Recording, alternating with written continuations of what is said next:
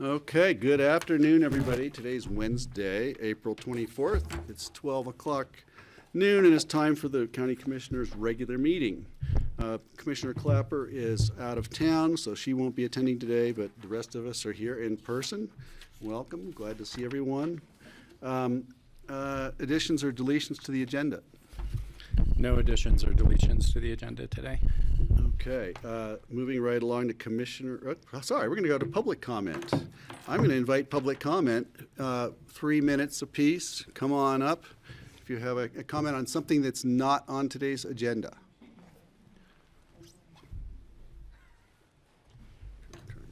Hello, good afternoon. My name is Alfred Menendez, and prepared some comments.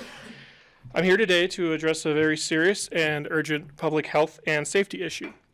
Since I moved to the Roaring Fork Valley and became a resident of Pitkin County in June of 2023, I've not been able to enjoy indoor establishments without being assaulted by nicotine, flavoring agents like diacetyl, which is a chemical linked to lung disease, heavy metals, and the other dangerous and toxic chemicals given off by people using electronic smoking devices, commonly known as vapes, inside buildings, in direct violation of several laws. This has impacted me at my place of employment here in the city of Aspen, as well as while I'm trying to simply be a patron at several businesses in the city and county. One thing I've noticed at all of these businesses is that none of them have any kind of no smoking sign posted anywhere, either on the exterior entrances or inside the establishments. I'm here today to ask you, the Board of County Commissioners, why Pitkin County Code Title 6.40, also known as the Pitkin County Clean Indoor Air Act, specifically the no smoking and signage requirements, are not being enforced by the county manager and or the Pitkin County Public Health Department. I'm passionate about this because I want to be able to go to a place like Stubby's Sports Bar and Eatery in Basalt, which is a business operating on land and property owned by Pitkin County, and enjoy things like karaoke nights, trivia, or just dinner, as well as being able to go to other businesses without being assaulted by the plethora of dangerous chemicals exhaled by people vaping inside, in clear and direct violation of county and state laws. Having signage is important to clearly communicate to residents and visitors that we desire to create a healthy and safe environment for everyone who lives in and visits our county.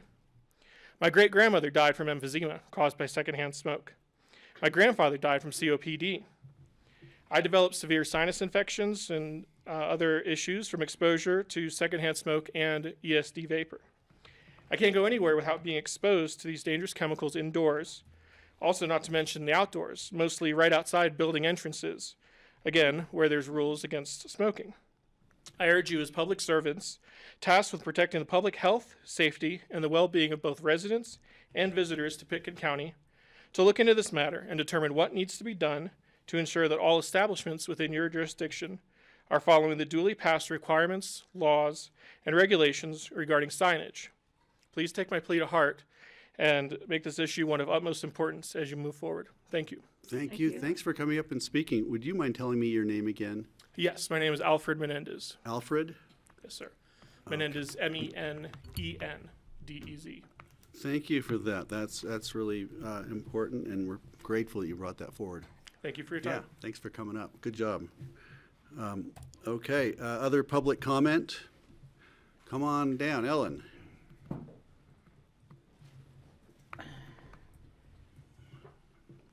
My name is Ellen Anderson, Aspen Village, speaking as a concerned citizen. And I only got 3 minutes, so I wasn't going to say this, but I want to piggyback off what he just said.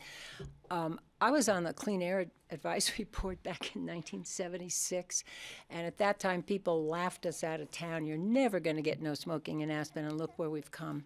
I feel as if, I'll make this very quick, that we're in the same place in terms of the airport. And Francie, I noticed in your opinion piece the other day, and you talked about goals at the airport. You said nothing about ground pollution, and that's one of my big concerns is the ground pollution, which is different from the greenhouse. So I just want to mention that it is important in Pitkin County that we pay attention to what we're breathing, whether it's at the airport or in establishments. The thing I wanted to say, though, was it's a general umbrella comment, and that is to make it easy for citizens who are often the experts on various issues make it easy for us to participate. The rules are now that you may, but you don't have to, allow citizen participation at work sessions and at first readings. You can if you want, but you choose not to. And that, to me, seems backwards. It seems like the earlier you can get citizen participation, the better. Case in point, very quickly, the Smith Hill intersection. I think that if some of the real experts on that are the people who drive it every day. And I'm one of those people, and I have 4 suggestions, which I'll be happy to write out and send to you in a memo. But I was kind of astonished that you didn't welcome, let's hear from the commuters. What do you think? So what I'm asking is that you change your position from, well, we don't have to let you talk at work sessions or first readings, but we want to. We want to. And there's a first reading today on an issue that, with the personnel, which I think may be, thank goodness, a reaction to some issues that I've brought up. I really have a lot of things to say. I was not able to make the work session. But the irony is, I'm not allowed to talk about it now because it's on the agenda, but I can't talk about it because it's a first reading on the agenda. So what do I do?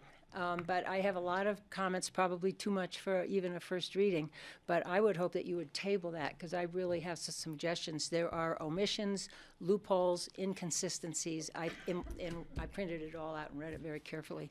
I think it's headed in the right direction. I think it's a great step forward. I appreciate it, but I think it needs more work. And if you want to know more details, I'm happy to help you out with that. Thanks. Thank you, Ellen. Thank you, Ellen. No.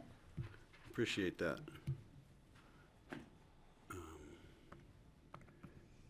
All right. Other public comment? Anyone else in the room would like to come on up?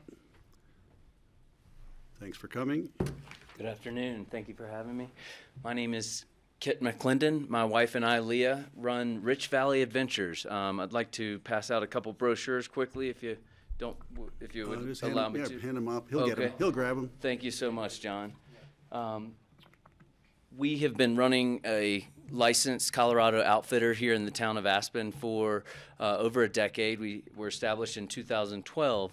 Leah and I work really hard to run 2 seasonally businesses under the same name, Rich Valley Adventures. In the wintertime, we work hard to run black car services, custom transportation to both locals and tourists here in Aspen who need to get to the airports and the local ski resorts, as well as other attractions throughout Colorado. Summertime, we have a small window of opportunity to take people camping, to take people fly fishing, hiking, biking, and right now I'm here to talk about our adventures that mainly, number one, paddleboarding. We have lost our permits that we've held for over 5 years at the North Star Nature Preserve. This was the first year that we had to go through the process of creating a proposal. And the reason my wife Leah's not here today is we have a sick child at home. 1 of 3 is not able to make it to school, and she couldn't be here. She's a better public speaker and much prettier than I am. Hey, Leah and Everett, I'm sure they're watching from home. But we were stunned by the fact that we had lost permits that we've taken so much pride in knowing that we are helping control the private population of tourists that goes up to the North Star Nature Preserve. We can do nothing to control the public that goes up and uses this beautiful local resource, but our idea of passion and love that we can share with the local tourists in preserving and conserving this special area is so strong. And to lose this by a fraction of a point, 2.2 is what we lost. This only 5 out of 9 outfitters were chosen to receive these permits. We were devastated in hearing the news that we've lost them. Our idea here is to challenge this procurement process. We feel that we were dinged for things on our proposal that were not included. It mentioned that we were dinged for fishing. We have never fished on the North Star Nature Preserve. We know the rules and regulations. We've never been dinged for doing anything other than following the rules up there, and it is our intention to make sure that we can continue to offer this resource, our services, which are on the top tier of any services that anyone else offers because of the fact we use our transportation vehicles, black cars that are commercially licensed with the PUC commission out of Denver. We are not in a rusty old stinky whitewater rafting van. We are using Cadillac Escalades that we have bought from 10 years past that we renew and keep up to date, and we are taking people up in the type of vehicles that they want to see in Aspen, leaving the residences, the Little Nell, the St. Regis. And so the fact that a new company has been given and awarded these permits that we've cherished and held for so many years is disheartening to our trust of the local government, who we always have had great success working with. You're about out of time. Thank you, Chair. And we know that this government has overlooked our ability and our need to operate in Aspen, and we need you all's help to reopen this process. We want to challenge the fact that this process was unfair, and we were stunned by the outcome of not receiving permits we've been so fortunate to have for so long. Well, thank you for your comment. I appreciate it. We all heard it. It'll be in the record. I would like to ask you a question, as I may. Where do the river wading trips happen? We do wading trips along the Roaring Fork River. Not in North Star or in North Star? Absolutely not. No, fishing is not permitted in that location. Thank you for that. Thanks for the clarification, Yes, sir. for the brochure and your comment. Thank you all so much. Have a great Wednesday.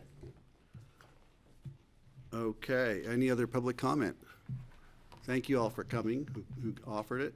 We're going to keep moving. Actually, do we do public comment online? Have we do that? Yeah. We do.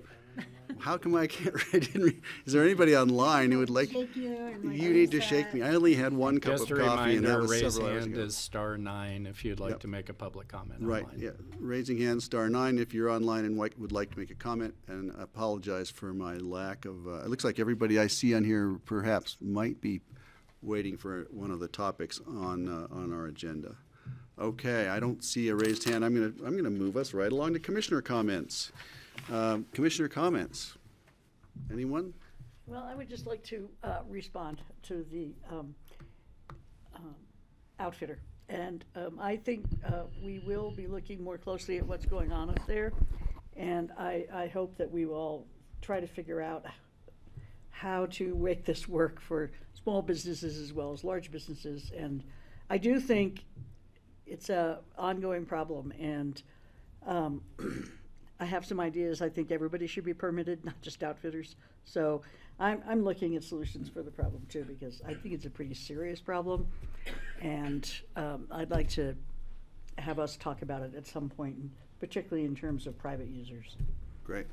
Thank you, Francie. Thank you. And we'll make sure Open Space, which is the entity that really controls that and suggests policy to us, is aware of this. And so thank you. Really appreciate it. Thank you.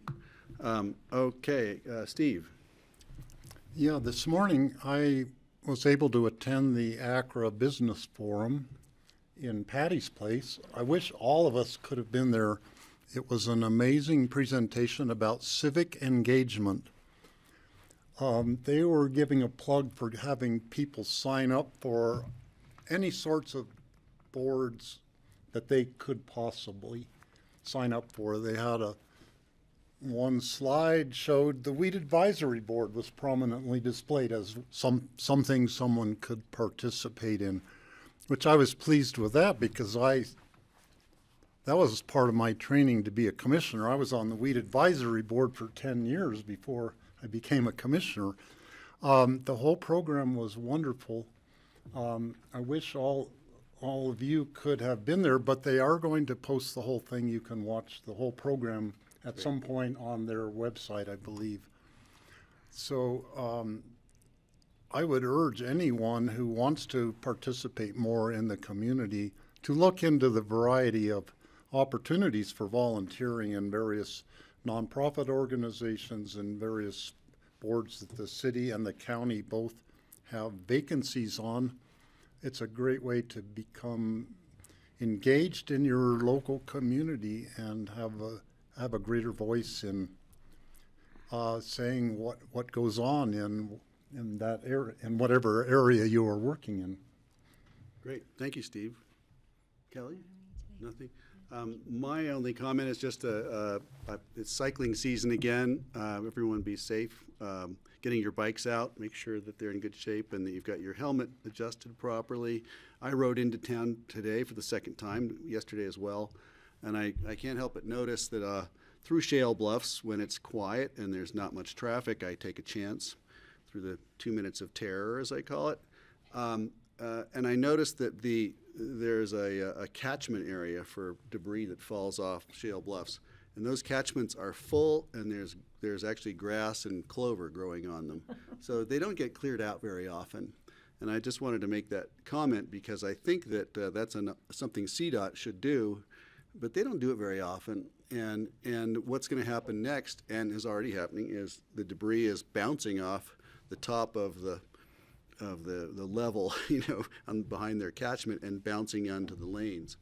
And it sometimes goes as far as the traffic lanes, and it certainly obscures anybody who's finds themselves on the cycling side, on the inside margin. And I'm not recommending everybody go out there and do it, but people do cycle it. I'm not the only one.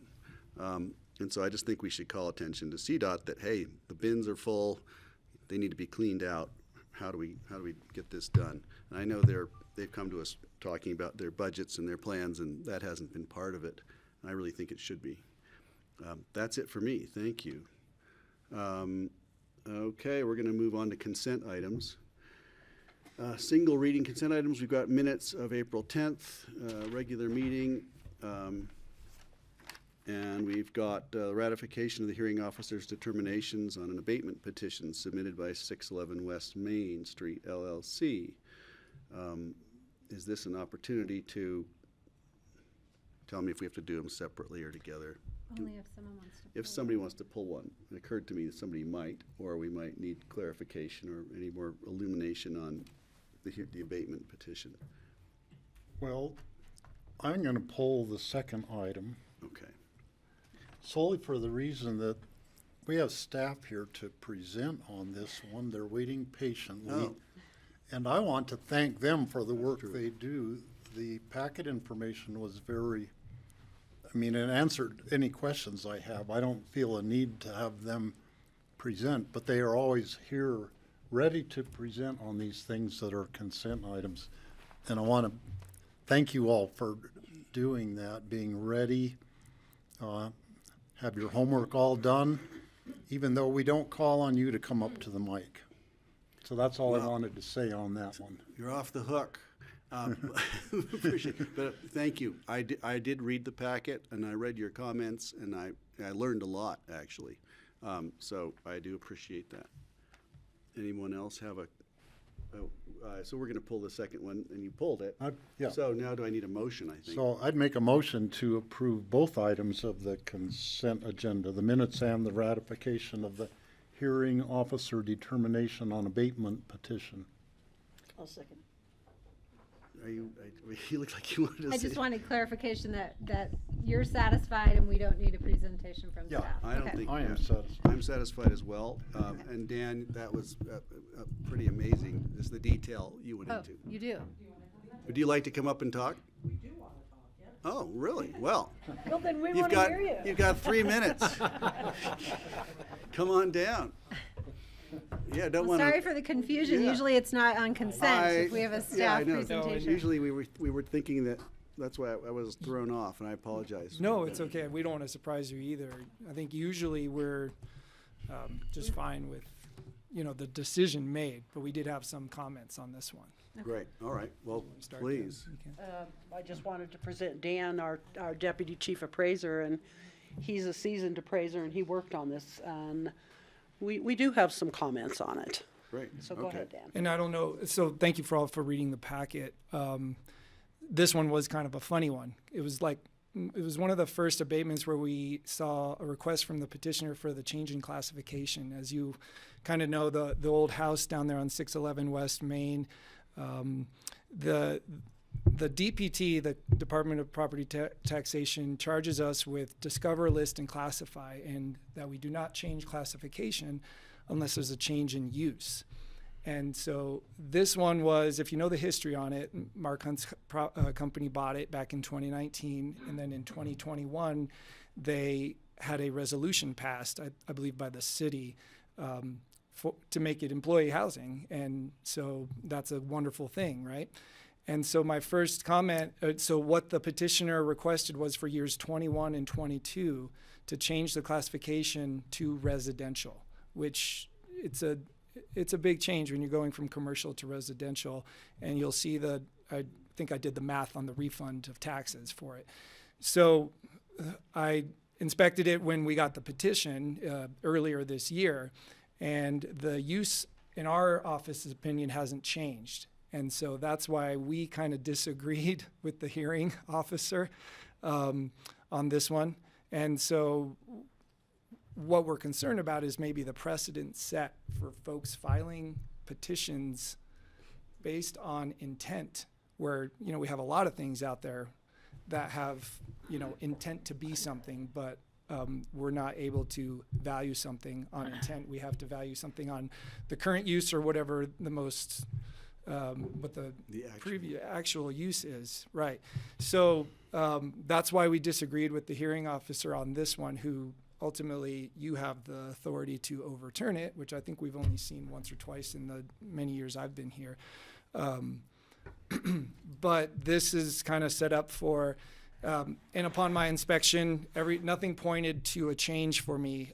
And so my first research was with APSHA. Is it being set up for employee housing? I'll gladly change it. They said, no, nothing yet. Second email was to the city ComDev director. Is this still zoned mixed use? She says yes. Second follow-up question, do they have any permits or anything out? Because there are some court cases that I researched at the BAA where somebody requested the change. Within that same year, they got permits and they actually started building out the units. And still nothing's been done on this property. And so our office's opinion is that there should be no change. Because it's still, nothing really points to residential for me. There's no C of O. And as you know, something going from residential to commercial or vice versa needs to be deemed safe and livable and have a C of O. The only things upon my inspection, we're seeing still commercial mail being delivered on the porch, commercial landscaping trucks plugged in to the back of the building. The inside of the building still set up with office desks and everything. So that was our concern. If you have any questions, more, it was a lot to go through, and there's, I could show you the resolution, and the resolution actually expires this year. There's a laundry list in the resolution that needs to be completed by the LLC that owns it that has not been done yet. So we all hear about what people intend to do, and it's clear they don't always follow through for one reason or another. Sure, in the process. Best of intentions, or, you know, acts of God, who knows what, but sometimes the intent isn't followed through. Right. So we don't really understand why, but what you've determined as the actual use is still, seems to be evidence pretty strong that it's commercial use. It's currently valued, or classified, I should say, commercial downstairs and a small square footage upstairs as residential, and that's why I just recommended no change. The petitioner obviously went to try to get the whole thing classified as residential, based off of the intent for this to become employee housing in the future. Thank you. Francie? I'm just wondering why the recommended BoCC action was to ratify what Mick did and not reflect what our department thinks. I'm confused. And So that's the hearing that I have with, you all hired Mick as the hearing officer. I present my case, and the petitioner, they hired an agent from Denver to present their case. And we're talking a total of like $23,000. Yeah, it's not much. It's just the slope It's the of, principle Yeah. of of intent use for future items, because we do have things, including this property, poised to go to the BAA this year and next year. So I believe what's in front of you is a ratification of the hearing officer's determination. So that's why you're seeing that. But the assessor's office is in front of us right now, I think making an appeal that the board not ratify this one recommendation. Recommending and And denial. that just seems weird to me that we were recommended to agree with Depends the on who hearing fills it out. officer. If that, I mean, okay. It's the role of the hearing. You all appoint a hearing officer to make these determinations in lieu of the board hearing all of them. And so it comes to you as a resolution to ratify. This is it's an unusual circumstance for the assessor's office to challenge, I think, the determination of the hearing officer. And so this is almost like the assessor's version of public comment. Yeah, well, I'm glad you got I here went when over you my did. 3 minutes, I'm sure. Sorry. Glad you got here and did. Kelly? Well, I'm inclined to continue this because I think it'd be best to hear from all parties, or at least the hearing officer and the assessor's office, to pose questions. But I'm curious about process. So I'm looking to Rye to figure out what the bounds of our adjudication is on this, and what that should look like. Sure. So I don't have the statute in front of me right now, but I can grab it. And I don't think continuance is a bad idea in this circumstance because I don't exactly know what Deb's office is asking you all to do. Mm-hmm. If they are asking you to not ratify the decision of the hearing officer, which sounds like maybe what they're suggesting, you do not have to do that. The process, the hearing that the assessor's office went through with Mr. Ireland was more of a fact-finding exercise. Ultimately, the action from Mick that's in front of you is a recommendation that you do not have to follow if you do not want. This board sits as the Board of Equalization in this particular circumstance, correct? Yep, that's right. And ultimately, the decision is up to you. Often these are handled as consent items. If you want to set it up for additional hearing, whether that's additional fact-finding or determination, then it should probably be moved to another location on your agenda other than consent item, and a sufficient AIS and other information should be submitted to the board in advance of that, so you're not trying to make the decision that's in front of you off the cuff right now.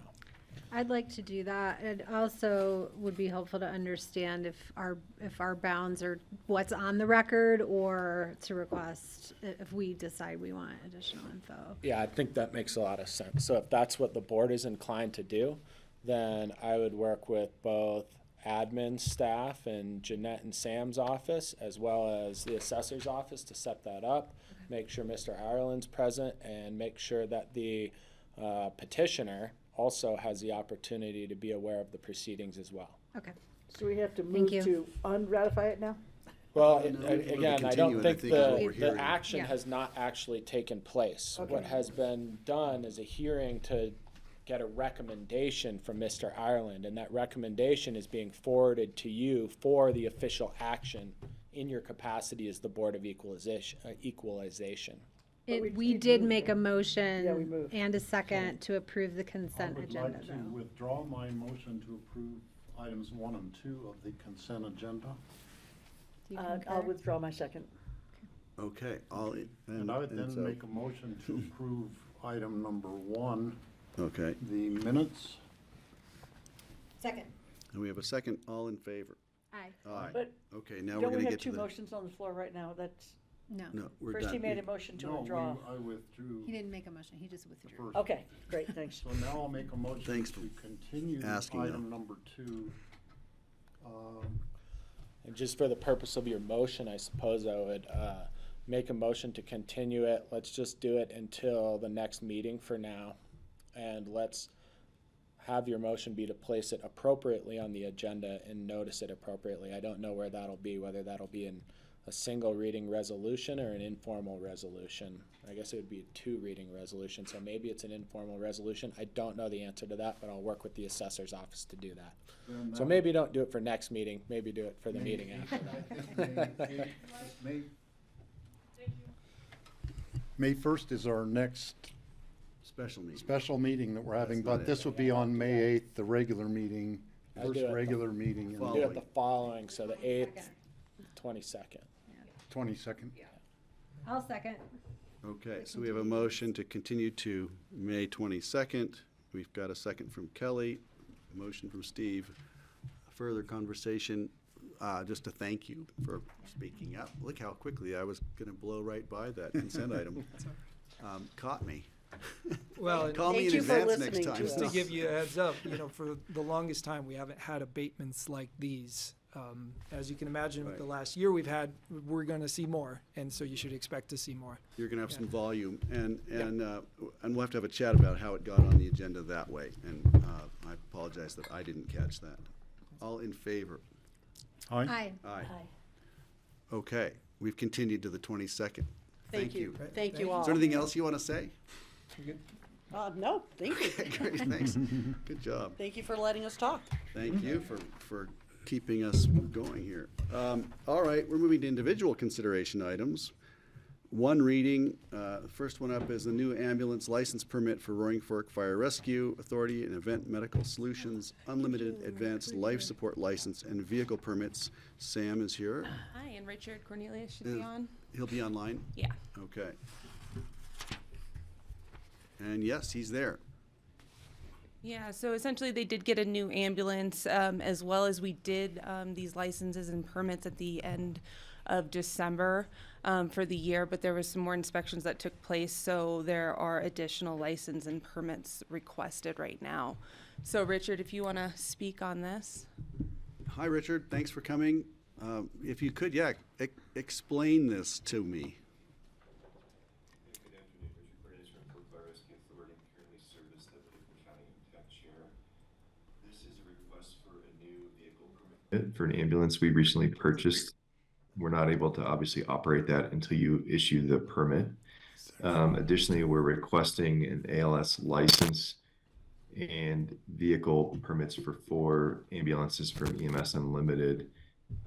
However, there are conditions placed on the license specifically for special event coverage in interfacility transportation. And I'm happy to read those. This is really no different than the license and the permits that you previously approved in 2023 for EMS Unlimited.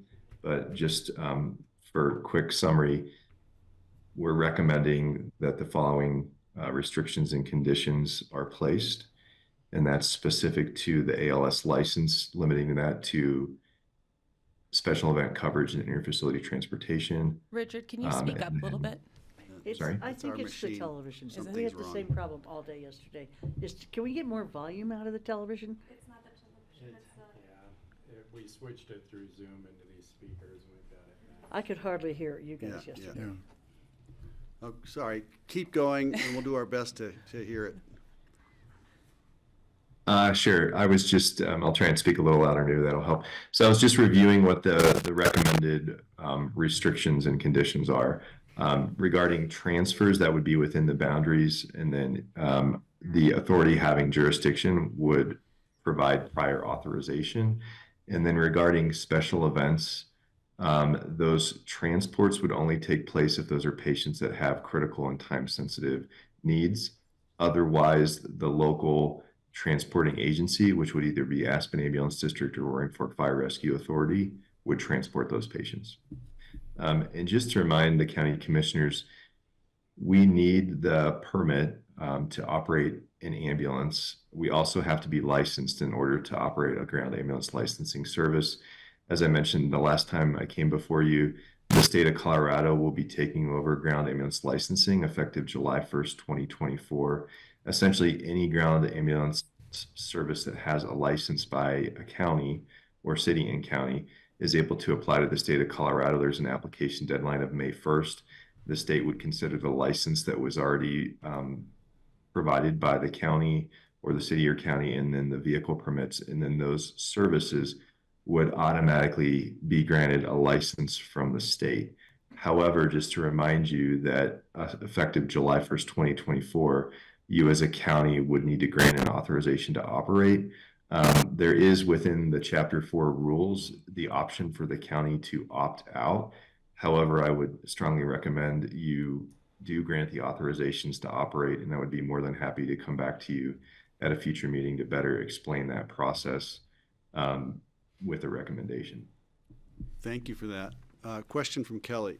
Yeah, I just want to clarify my understanding. So, even though we sit as the ambulance board, right now we're acting as the Board of County Commissioners because we have a strange authority to approve permits and licenses for ambulances. It's one of the many things we get to do. And that after July of this year, the state is going to issue the license, but we are going to continue to issue the permits and any restrictions to those permits.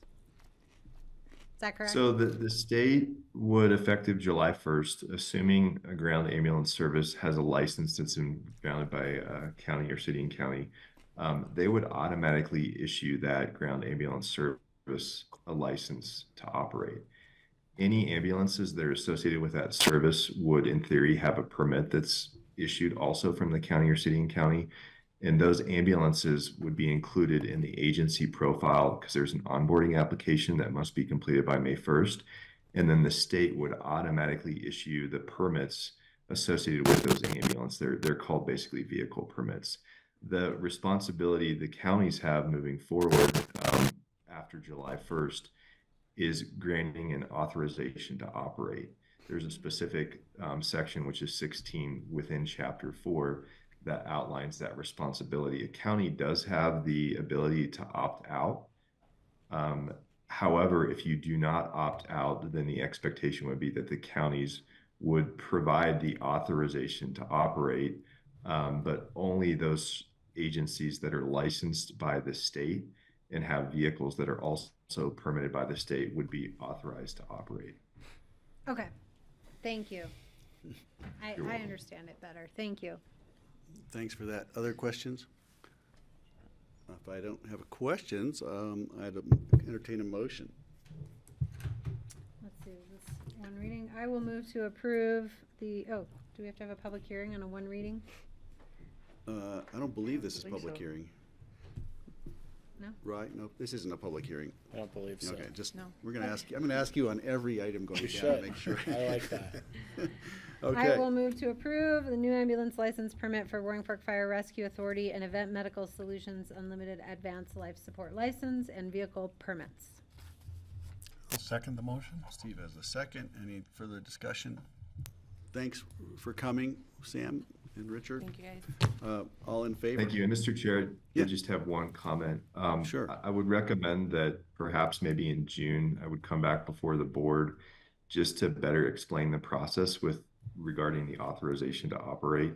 Because if the county does not opt out, the expectation is that automatically that responsibility would be covered by the county. And so I'd be happy to cover that. I actually chaired the statewide task force that wrote the licensing rules, and I'm happy to cover that in more detail with you so you better understand the process. Great, thank you. I would appreciate that, and with whatever documentation you can, provide for that, because it is a little bit confusing. It sounds like a lot of extra paperwork, but maybe it's not. Maybe it's a good thing, and I'm still not certain myself. So I would entertain a return to see us before July. Okay. Great. Be happy to do that, and I can work with Sam offline. Thank you very much. Great, thanks, Sam. Thank you. Take care. Okay. Didn't vote. We didn't vote yet? Oh, is up for the thank you. See, that's why you're here. All in favor? Aye. Aye. Okay, moving forward, we got that one. All right, now we're moving on to individual considerations. First reading set for public hearing on May 8th.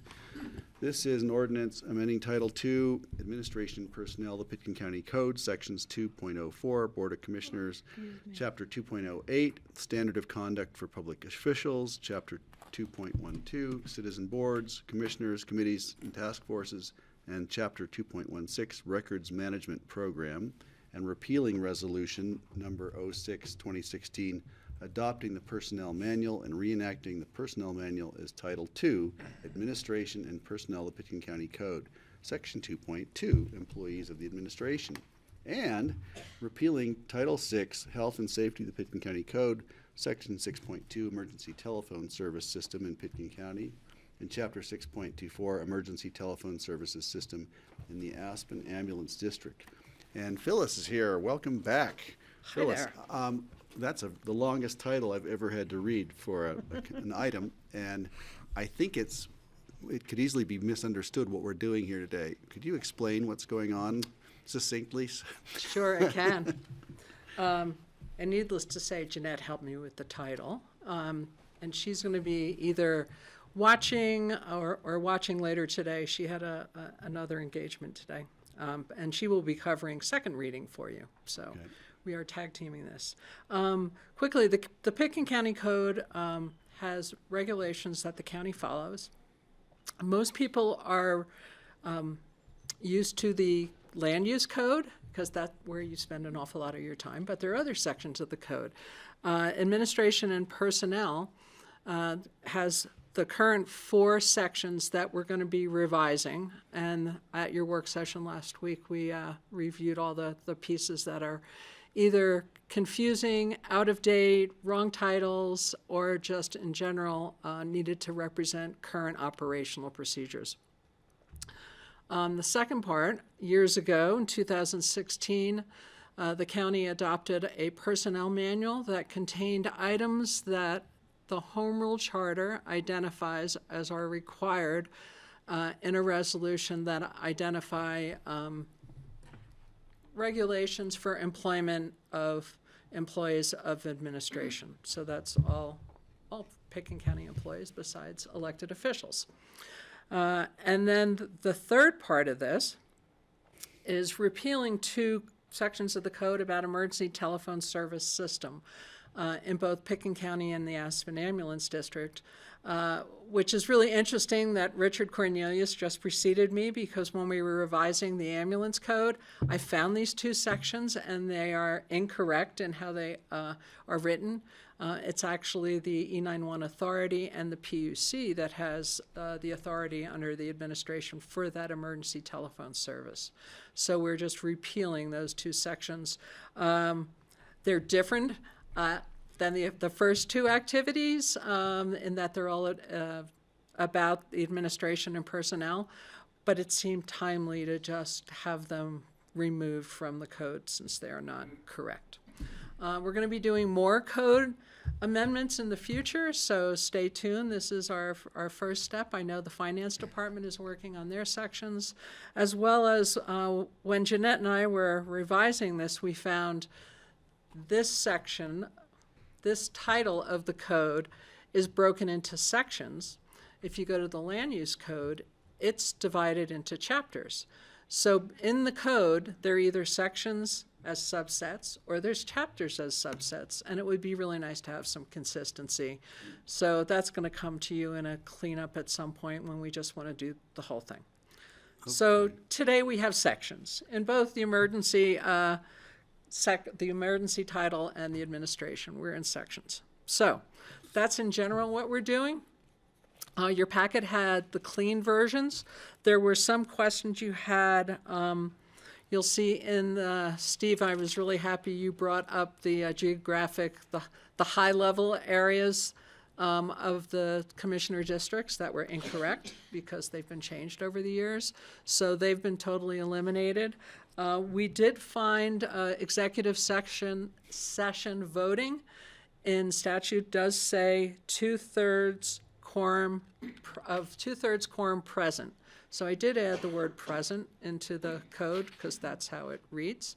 And a quorum is 3 commissioners, so that's where that made sense. We didn't need an answer from the attorney's office, but thank you for being there. Ely forwarded me your email, so Oh, good. I was prepared. Could you just elaborate a little bit on that for me? 2/3 of a quorum of 2/3, or 2/3 of the quorum? 2/3 of the quorum. So if 3 commissioners show up, 2 vote yes and 1 votes no, it still passes. Correct, which is Okay. conveniently a majority as well. It's conveniently a majority, yes.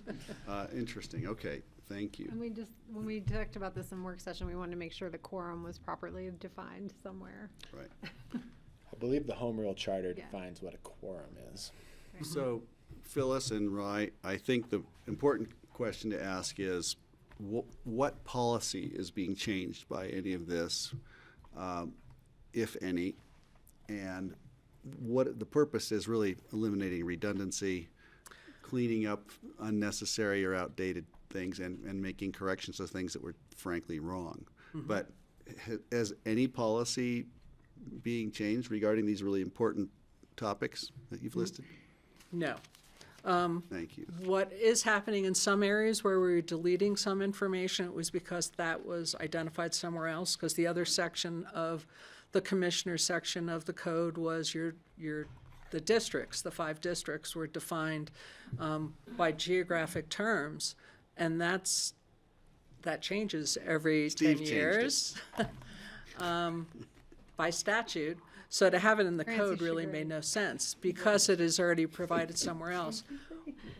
What we did put in the code is where you can find the districts and where you can find the maps. So there's a commitment that the clerk and recorder's office is the keeper of those documents, and so citizens can find them there. That's identified in the code, not the specifics of the districts. So this is going to hopefully make it easier for people to find their way through the labyrinth. Well, yeah, if anybody looked in the code and found those districts, they were wrong. They were wrong for 10 years plus, because they weren't changed. Oh, since 10 the years previous ago. time, right? Right. So they were wrong even for the last 8 Right. years. Okay, well, thank you for that. Any other questions, comments? Kelly? I just would say, is it fair to describe this effort as letting information live in like its appropriate basis of origin? So like instead of re-saying something said in the home rule charter, you know, in the code, we're just deferring you to the home rule charter. Read the original words as they are, and then how we apply that is what's reflected in the code. Correct, and in the code, in certain sections, I do refer to the home rule charter sections. So if anyone Yeah. had a question, you knew to go back to the source document Yeah, for that thank you. particular piece of information. Great. Francie or Steve, any comments, questions, motions? Well, my one question is, I would like to allow public comment at this being our first reading on this, because we do have a member of the public here, former county employee, who is knowledgeable about some of these issues and wanted to make a point to us. So Thank you for the suggestion. if we could allow that, I certainly would do that. Any objections? Definitely not. Definitely not. Okay. I would like to invite public comment on this topic. We're going to open it up as commissioners have agreed to do that. Ellen, come on up. Thank you.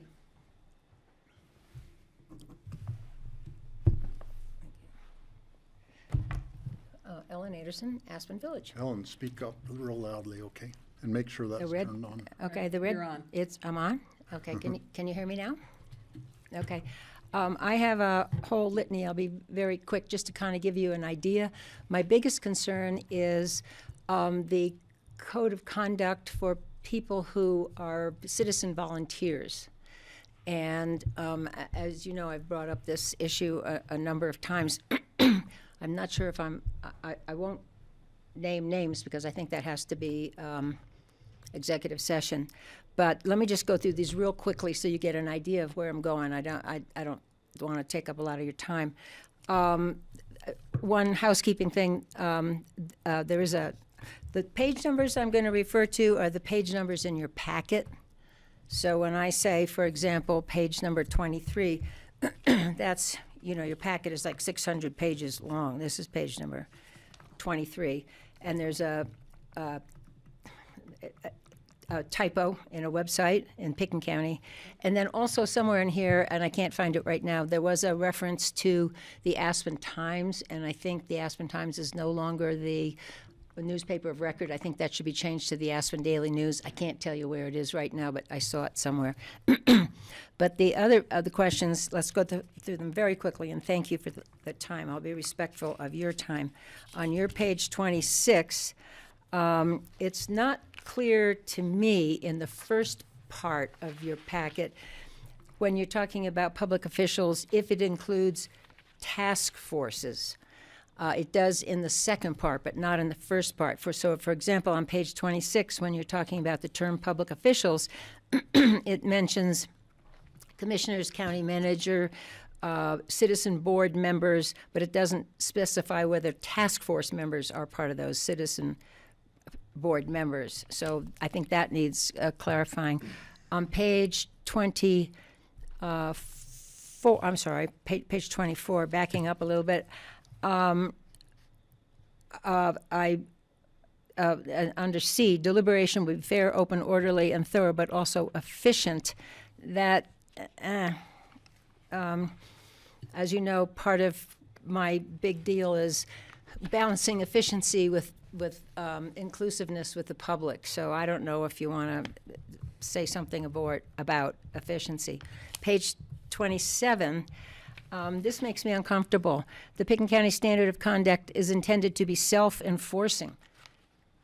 That's kind of the problem now, that I've mentioned things that I think are just egregious and there are no sanctions. So I would suggest you qualify or define what self-enforcing means.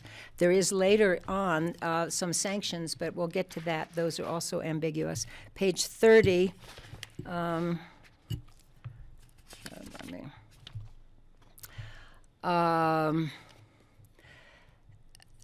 issue arises in which a volunteer board member, and again, we don't know whether task force members is included, he or she may have either a private or institutional conflict of interest. He or she must disclose that potential conflict. And I would just like to point out to you that that was suggested during the visioning process that started in, I think it was 2019. It was actually Jackie Merrill who was kind of vocal about people on, it started out with 130 people, wound up with about 60. But there were clearly, to some people, conflicts of interest, and especially on the final group that made the decision, the vision committee, I guess. It was the visioning process, and then the vision committee. There was the head of the Aspen Skiing Company, and then there were developers who were on that last deciding group, and they certainly had skin in the game. And so I'm wondering if this is retroactive or this is going forward or whatever. Also, in the current Airport Advisory Board, Hey, Ellen, no, I want to keep us on topic here. You've strayed. I think okay, you've strayed. So let's talk about your suggestions for corrections. Okay. And then you'll have time for other comments when the you come point back. is disclosing potential conflict of interest. There are people now on boards, I believe, have conflicts of interest. Does that mean that they are water under the bridge and they can stay, or it will be rethought? Your example is taken. Thank Okay, you. those are my examples. Okay. Page 32.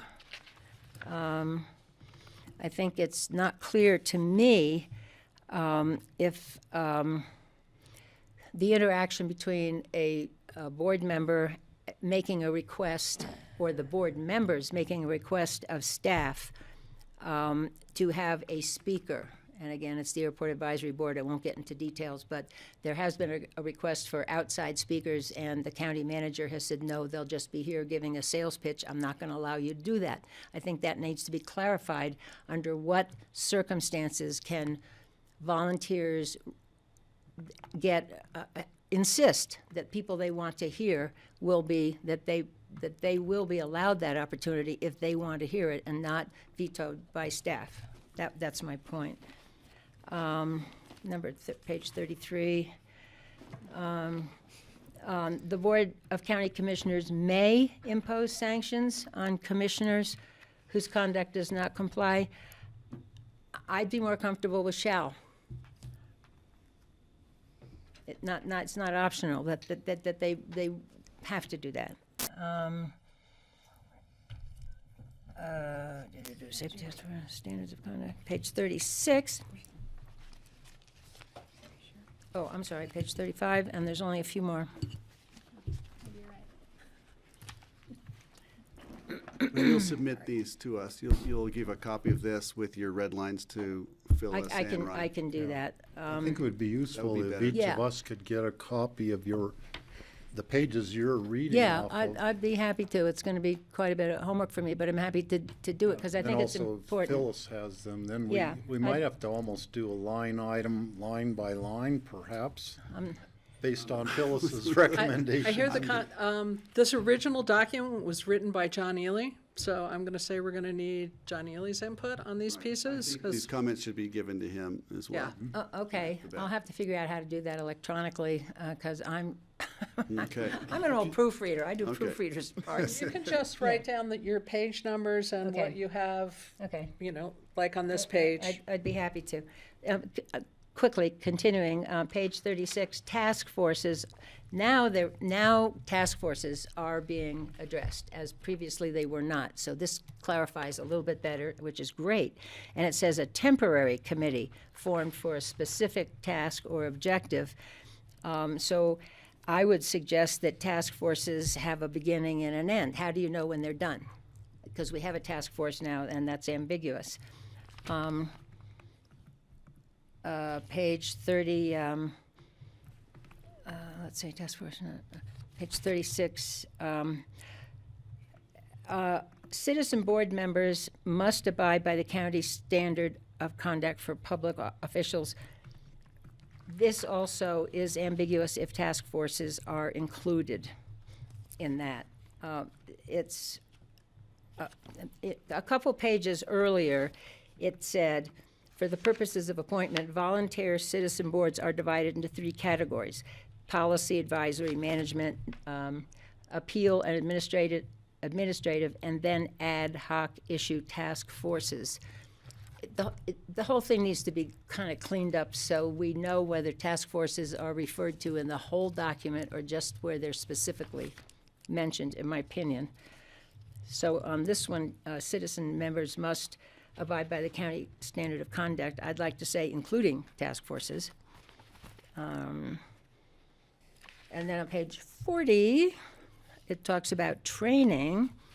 It is the practice of Pickens County to orient employees.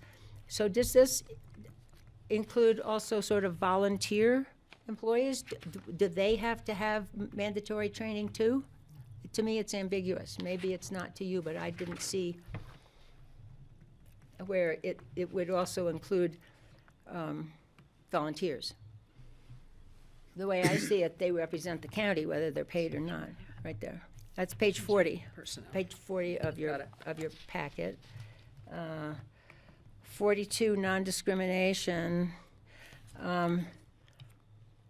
That also, it says, to this end, the county adopts an equal employment opportunity to prevent disincentive, unlawful harassment, and so forth. And then it says, it prohibits unlawful discrimination of harassment, race, color, blah, blah, blah. It does not make it clear that this also applies to citizen volunteers. And that's kind of my big picture, that I believe citizen volunteers should be held to the same standard as employees. That's just mine. I think that's a decision for you. I think they represent the county and should be held to the same standards, get the same training, and that type of thing. 2 last quick points. If a person who is on a board publishes something in the paper, an opinion piece, and identifies themselves as a member of a board, whether it's finance or open space or whatever, and they give out facts, I think they should be required to state their sources. There was one recently by a member of the Financial Advisory Board, all kinds of facts, and none of them were referenced. So a person could not possibly figure out what the source was. So I would suggest that if they're writing in the paper and identify themselves as a volunteer for the county, they need to state their where they got their info. And so that's about it. Thank you for listening, and I'll be happy to make it as easy as possible for you to consider. Thank you, Ellen. To consider them. Thank you. Yeah, You're being very thanks, Ellen. thorough. Thank you. Appreciate it. Okay. Okay. So that's, I'm going to close public comment on that topic. And what else do you have for us, Phyllis? I'm trying to go through some of the pieces that you may want to review based on public comment you just heard. Volunteers, the section of employees of the administration is written because of the Home Rule Charter, and it's related to employees. Volunteers are typically not called employees. We can certainly make that a part, but just throwing it out there, do you have any thoughts on that? Or maybe I should throw it out to Rye? I'd love to see this go back to legal before we talk about it today, because I don't feel qualified to Okay. discuss these Well, things. I actually have a question about that. Sure, go I ahead. mean, what kind of behaviors are we talking about? I mean, I don't want to put something in there that requires volunteers to do certain things that they didn't sign up to do. So, I mean, what are we actually talking about? I think it's how a volunteer would act when we're talking about the non-discriminatory statement, to not make discriminatory statements to their group. It's more about behavior than what we're asking them. We're asking them not to do versus we're asking them to do, is how I would read that piece. Who's going to determine whether it's discriminatory or not? We do have a civil rights manager, and there's a whole complaint process, and it goes to any citizen could make a complaint about civil rights if they weren't, if they felt they were discriminated against in the clerk and recorder's office. So we do have that process. That non-discriminatory statement is part of that civil rights plan. We're trying to be very consistent with the language that we use and how we apply it. The standards of conduct section, like I said before, was written by John Ely prior. I did not change much of the language. I changed some of the order and eliminated one section on bylaws because they were already in the citizen boards.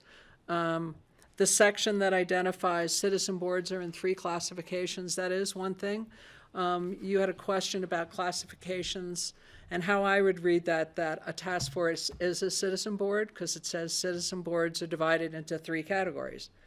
And ad hoc is one of those sections. So that would lead me to determine that an ad hoc committee is a citizen board. But we had But did you eliminate those categorizations? I did not eliminate them. Characterizations of those? So they are in there. So we do have people who are not, who are serving on more than one board under one classification. We do. And that was the question that I had to John Ely was, what do? We could eliminate those 2 sections, or just leave the sections there and don't have a restriction on appointing one person per category. Listening to Steve talking about getting volunteers for citizen boards, I mean, when you put a restriction that only a person can be in one category, you've restricted yourself on who may want to volunteer. You do have a pretty extensive interview process, and if there's one board that might have authority over another board or maybe hearing an action of a board, I think someone talked about something in open space. There may be another board that would oversee some open space activity. You're well aware of that, and in the interview process or the review process of applicants would say, no, this isn't an appropriate appointment. Do you need it in the code to say that and kind of restrict you more? Or, because this is your code. It came about years ago, probably because there was a situation that came up, and so it was written to correct something. If it doesn't exist now, is that one board to one category needed? Yeah. And this would be the time to. Well, I think we either have to correct the fact that we have board members who are in violation of that particular code of conduct, or we remove that stipulation that they can't be on 2 boards. But we have to do one or the other, I think. Well, or, a different way is perhaps to clarify this in the conflict of interest policy somehow. I mean, we are opposed with having to weigh at times if we have conflicts of interest that are not financial in any nature, right? It's more related to, are you able to make an unbiased decision? you know, and perhaps we need that type of language to clarify that, so that if there are people serving on multiple boards and they run into an issue of a conflict, it is required of them to disclose what that policy conflict might be, or their ability to make that advice, you know, in a neutral way. So perhaps there's a way to capture it differently than have an exclusion or inclusion or exclusion to their role. Because we're trying to get at behavior here, not seats, butts in seats necessarily. Not what? Butts in seats. Butts in seats. You want Anyway, comment? so I have other comments I'd like to make, but that's what I'll say to perhaps that's a way to get at the issue of serving on multiple boards. Steve? I guess it's sort of a similar, it doesn't have to do with this exact topic, it's really another topic, but I could say it now if you want, that there's been concern that some of the subcommittees that are established, and I think it was the Airport Advisory Board had subcommittees that kind of fall into a different category, and then the question was, are those a public meeting? Do they need to allow public comment? That sort of a thing, like is a subcommittee that we allow of another committee, do they have to follow the same rules that the committee does? And that's something we maybe want to define a little more carefully, or take a look at it and put it into what we're doing right now. So, for instance, if a subcommittee was formed to go do some fact-finding and they present their facts, do they have to take public comment every step of the way, or, you know, as? Yeah, and I think it maybe had to do with the Airport Safety Committee was maybe where, I don't remember who raised the concern. It might have been Ellen who brought that up. I think maybe it was.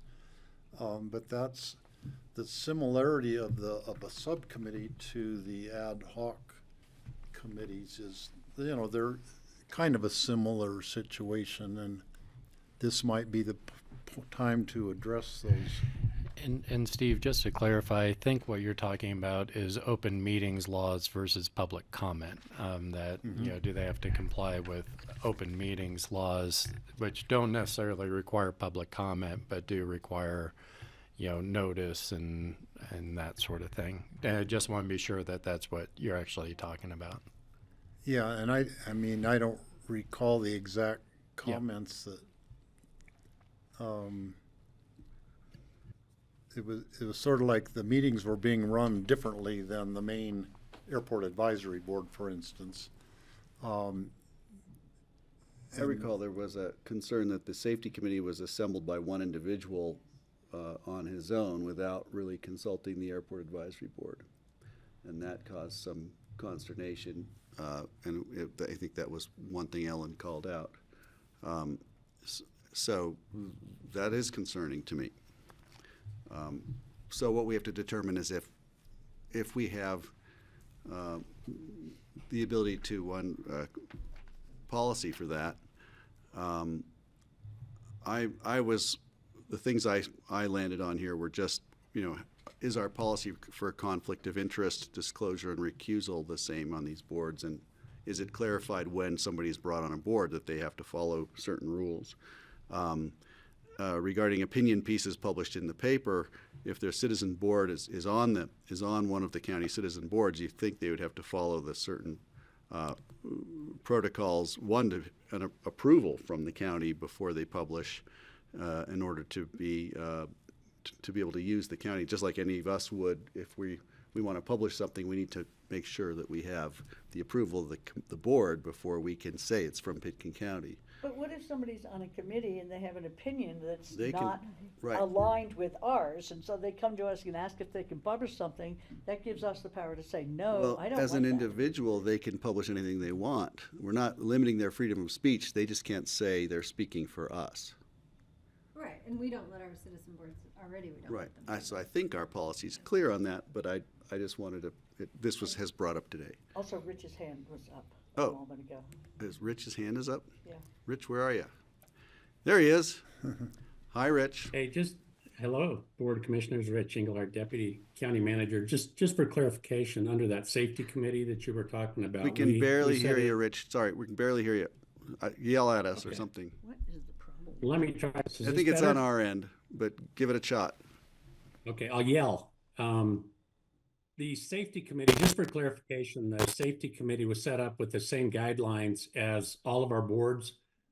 We did post it. We offered citizen comments during those periods of time just to avoid, those kind of challenges. But I agree, it's not specified within code at all. It was just a practice that the Airport Advisory Board wanted to set up. Thank you, Rich. I'm gonna keep us going, and we're going to make there'll be public comment at our next meeting as well. If that's something that needs to be added, you're on notice to bring it back to us. Did you get what you needed from us on that? On what we've just been talking about? Maybe. I think I have the intent. What I do need to do is there's a whole section on citizen boards in the Home Rule Charter. So I need to go back to the Home Rule Charter And look for. and right, see okay. what direction we're provided there, because this is secondary to the Home Rule Charter. And you thought you were So. done. Kelly, Yeah, I just want to make some distinction, sort of in response to some things that Ellen brought up that I see, and I don't know if it requires clarification, but I see citizen boards functioning for a different purpose than a stakeholder process functions for. Stakeholder processes inherently require people to have conflicts of interest at times and own them. That is part of what interest-based, negotiation looks like. And we do both. So I don't want them to be confused, and maybe we have confused them in the past, and perhaps that requires a little more distinction here. So because I look at what the visioning committee does was a stakeholder process. The Wild and Scenic Committee that I represent us on is a stakeholder process. Like, people are owning their positions, they're owning their interests, all that, which I think is very different than what we're asking our citizen boards to do. I don't know. So maybe that's just something to think through a little bit more. Distinction. Yeah. Because if we're appointing a stakeholder process as an ad hoc committee, I think we're creating complications and problems for us, and not reflecting what we're truly trying to get done.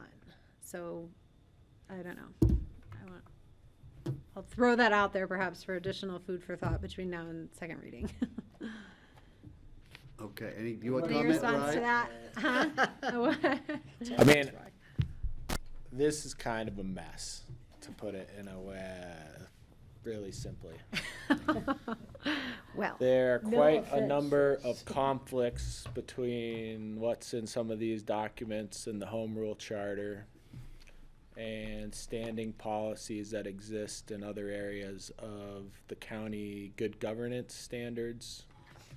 All need to be harmonized. And I'm more than happy to help do that. So,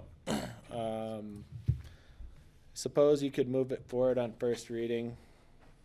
Some of this stuff could be cleaned up. Are you Kelly's going- point is very well taken with regard to what is a citizen board and what is not. And the Home Rule Charter is really the starting place of the discussion. And it looks like over the years, which is bound to happen, as you include some of this stuff into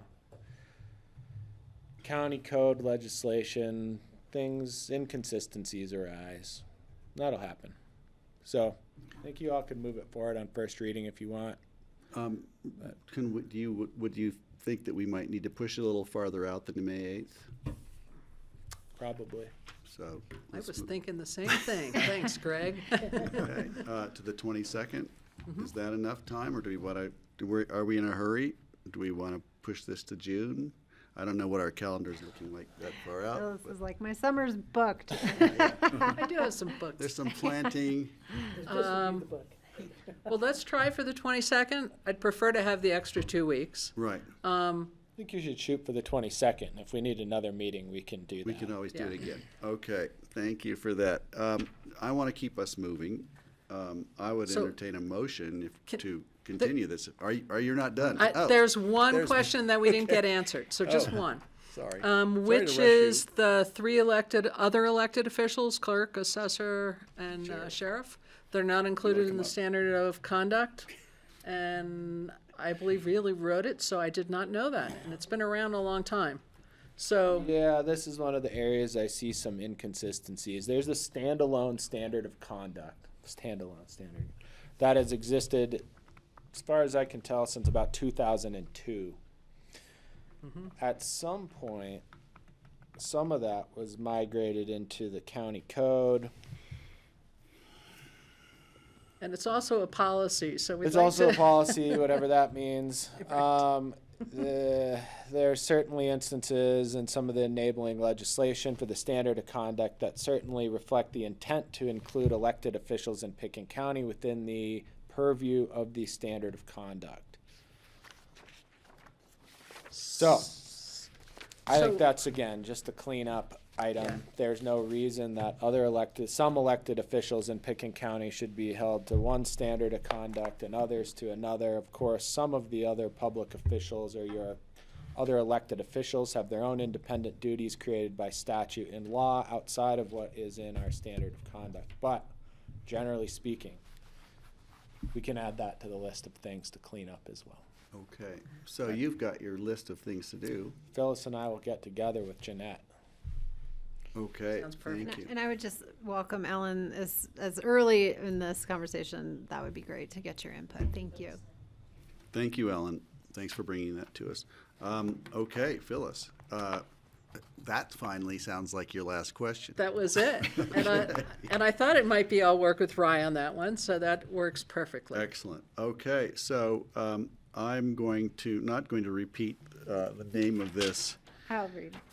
You don't have to. You can just say, Say I'll move to approve on first reading and set for public hearing on May 22nd, item number 4. yes, that will do. I'll We second have a the from motion. Steve. Motion from second. All in favor? Aye. Aye. Aye. Thank you. All right. Okay. Well, thank you, everyone. Thanks, Rye. You're not rid of us yet, Phyllis. Thank you. Okay, I'm moving to item number 5. This is a resolution approving a second amendment to contract with the Colorado Department of Human Services Behavioral Health Administration, providing funding for jail-based behavioral services. And we've got Dan and Alex. Welcome. So we are here today to ask you to accept, much like we did last year, the grant from the Behavioral Health Administration for all jail-based behavioral services grant. This year, the grant total is $175,000, and I'm happy to answer any of your questions. Great, thank you. I want to see if anybody from the public is here who wants to comment on this. It's still first reading. Oh, we don't have to do a public hearing. That was a we don't. discretionary thing on my part. Okay. Any questions from anyone regarding this? Kelly? Yeah, I think this is a really important source of funding to serve our population in the jail. I'm always trying to keep an eye on how they're building and shrinking that fund at the state level. So I would be curious to know how much you would really like for these services, if we know that. More money is always better. Yeah, I know that. But yeah. I think for what we had a cut from last year due to those funding shortfalls at the state. There were some federal dollars that also disappeared at the end of last year as well. So with what we have now, we're able to still fulfill all of the core functions that we want to provide to our population, where art therapy, moral recognition therapy, one-on-one counseling kind of classes and things along those lines. And we can still make do, but more money is always better. Did you say moral recognition? It's called MRT. It's a morals recognition therapy that helps retrain some of your morals and how you think and process information to help reduce recidivism. Interesting. Okay. Questions? Anyone else? Comments? No, it just seems like there's so much opportunity in this service space that I'm always interested. If you guys, I'm happy to talk one-on-one, but always interested in hearing in different approaches and therapies and things. More than that, happy to answer any you questions might you be have about interested stuff. in having in the jail. I keep remembering John Peacock getting pinned in the ears at Summit County. I read that too. Getting like acupuncture light, you know. I did too. Was Yeah, that, was yeah. that part of his retraining? And do we have physical space for these programs? We do. So when we went through and had the last remodel of the jail, we designated one of our pods, which is now where we conduct most of our classes and all the group classes, any kind of one-on-one with our case manager and counselor. It's now taking place in that one area that we set aside to ensure that it wasn't disrupting the rest of the jail functions during those times the classes are ongoing. Great, thank you. Great, thank you. Okay. I'm ready to entertain a motion. I'll move to approve the resolution approving a second amendment to a contract with the Colorado Department of Human Services, Behavioral Health Administration, providing funding for jail-based behavioral services. I will second. Second. Kelly, all in favor? Aye. Aye. Aye. Thank you. Thank you. Thank you, gentlemen. 4-0. Nice to see you. We Nice don't to see see you you very coming much in. these days. Nice to see you. You must be busy. We are busy. Hey, Alex, I just sent you that. Great, thanks a lot. Okay, we've got individual consideration, public hearing, second reading coming up. Budget appropriations with Connie. I want to just check in with the board. Does anybody need a break? Do we want to take 5 minutes or just keep plowing through? Maybe five. Would you mind, Connie, if we did a 5-minute break just for, Been I could almost use an that? hour and a half here. Yeah, it's time to get up and move around before I.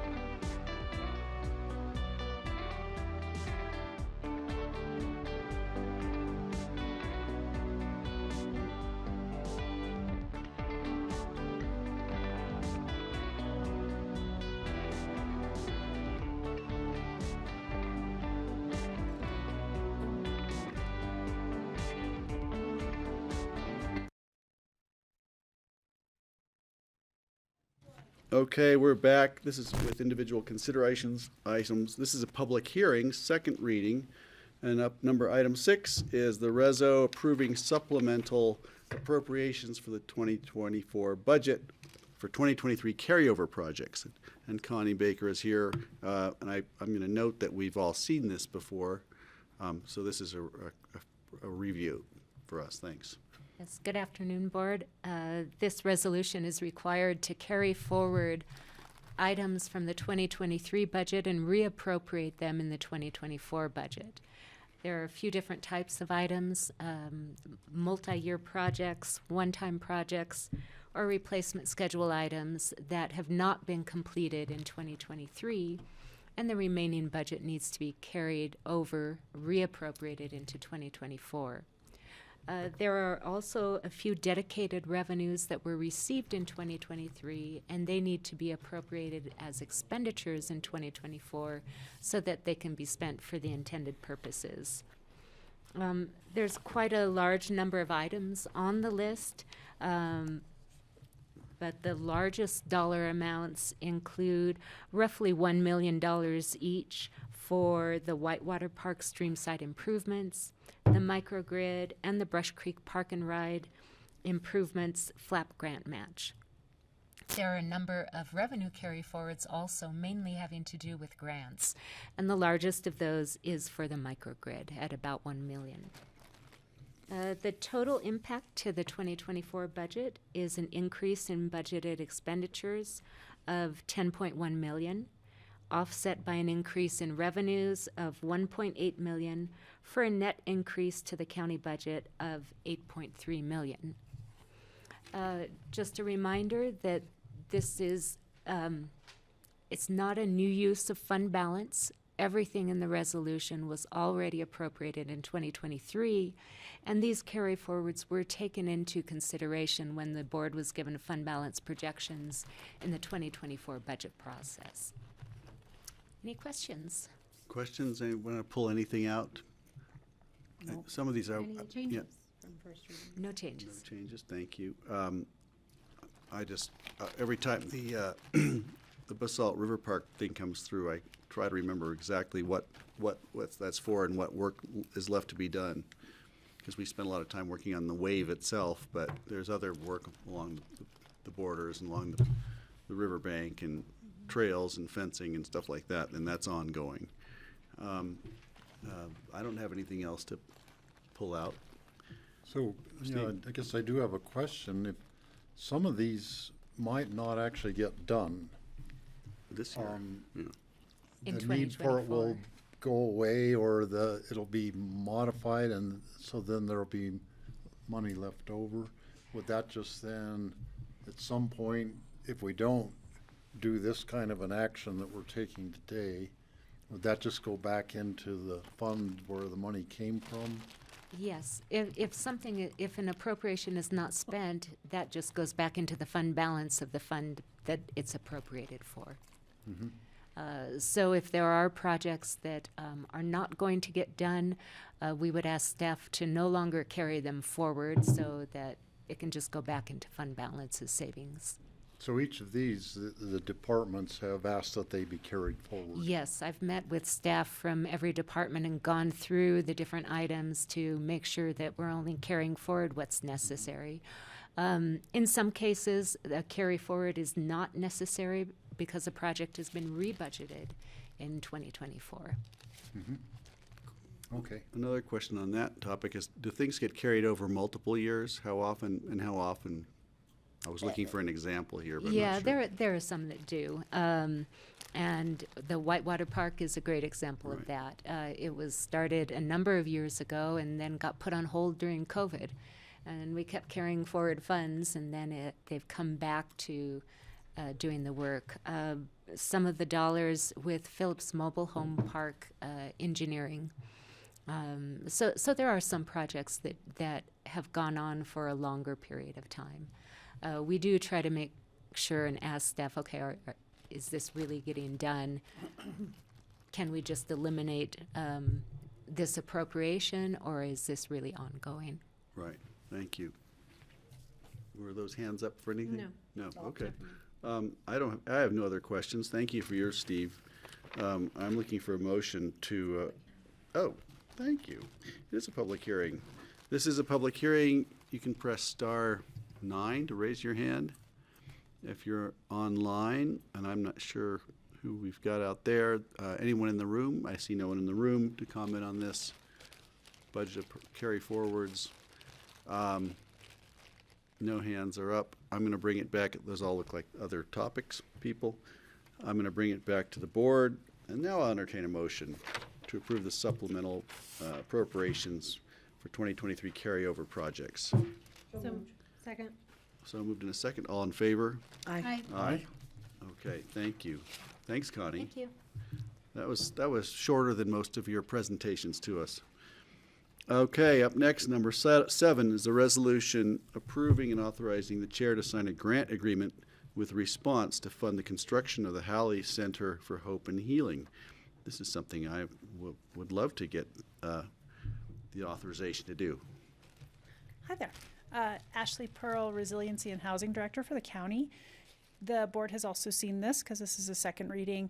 And as I said last time, this is more of an administrative cleanup than anything, but the board did commit $500,000 of our federal ARPA money to support Response in building their new center in Basalt that's called the Halley Center for Hope and Healing. We have paid the full amount to them and transferred the money already. But since this is federal money, we have some strict reporting requirements. So we need a paper trail that clearly lists those requirements to make sure that we're all above board when we put in our reporting for how this is used. So the grant agreement just ensures that everything is good on the paper trail. But I heard from Shannon Meyer, the director of Response, that they've almost spent all of our money because they're moving so quickly on construction and they're right on target. Wow, that's great news. Yeah. Can't wait to see the finished building. That seems like they are moving quickly. Wow. Okay, any questions, comments? No, it's exciting. Other I'm than happy to do it. our gratitude, this is money well spent. I'm going to look for a motion. I'll move to approve the resolution of the county commissioners approving and authorizing the chair to sign a grant agreement with Response to fund the construction of the Halley Center for Hope and Healing. Thank you. Before we second, I have to reopen the public hearing on this. Oh, yeah. Sorry, caught me. I When the will room's second. empty, you'll second, and we're going to see if there's anybody who wants to comment on this, because I didn't ask earlier. Is there anyone online who would like to? We have one hand up from Jeff Kruger, but that's the next. Yes, do you want to comment on this, Jeff, or are you up for the He has to become a panelist, probably. He's on item number 8, though. I think we're jumping the gun with Jeff, but since your hand's up, Jeff. Jeff, if you want to unmute, you can just answer Greg's question. Yeah, I just want to make sure you're on. Sorry, You're on for item 8. I'm up next on the agenda, and I just started a little early. I appreciate that. Thanks for getting here early. Being early is on time, right? Thank you. I'm bringing this back to the board. We have a motion and a second. All in favor? Aye. Aye. Thank you. Thank Thanks, you so much. Ashley. Yeah. You're just flying through here today. Okay, number 8. Jeff Kruger is in the house, or he's online in the house. The resolution approving intergovernmental agreement between the BoCC and Northwest COG for lease and maintenance of fiber optic lines. And this is something we have seen already. And remind me now, it's a public hearing. If anybody wants to talk about it, they can raise their hand. Jeff, if you could give us the short explanation of why and what for, and we'll keep it moving.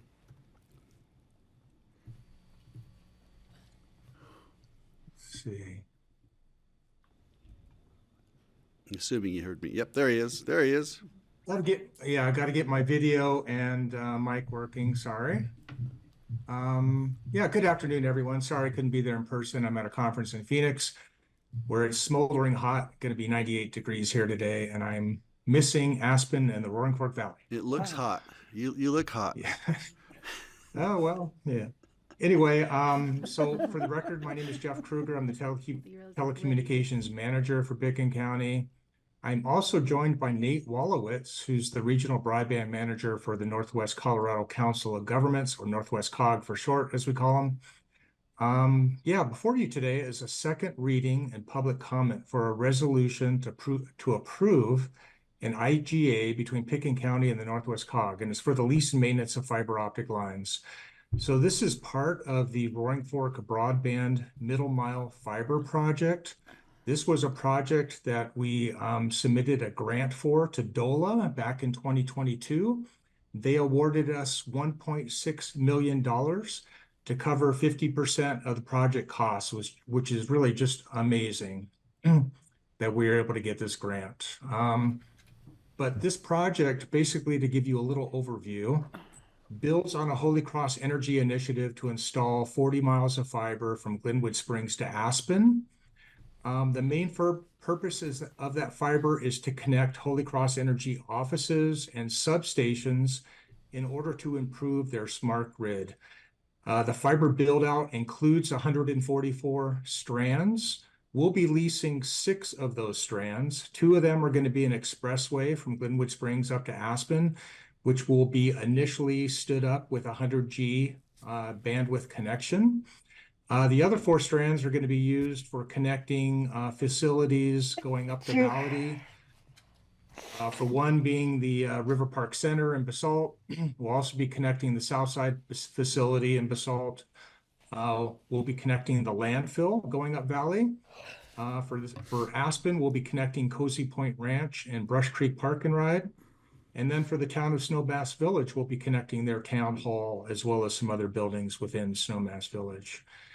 So it's a big project that not only includes Pickens County, but includes partners as well. The project is nearly complete. We do have a few items remaining. The main one is getting this fiber lease stood up and the associated IGA that goes with it. The fiber lease and maintenance is for 10 years. We had to do that mainly because of the DOLA grant and the stipulations within the DOLA grant. We will pay this upfront. DOLA will reimburse us 50%, and it's for 10 years. But there is 3 5-year follow-on options beyond that. The way we organize this is that Pickens County will hold the IGA with Northwest Cog, but the Northwest Cog will actually hold the fiber lease with Holy Cross Energy. And we tailored it this way mainly because Northwest Cog, of course, manages Project Thor. Project Thor is a regional broadband network that connects 10 counties to the city of Denver. They currently lease over 400 miles of fiber, mainly through CDOT as well as other entities, but they also own some of that fiber. So it's kind of in their wheelhouse already. They're experts at it. They know how to do it. And we just think it's the best path going forward. In addition to that, we've just built a great relationship with the Northwest Cog in the past. And they've been a great partner and collaborator with us. And this just seems to make the best sense going forward. If I can, I thought I'd share some numbers with you. And I have a couple of questions also. Sure. Whenever you're ready for it, but you want to share the numbers, go ahead.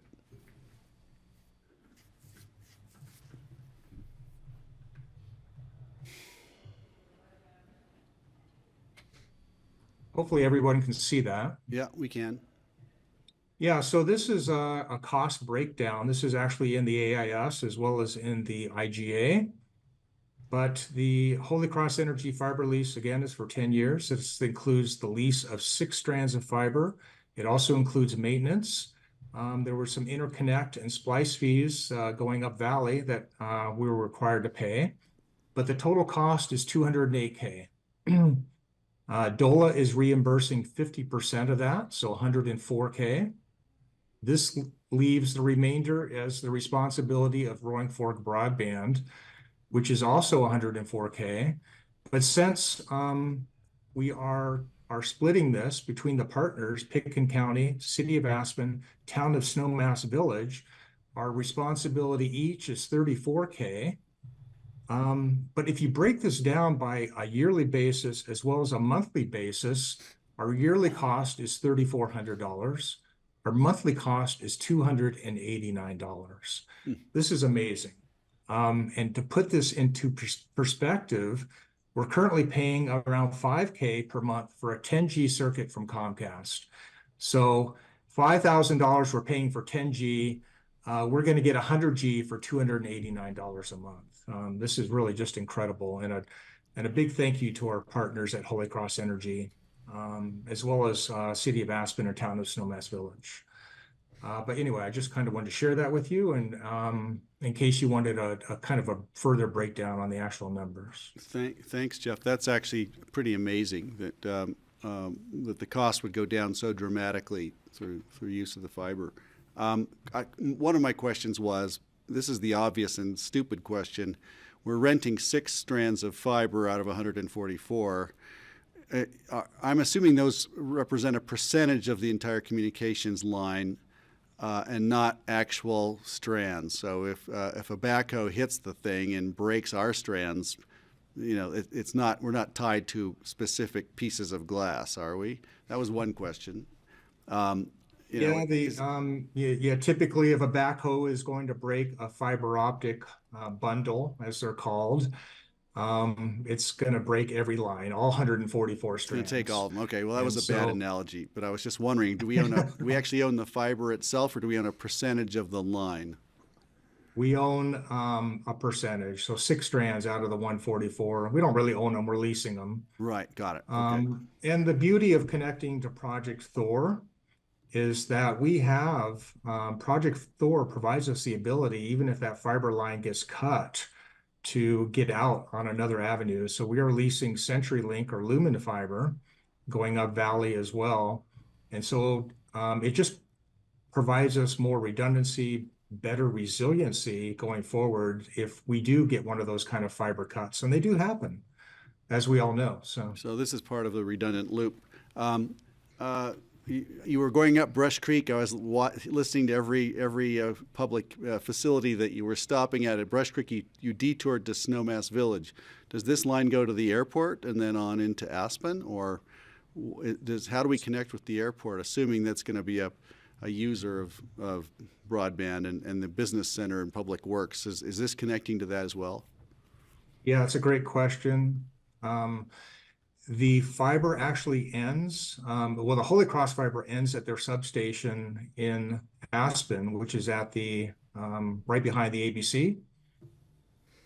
City of Aspen extended that fiber, so that was one of our partner initiatives, but City of Aspen extended that fiber from their substation to our Meet Me Center in North 40, which is at the Aspen Fire Station. So all that fiber now is going into our North 40 Meet Me Center, and that in turn, we plan to run in the future fiber from there over to the airport. Got it. Thank you. I knew you were thinking so that about will this. Support, future terminal, as well as tower and any other needs that they may have going forward. Got it. Thank you. Kelly has a question. Yeah, what are the plans for the other 138 strands? You'll have to ask Holy Cross. I know they're going to be a big user of a lot of those strands for their smart grid.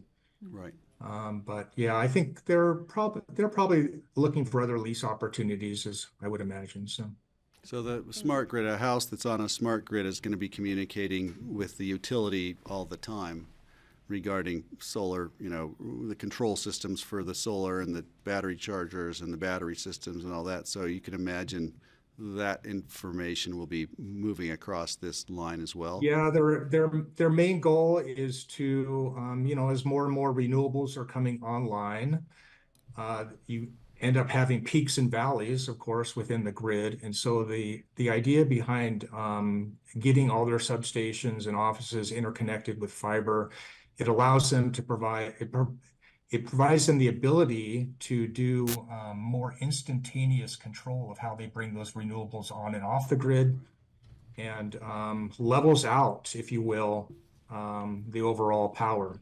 So it's demand management, so that's control systems. Yeah, thank you. That's fascinating. I want to open this to public comment. if there is any. And I would like to add, hey, Oh, just sure. real quickly, Greg, Nate is on. I don't know Oh, if Nate sure. Thank you. has any additional comments to what I'd said, but Nate? Nate, welcome if you can hear us. Hey, welcome everyone. Thank you for considering this fiber lease. This is a very exciting time in broadband, and this will help us continue to provide additional broadband services into the valley. And I know that this is a critical piece of infrastructure. It helps reduce the overall cost of the network.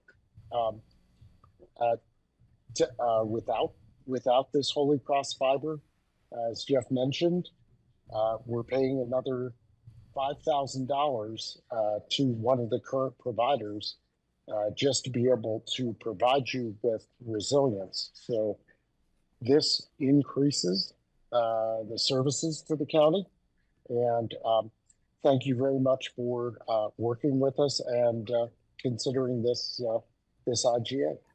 Thank you, Nate. It's interesting to see just how the prices on communications are coming down. Especially, this is just a really unique case, it seems. It's fascinating to hear this. But thank you. Thanks for being here, and thanks for your work on this. I don't know. I don't see any hands up. *9 if somebody wants to raise a hand online. Oh, try it. Sure, go ahead. Give it a try. That would be great. Okay, yeah, we're having trouble. The audio is not to me working is well just today, a so long mumble. with subtitles, we might actually be able to read what you're saying if we can't hear you. I don't see anybody online who wants to make a comment. Does anybody in the room want to make a comment on this topic? I don't see that either, so I'm going to bring it back to the board, and I'm going to call the question. This is item number 8, resolution approving the intergovernmental agreement between the BoCC and Northwest COG for lease and maintenance of fiber optic lines. So move. I'll second. Move in a second. All in favor? Aye. Aye. Thank you. Thanks, Jeff. That's great. Enjoy down there. Stay cool. Greg, one more Thank thing. you, everyone. Have a great day. Oh, Steve has a question or a comment. Hold on. Just a correction on the signature page. Let's see. Let me make sure I'm on the right place here. On the reso. So in our packet on page 136, it has Julia Ely as the deputy county clerk. Oh, so we've got a correction. And that would need to be corrected just on the document. On the reso or on the exhibit? I just want to make sure I know where we're looking. So it's on the IGA with Northwest COG is where her signature is showing up. Got it. And Sam, I think, will catch that, or we'll get it to Sam. Thanks, Steve. And I'm still looking for it. Yep. Okay, I see that. Page 5 in the packet under the IGA. So we have to change that to Sam Engen. All right, thank you. We voted, and that one's passed. So off you go, Jeff. Thanks. Thank you so much. Thank you, everyone. All right, we're going to move on to item number 9. This is still a public hearing. Ordinance of authorizing an agricultural lease, the Coke Ovens open space ag lease between Board of County Commissioners and Paradise Outfitters, Inc. Drew's here to present with Paul. Welcome. Thank you.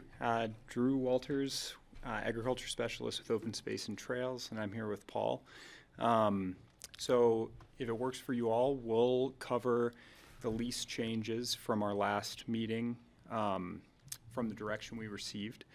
And I also can briefly review some observations that we've had on the property since the county acquired it, including it over the last few years. And finally, we can review sort of what the next couple years would look like if this lease was approved, if that's useful for you. Thank you. And this is our 3rd meeting on this topic, isn't it? It is. It is. Yeah. Okay. So this is something that's familiar to us, and it's territory well traveled and explored. So thank you. Go ahead. Okay. Just to kind of do a broad overview of the changes in the lease language, in the first, and these are all highlighted. So in that first item, grazing was included. It was haying, so that's more specific, which is good. In the lease term, we got direction to reduce to a 2-year lease term, so that's changed to 2025. And then we have some language change with fencing, just following any additional fencing, following guidelines from CPW's Fencing with Wildlife in mind, and if required, receiving fencing permits. And then most of the other changes are in the miscellaneous, just so we could list these out specifically. I think it's on page 9 in my. There we go. So the first one is prior to any seasonal housing on the property, and again, these are just temporary units. The tenant or lessee shall follow all the codes. What do you mean by temporary unit? To me, that's like a tent. You're talking about an RV or something. Yeah, so there's a specific land use code that permits this. And what those units are is they're self-contained units. So there's... Wheels? Is that the criteria? It's on wheels, so it's movable. That's what makes it temporary? Yeah, It's so on it has to be wheels? removed from the property Okay. when not in use. There's specific dates listed in the land use code. Okay. I think it's March to November. I think, right? Yeah, I think that's right. And so really what this is just specifying, even though this, is a requirement through the county, is it's just specifying that this has to go through the Pickens County Community Development permitting process prior to that being approved. We also have, for our open space and trails properties, we also have an open space and trails policy that has to be done before the community development one. So in the short, any applications for seasonal housing for this farm worker housing code amendment will have to go through Open Space and Trails staff, Open Space and Trails board, as well as the community development permitting process. So it's just sort of specifying that a little bit. What about the letter that we got that was concerned about the proximity to the Crystal River? Yeah, so any housing that, and this is specified in this land use code, it has to adhere to the offsets and everything else like that. So it'll be, these permit applications have to show maps of where these units will be located. There are a lot of criteria in that. So it'll be more than a quarter of a mile from the Crystal River? It'll be from Coal Creek more specifically, I think. Yeah, but the complaint was about the Crystal River, because you can't camp within a quarter mile of the Crystal River. Yeah, the quarter mile is more than I think what the setback is. But since these are contained units, there's really no concern with, spillage or anything going into the Coal Creek. It's not being hooked up to a septic. It's going to have to be dumped at a specified location when they submit their application. So, the quarter mile is a requirement for camping, but when you go through Redstone, many of those houses and the campground, That's KOA very true. isn't But within the quarter the person who wrote the letter had mentioned that these things are considered camping, but if it's more than a quarter mile, it's fine. We don't have to talk about it anymore. Thank you. Yep. Okay. The next item is, and again, this was in the proposal, but really what we want to see over these next few years are assessing feasibility for a community garden on the property by the end of this lease term.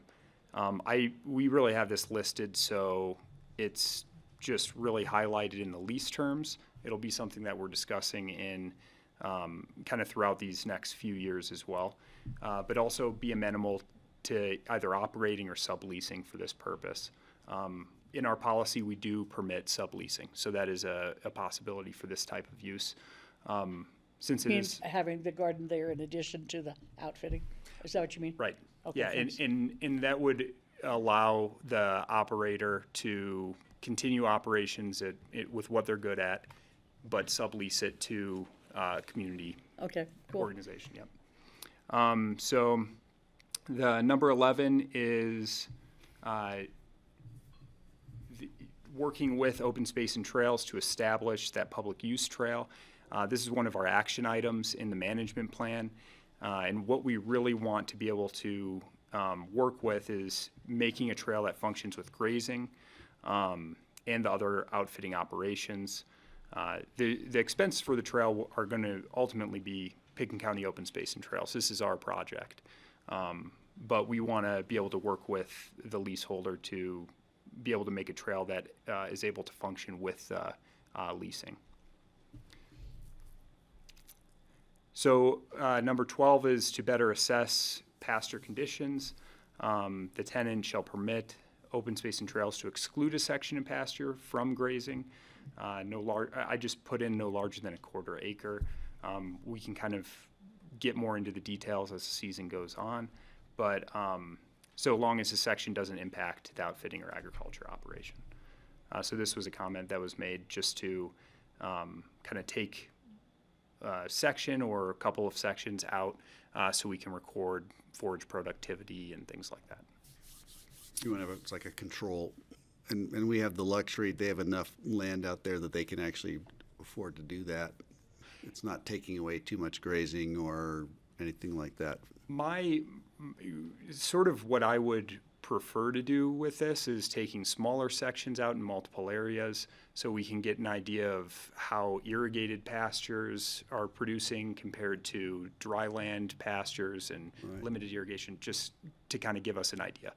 I would just going to say I like that, the idea of that being at your discretion rather than something that's required for if it's locked in as a quarter acre, but it really doesn't need to be. It just seems like a wasteful thing. I don't know if there's a better way to state that, but Well, it says no larger than. no larger than. Okay, so that could be smaller. Got it. Okay, I think it's I'll a leave good it. can be idea, smaller because than without controls, it's hard to assess what effect he's had on the Got property. it. Okay, well, let's leave it in certainly for the first 2 years, no question. All right. Number 13, the tenant shall not graze animals or other activities during seasonal wildlife closures as specified by the county. Again, this is for that winter grazing. The number 14 is annually, the tenant shall offer public non-hunting horseback riding services on the property. These services may be offered for a fee as part of the business. So those are the changes to the lease. If you want to pull up the map, I guess, are there any questions on these, on sort of the lease changes or any adjustments that you all see? Just regarding the trail establishment, what sort of expense do you imagine it's going to take on the item number 11? I did want to ask just, how big a deal is that? And he'll work with you, but what does that mean? Is it going to be a huge expense for him? Or it sounds like it's all on your expenses, but, how does this look? How will you work together on that? I think from our side, and Paul, you can weigh in on this, but a lot of it is going to be just when we're going through the planning phase, making sure that the trail is going to be suitable for whatever type of operations are currently taking place on the property. And so I think that's going to be the big component of it, is really during that planning phase, making sure that everything lines up. Yeah, and I think we can build this trail in-house. We have, excuse me, there's already existing trails that have been utilized, and I think we can just use those and just make them more suitable for a general population instead of kind of their horseback riding routes. So I don't think we're going to need to go out and get a big contract together. Okay. So.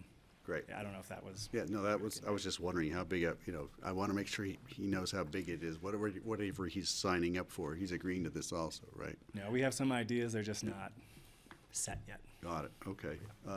I just Francie. have a comment, not a question about this, but this is great. I think it's a big improvement over the last lease, and I just want to thank you guys again for putting in the extra time and making it work for them and for us. And I know I was the inspiration behind a lot of this extra work, so thank you very much. I really appreciate it. Absolutely.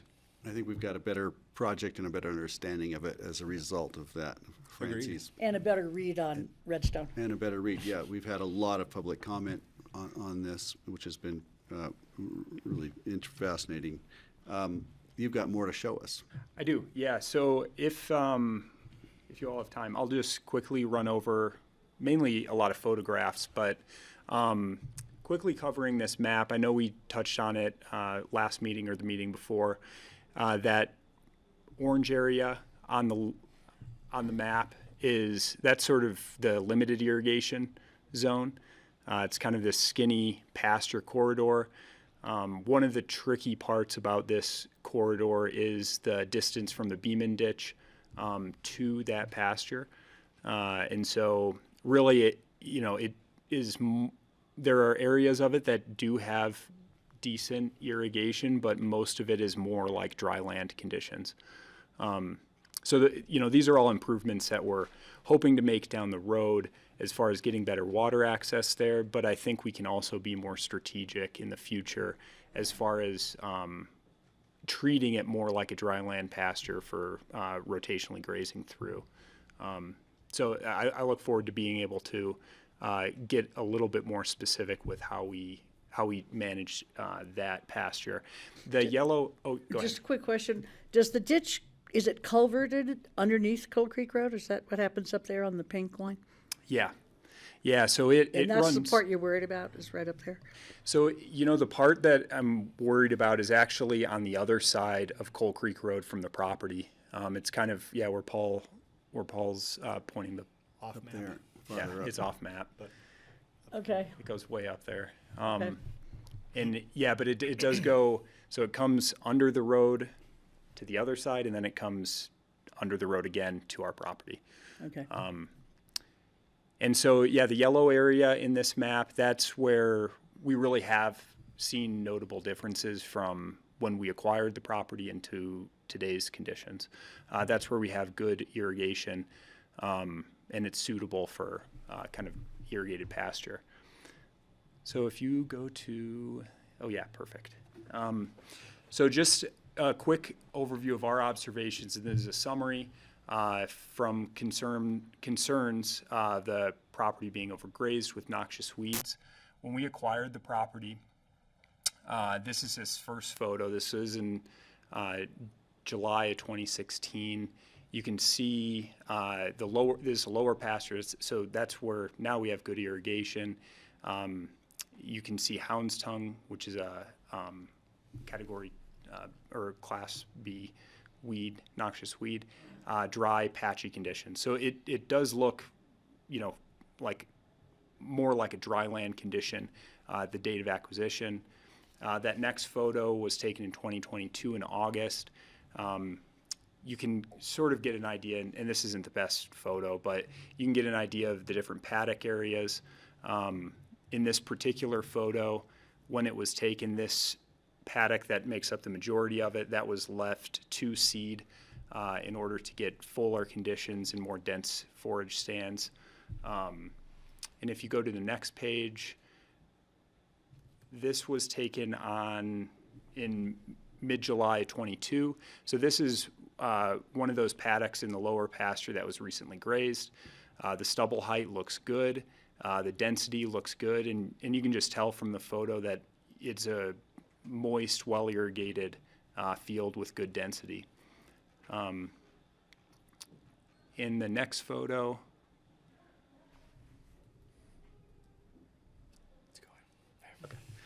so this was taken on that same paddock, but it was taken about 7 weeks later, and you can see the regrowth of the grasses and forbs. A lot of those flowers are clover, and so you can sort of see that regrowth during the hot summer months, which is something that is, it's a good indicator that the field is being well irrigated, that enough stubble is left for that regrowth to occur. So going on to the next page, this is the upper pasture. And so this is kind of reflecting on what I was mentioning earlier, that this is really a dryland habitat. With the first photo, this was at the date of at the time of acquisition in 2016, and the real issues that we saw up there were oxeye daisy infestation. Again, it's a noxious weed. It's dry and patchy. And if you move to the next photo, what you'll see is something that we've observed, and that is one of the big things that needed to be addressed when this property was acquired was noxious weed, addressing noxious weed. You can still see unfavorable or undesirable species. You can see a lot of dandelions in there, but the oxeye daisy, while it's still on the property, it is being in a lot better control, and that's due to weed treatments predominantly. You can still see those same sort of dry conditions that we notice in that upper pasture area. So just not the same type of forage productivity that you get in the lower. Very helpful, thank you. Of course. And these are just some other examples of over the past few years. We do annual soil testing. We did that on the lower pasture just to see if the trend line is going in the right direction. Again, there's one data point, but what we want to see is with better irrigation, we want to see the key soil metrics increasing towards a better soil health, which just reduces the amount of inputs that are required and just increases the ability to grow healthy pasture. Now, these aren't all key soil, well, these are all metrics, but you don't want them all to increase. Salinity. Yeah, that's true. You don't want salinity to increase. Just wanted to make sure I understood. Yeah, so really, and same with pH. So, right. Yeah. They're going the right direction. Right. Yeah, so all of them are going in the right direction. Yeah, thanks. Okay. Just that. Really? Okay, so the other item just were annual assessments. We do this on all of our leases based on site visits throughout the year. And so this is just a way that we have record each and every year of kind of where our leases are standing. We want to work with our leaseholders on any issues that are occurring so they can address those issues. You know, the past 2 years, Avalanche Outfitters has been in good standing. Again, it was an annual lease, so it's a little bit different for those as far as good standing because we renew or redo the lease every year. So it's a little different than like a longer term lease. But the primary issues were patchy conditions in the upper pasture, moisture, that is a big concern up there. So we want to, you know, be a little bit better with managing that upper pasture, messy base camp area. You know, there have been some improvements with that base camp area, but it's still not where we want it to be. And then also those non-desirable species, so non-noxious, just non-desirable forage species in there, particularly in the upper pasture. The positive notes were included the irrigation delivery to the lower pasture, which improved substantially from when when the county acquired the property to today. And so I think that was the big one. Also, noxious weed treatments have been effective in reducing those really dense stands of noxious weeds, and then also problem-solving issues that come up. So just being proactive and communicating with the county on issues, whether it's ditch-related issues, which those are the most common that occur, to address them and solve them. Okay, so I will just quickly, I know I'm taking a little long, but I'll just quickly review what the next few years will look like if you all want to hear that. I just have a question. Yeah. Can I put Francie on this? Go ahead. Question, go ahead. Okay. Before I just put you on the spot, I'll ask you if I can put you on the spot. Well, I may not answer. Oh, just go ahead. Try. You know, I look to your expertise in ag, which I don't possess, as well as the passionate concerns that I was looking, you know, that had inspired my questioning of this application. And I just wonder if this is resolved, if this information has helped it resolve. I think it's pretty well resolved. You know, part of the problem was that what I heard from mostly were dissenters in Redstone. Sure. Yeah. Who called me or wrote me, and so that was what prompted my original objection to this lease. And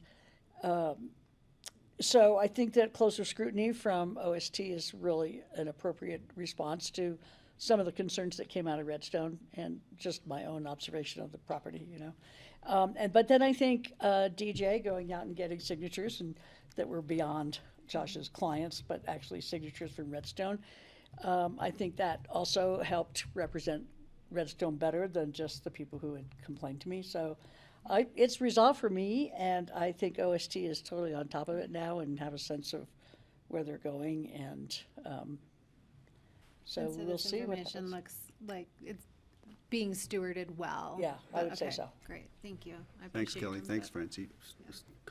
Other questions or We can comments? keep going. I just We're wanted gonna to have a get public on hearing the- here on the also. Specific ag stuff. Okay. Like health of Yeah, I'd like to do the public comment, I mean, the We'll public wait hearing until after. first, Okay, and then great. All right, might I'm gonna, respond to comments. that if people it's make. okay with you guys, I'd rather just open the public comment now and see what's there, and then we can come back and finish you up.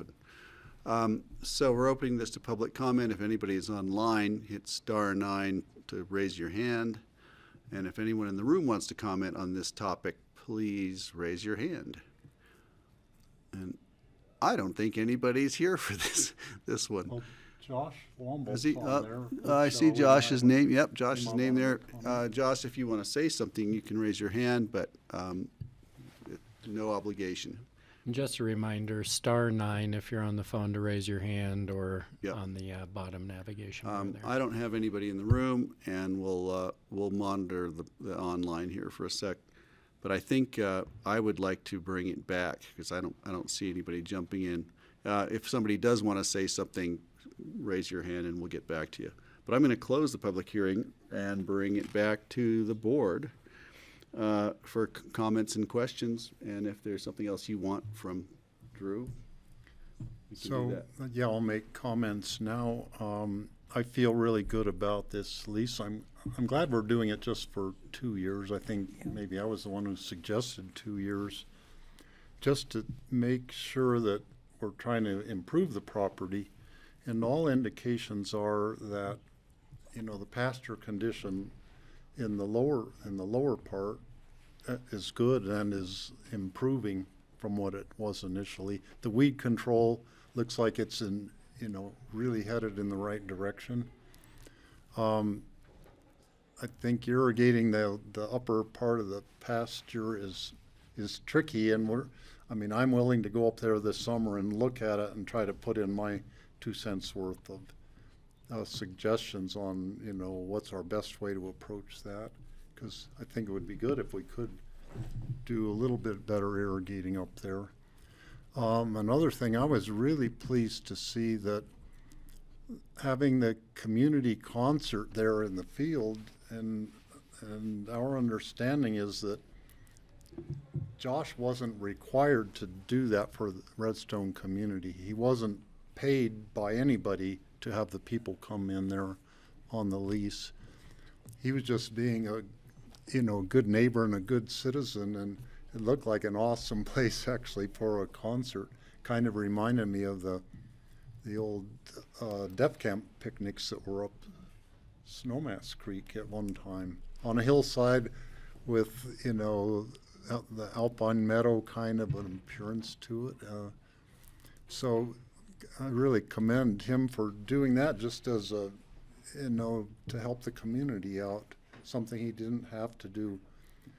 Now, we understand that's all going to be back in the park in Redstone this summer, but that just to me gives an indication of sort of where his thinking is in, like, being a good member of the community and everything.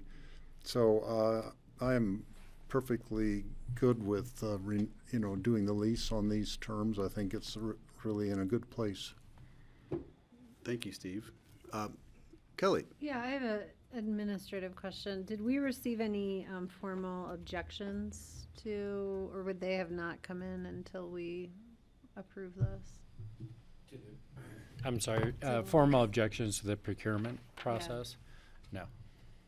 Okay, thank you. I thought we had somebody who asked for public records about it. under AGAR. Well, there hasn't been a formal submission, which I'd be reviewing, challenging the procurement process. We did have an open records request. Yeah. We pointed her to the proper links to fulfill that. Okay, great. Okay, would you mind checking our online again, just real quick, just to see? I want to make sure that we didn't miss some. Okay, nope, we're good. Okay, we're not reopening the public hearing. So unless Francie wants to, I could make a motion. Go ahead. Make a motion to approve the ordinance of our board authorizing an agricultural lease of the Coke Ovens open space agricultural lease between our board and Paradise Outfitters. I'll second it. We have a second from Francie. Our two agriculturalists are first and second on this. All in favor? Aye. Aye. Thank you. And thanks, Josh. I know you're listening online, and thank everyone else who participated in this. And I think the outcome is improved as a result. So thank you for your hard work and dedication and coming back to us over and over again. We got it right. Thanks, gentlemen. Thank you, guys. Good job. Okay, we're going to take a 10-minute break before we get into the land use public hearings. And we'll be back at 2:20 or so. 2:30? 2:30. Thank you. Missed We have my math. 15 We'll be back in seconds. 15 seconds. Oh, Andorra back in at 2:30. Thank you.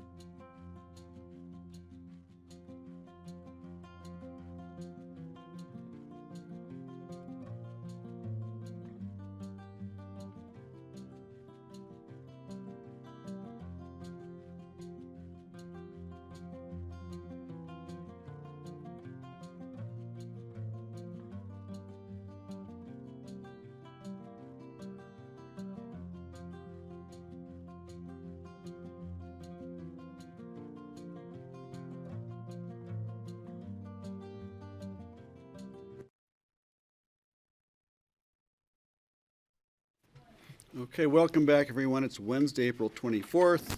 We're in the Commissioners' regular meeting. We're on land use public hearing items, and the board will remind me it's a public hearing when I forget. And we're on item number 10. And up first is a resolution designating the Aspen Chapel to the Historic Register.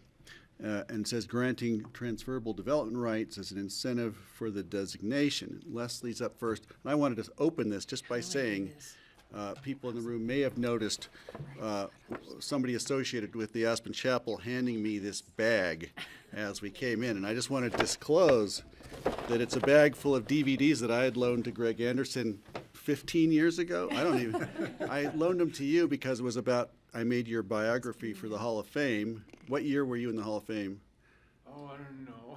Okay, 10 or 15 years. Yeah, 7 or 8 years ago. Only You did that, a okay. Wonderful presentation. So anyway, these are DVDs I loaned him. I just wanted people to know because he wasn't handing me a bag of. The money's in the DVD. Oh, thank you. Oh, that just does it for me. Thanks. I just, in the interest of full disclosure, I in a different life, I made a documentary about Greg Anderson. Okay. So where are we? Leslie Lamont is here with guests. Yeah. Hi. Sarah. Hi. So, yes, so we are here for a request from the Aspen Chapel for historic designation of the property. The applicant's representative, Sarah Adams, has submitted the affidavit of public notice, and it meets our requirements. Also, after the packet deadline, we received a lot of letters from the public, and you did see those. and Sam Egan has put those into the record. There was also a letter that came in before noon today from Jim Light, and that will also be added to the record. Okay, good, so you saw that. So I'm going to give a very brief presentation on this because Sarah does such a good job. And Susanna Reed is on Zoom, and she is on Zoom to answer any questions for you. She's not going to also give a presentation for today. And then after my presentation, if you have any questions of me, we'll turn it over to Sarah. So this is the chapel property outlined in this faint yellow-green, and I'm sorry, Rosa and I cannot get rid of all the other stuff on my screen. Yeah. So this is the property outline, and it is 0.58 acres. It's zoned R30, which means suburban residential density for property greater than 30,000 square feet. She said 0.58 acres? Mm-hmm. Okay. Yes. Interesting. Yeah. So the property includes the chapel, and it includes the on-site parking. So let's see if this works. No. Some of the on-site parking. We Be own some of the sideways. on-site. Right. So in 2019, there was a lot line adjustment. Yeah, can you go back to the map and show us that? Oh, you are, you're so on top of it. She anticipated this. Credit my account. I was just setting you up. Yes, for success. So in 2019, there was a lot line adjustment that affected a land swap. In the early 80s, in the early 1980s, the Pitkin County relocated Meadowood Drive into the Meadowood subdivision. And at the time, they were talking about, and the right-of-way encroached upon chapel properties. So at the time, they were talking about a lot line adjustment. Well, it finally happened in 2019. And this plat is the result of the lot line adjustment. So the area that's highlighted in yellow was land that was part of county property and was given to the chapel. And then the little hatched areas above the chapel property, right up here, and then down below, that was given to the county from the chapel. And as part of that 2019 lot line adjustment, there was a restrictive covenant that was recorded that reflected, I assume, an agreement of the various negotiations that limited the chapel to future expansion capability of one detached employee dwelling unit, and then the ability to expand the ground floor level for a classroom. So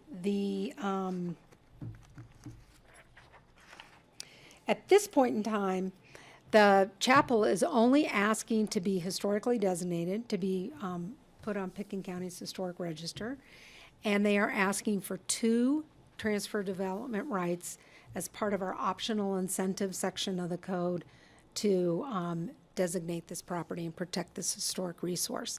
The improvements that were identified in the restrictive covenant are not part of their proposal today. And I do have some amendments to the resolution, which I'll get to later at the appropriate time, but I'd like to turn this over to Sarah unless you guys have any questions. Okay, we're going to take it away, Sarah. Okay. Oh, Leslie, you have to stop Yep. sharing. I have to say that getting historic designation for something that was built during our lifetimes, I guess that makes some of us historic. Okay. It's just occurred to you now. Well done. No, every morning, actually. I was going to say, you've been doing great. We have a bride and groom out there getting their. Oh, I was wondering what was going on out the window. I thought they were ogling my bicycle. I was gonna have to run out there. If she rides away on it, she can have it. Okay. All right. Okay. Back to Sarah. Sorry. All right. I'm Sarah Adams with Bend and Adams. I have Barbara Owen here next to me, representing the Board of Trustees. I have Greg Anderson behind me, and then on the call and also behind me are a lot of members of the congregation and the Aspen Chapel, a lot of people that have written letters of support to you. Thank you so much for having us. As Leslie said, we're requesting historic designation in exchange for 2 transferable development rights for this property. Okay, there's a serious delay on my computer. Oh, there we go. Okay. I'm going to turn this over to Barbara. The application is submitted on behalf of the Aspen Chapel Incorporated, which is a nonprofit. And we thought it would be helpful for Barbara to just walk you through the organizational chart and also the main user groups before we dive into the history and the designation criteria. Thanks, Sarah. So, yeah, sometimes it's confusing to people because it's evolved over the last 50 years, and so we thought it'd be helpful just to kind of point it out. So Aspen Chapel, Inc. is the trustees, and it's been a nonprofit since 1968, and the trustees is the group that owns and manages the building, the brick and mortar, not the programming. It consists of 10 trustees, 2 of which are from the Aspen Chapel congregation or community, and then 2 are from the Aspen Jewish community. So they make up the trustees. And then you've got below that as user groups, the Aspen Chapel congregation, which was formed in 1980, the Jewish congregation, which was formed earlier but officially came on board at the chapel in 1989, and then the Aspen Chapel Gallery shows in the downstairs area, and then we have multiple other user groups that enjoy using the chapel, like Pathfinders. There are yoga groups, all kinds of groups that participate there, as well as community events and rituals. Thanks, Barbara. Okay, so now I'm going to dive into the history. It's my favorite part. So the Prince of Peace, which is also known as the Aspen Chapel, as you all know, is perched on a hill at the entrance to Aspen. There's a proud steeple that's topped with a dove and an olive branch that offer residents and visitors a peaceful, welcoming, and inclusive greeting to our town. The chapel is an interfaith place that supports multiple religious, civic, and cultural groups and events. This concept was brought to Aspen by Mennonite Bishop Irvi Yost and was really based on his experiences traveling through Europe and visiting wayside non-denominational chapels that offered solace to all faiths. In the 1960s, local Army veteran Jim Vandeveer, he also found solace in these local stone chapels in France when he was in World War II. And when he heard about Yost's vision, he donated the land for the Aspen Chapel. The groundbreaking ceremony was in 1968. It was attended by a lot of people, including the Colorado Governor, John Love, at the time. According to the Aspen Times, he spoke of the need for places of reassessment in the uncertainty and unrest of these times. Remember, this is 1968. I think it's important to kind of remember what was going on in our country and throughout the world when the chapel was being conceived and constructed. The chapel is a really exemplary example of Wrightian-inspired architecture. It was designed by the local architecture firm Hennigan & Gale. They worked under Fritz Benedict. The building, as you can see, uses really local materials to reflect the natural environment and to really blur the line between indoor and outdoor space and those experiences. The really large wraparound porch and the deep eaves, the stone and the wood materials really ground the religious experience in nature and create a peaceful sense of place that I think is really successful in this building. This is one of only a few examples of Hennigan & Gale's work, and I would argue that it's probably their most successful building in Aspen that they've designed. The stained glass windows are designed by Jean-Jacques Duval, and they were installed by a local, Michael Onmat. And the glazing really brightens the interior with colorful light, and they express abstract images of religious symbols. This is really a one-of-a-kind, highly visible building. It's open to the public. I think we'd all agree it's a really special community place. As I mentioned, the 1960s, as we all know, were a time of social upheaval and reconsideration of religion in the context of social activism that was focused on the civil rights movement and the Vietnam War at the time. An interfaith chapel to serve everyone really speaks to the Aspen community in the 1960s and still today. The generosity, acceptance, and strong sense of community in Aspen in the 1960s is really embodied in this building and throughout town. Preservation of this building continues this legacy through the built environment. So as I noted, we are requesting historic designation. As Leslie said, we don't have conceptual plans to show you or anything like that. We're really just focused on the historic designation and the request for 2 TDRs that I'll discuss in a moment. As noted in the staff memo and Susanna Reed's memo and in our application, the designation criteria are clearly met.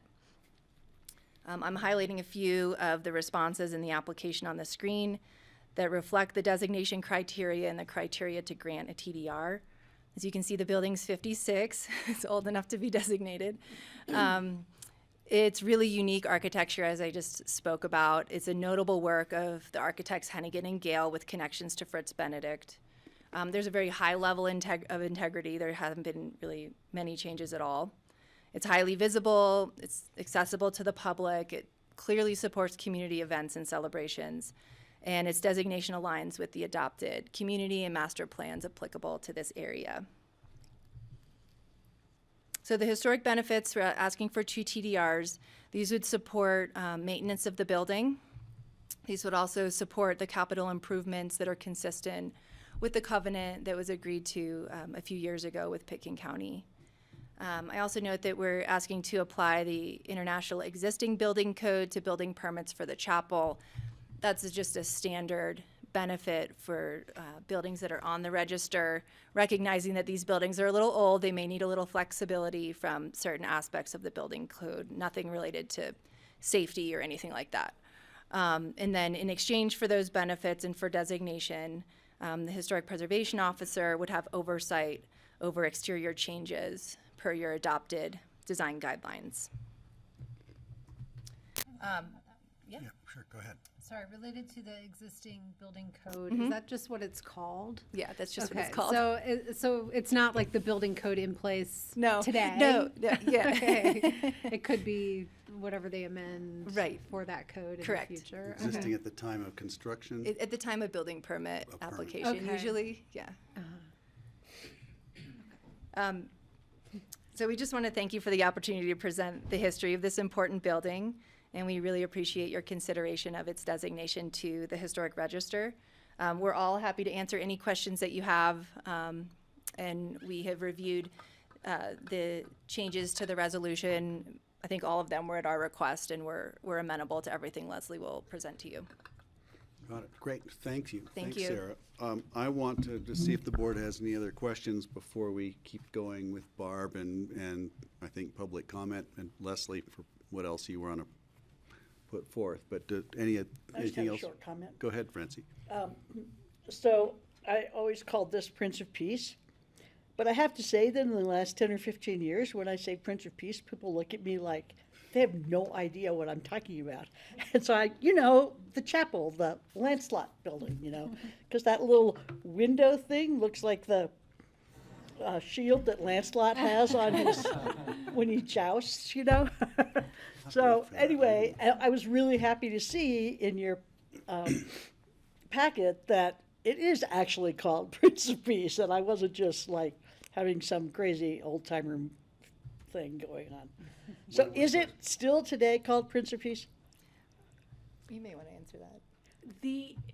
It's still in the records as the Prince of Peace, because that's what it was when it was built. When I was married there in '86, it was the Prince of Peace. But it changed in 1989 when the Jewish congregation came on board. They felt that there was a need for a broader name. So it And wasn't just about the Prince of Peace. Right. Okay, I Aspen get it. Chapel. Thank you. Got it. Steve. You showed one slide showing a couple of the stained glass panels along the side. And I wish, I mean, you haven't gone into the whole story of all the different panels around, and I think there's 10 or 12 of them, that each of them is different than each other one, and they're very significant, and there's a whole story behind each of those panels tells a story. They look abstract when you look at them, but it's really fascinating, kind of the story behind the making of those stained glass panels. I think that is significant. You could have put that in this presentation and it would have totally fit into like the historic part of your presentation. And I remember the artist, Michael Onmacht, was revered as a stained glass artist and somebody we're very proud of having been in this community. Yeah. The Beatitudes. The Beatitudes are represented in those windows. Yeah, the Aspen Chapel has a really detailed brochure that explains the symbolism and all the different stained glass, if anyone's interested in that. Yeah, we just try to touch on the highlights and have the rest in the designation report. I could go on and on, but I try to keep it under control for you. We all could. Did you have a? I wondered if Susanna had if she wanted to offer anything, since she's joined us. Right, Susanna's on. As Yeah, our expert. yeah, sure, Susanna, if you want to weigh in on any of that. And there'll be more. I don't. Hopefully you can hear me. Barely. You have to Not really. speak up. Something's wrong on our end, but We have subtitles, though. okay. Okay, good. I'm really excited that this has come forward for designation. I think it's a fantastic building, and the architecture has a high level of integrity, both in its design and its historic character. So I'm very excited about adding this to our register. Thank you. Thanks, Susanna. Okay, Leslie, I'm going to look back to you for the continuation, I guess. Is there? No, we're not continuing. Oh, this. so you're no, not continuing, the continuation of your presentation. Well, And then public comment? what I wanted to do is just go over the, here it is. The changes to the resolution with you. There's Right. not a lot, not like last time.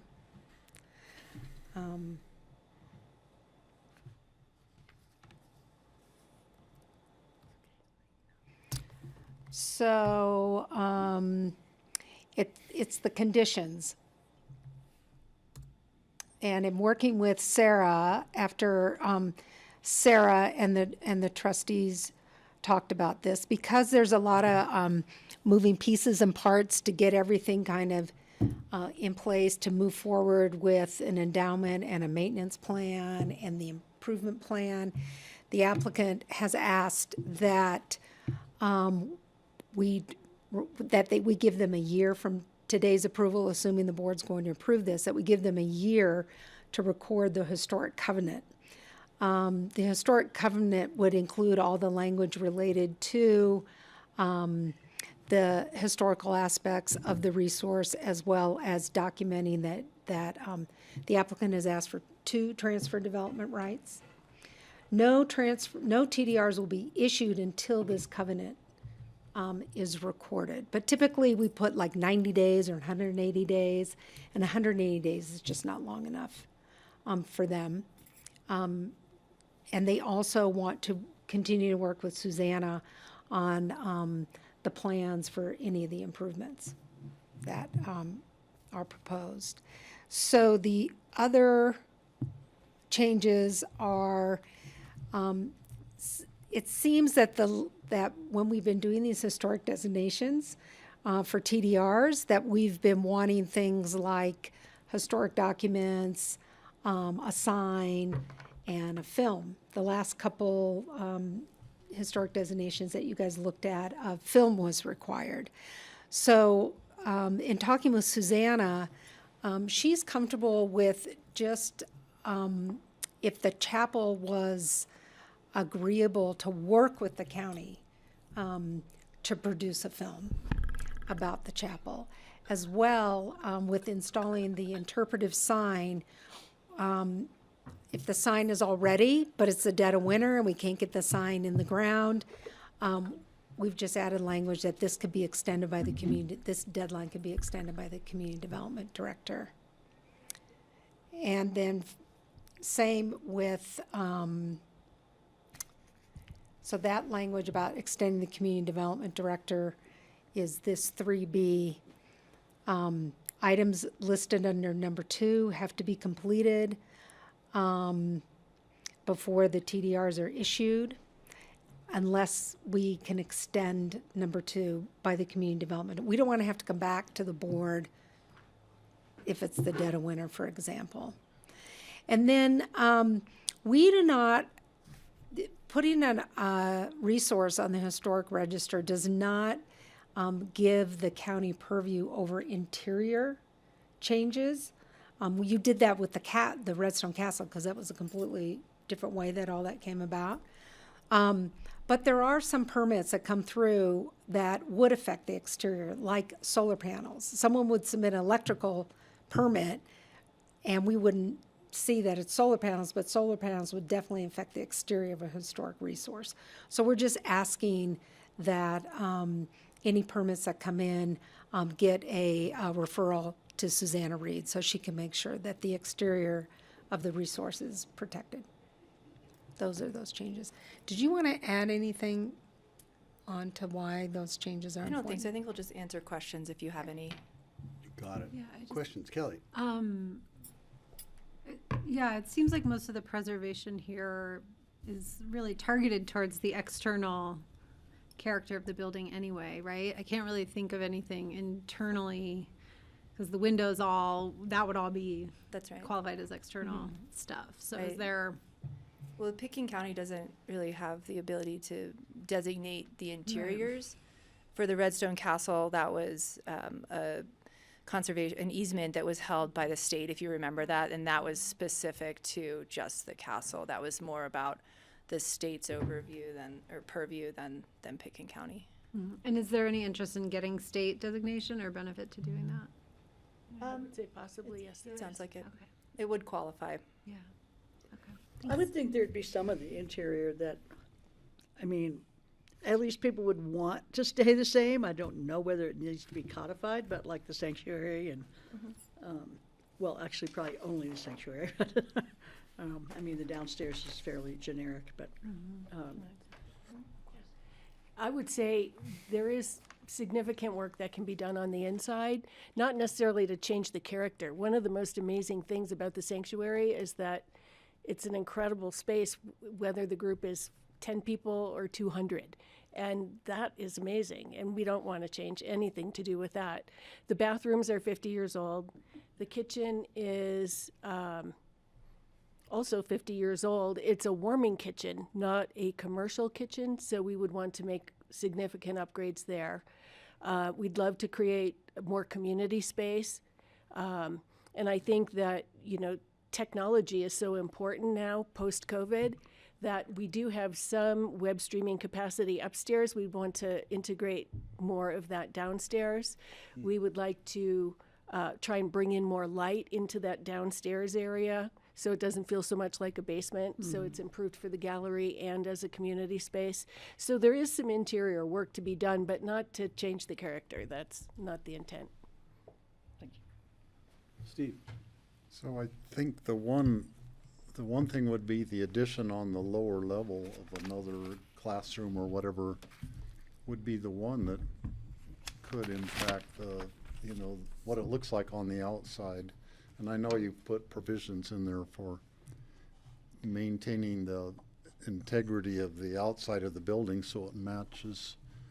Yes, we would work with Could Susanna you kind of Reed, describe yeah. that process? It's How more do you about- envision that? It's more about improving the entrance, because another thing that's going to need to be added is accessibility for ADA, and so an elevator at some point. So that is going to change that one corner somehow. I don't think Right it's by in the the view. parking stairwell or Exactly, the- it's not in the view plane, but that could change some. It's not to grow another space necessarily, but to improve access and improve light in the downstairs area. Yeah, and any changes would be reviewed by Susanna Reed per the historic covenant, and that's part of why we're asking for a full year to review the covenant and make sure that everyone's on the same page. Okay, thanks. I wanted to ask just about energy codes. Of course, when an old building comes up and we're trying to bring it up to date somehow, we've got a climate crisis. We've declared a climate emergency. We think about it all the time, or at least most of us do. And I want to know if the chapel has spent much time contemplating how to make it more resource efficient and low carbon reduction, things like that, because I think that's important, and I think it's an important thing for the community because we're asking everyone to do this. Yes, we have. And CORE has been to the chapel twice to do evaluations for us. The first thing, we've already changed out a boiler, which helped with the efficiency there. Though it's not perfect yet, it's getting there. We did talk about solar panels. I'm not sure they'd be allowed in that area in order to try and do that. We'd certainly be open to it if we could possibly do that, but certainly greening the chapel is important. And the clerestory windows, that's one of the big items on the repair report, because when it snows or rains sideways, they leak. And they're not very efficient. And the estimates that we've gotten are large because we're going to need to go in with Wonderboard and replace the surrounding areas of all those windows to fix that. And so that will certainly improve efficiency. In the long run, but in the short term, it'll require quite a bit of material. And Well, in the short term, they're sealed every year. And so a permanent fix is And my guess is there's probably single pane up there anyway, right? Yeah. I'm sure they are. Yeah, no doubt. Yeah. Okay, that was one of the questions. The other one, let's see, energy assessment and any improvement ambitions would be great to have an understanding of that and a focus on it. I would just being in the space, so much of it is naturally lit, like during the daytime, and then, I know I've been to a lot of evening activities which are like candlelit, which just is an amazing It's like ambiance. candlelight. Is it? in that. I guess it is candlelight sometimes. Sometimes in that it's in that light. space, but Yeah. there's already some design features that I think help with the goals you're talking about. Right, no doubt. If CORE's been there, it means they're talking heat pumps and all that sort of thing. So and energy conservation. Thank you. I have a comment on that. On the Please, same go topic, ahead, if yeah. that's okay. I would say, Susanna will be surprised to hear me say this, that this is a building where probably solar is not appropriate because the integrity, of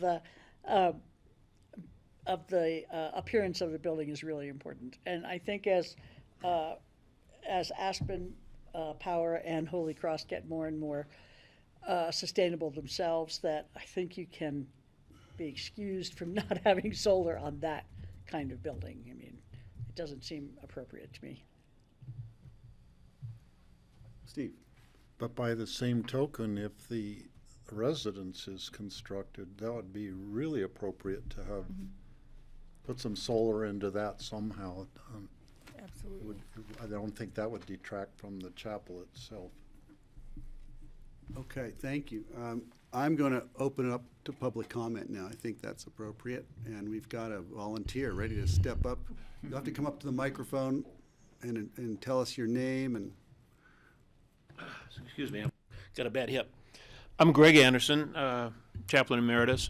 I just want to say, in terms of historical designation, the concept of the chapel was based on a historical building in France. It was a renovated mill that was along a stream with a water wheel, and it had a mill inside for wheat, and then that was taken out, and it just became, they had just a regular rectangular building with, a roof, slanted roof, and they added a steeple to it, and it became Wayfarer's Chapel. in France, and I've tried to find some specific pictures of that, and I've had some in the past. Didn't have any today, but it was based on that historical concept of a renovated mill, and they added a steeple to it, and that's where the founder of the chapel, E.M. Yost, had that pictured, and so he wanted that very simple structure with a steeple on it, and it's based on an historical building.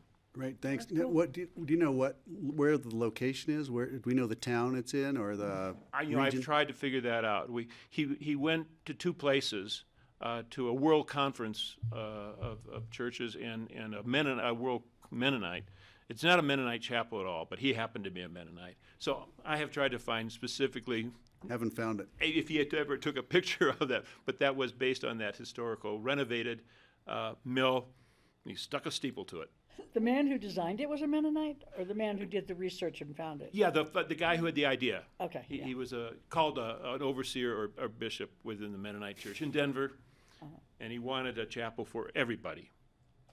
Okay. Well, Greg, I propose an expedition to France to find that place. And the county's paying for that. We're on. Well, I'm not going to say anything right now. I'm sitting on my hands. You know, it's so important for the chapel to be part of the entire community.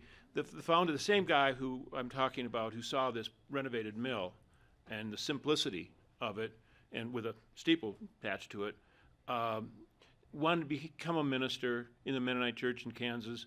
And they said, well, if you want to be in our particular denomination of Mennonitism, you have to believe we are the only ones. Oh. We have the primary Christian Mennonite truth, and he couldn't do that.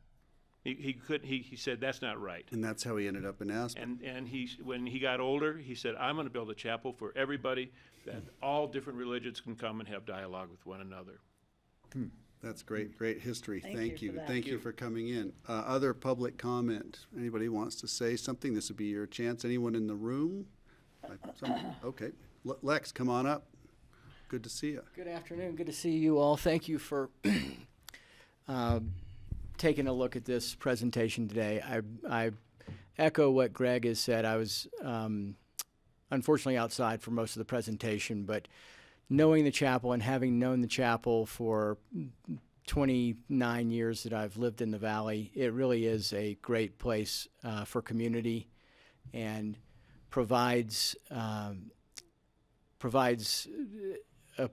safe place for people, in times of need. When I moved here, the first year I was here, a friend of mine died in a rock climbing accident, and we didn't know where to go, but we went to Greg at the Aspen Chapel, and he was there to really help guide us, as young local people here through that grieving process, and I think that has always resonated with me. And my wife and I started going to the chapel regularly with our children 12, 14 years ago, and have really found it to be a wonderful place, and is a wonderful place that has aged in some ways beautifully, in some ways has not aged very beautifully. And we really need to address these issues, and we have a very committed group behind the chapel, some of which are here today.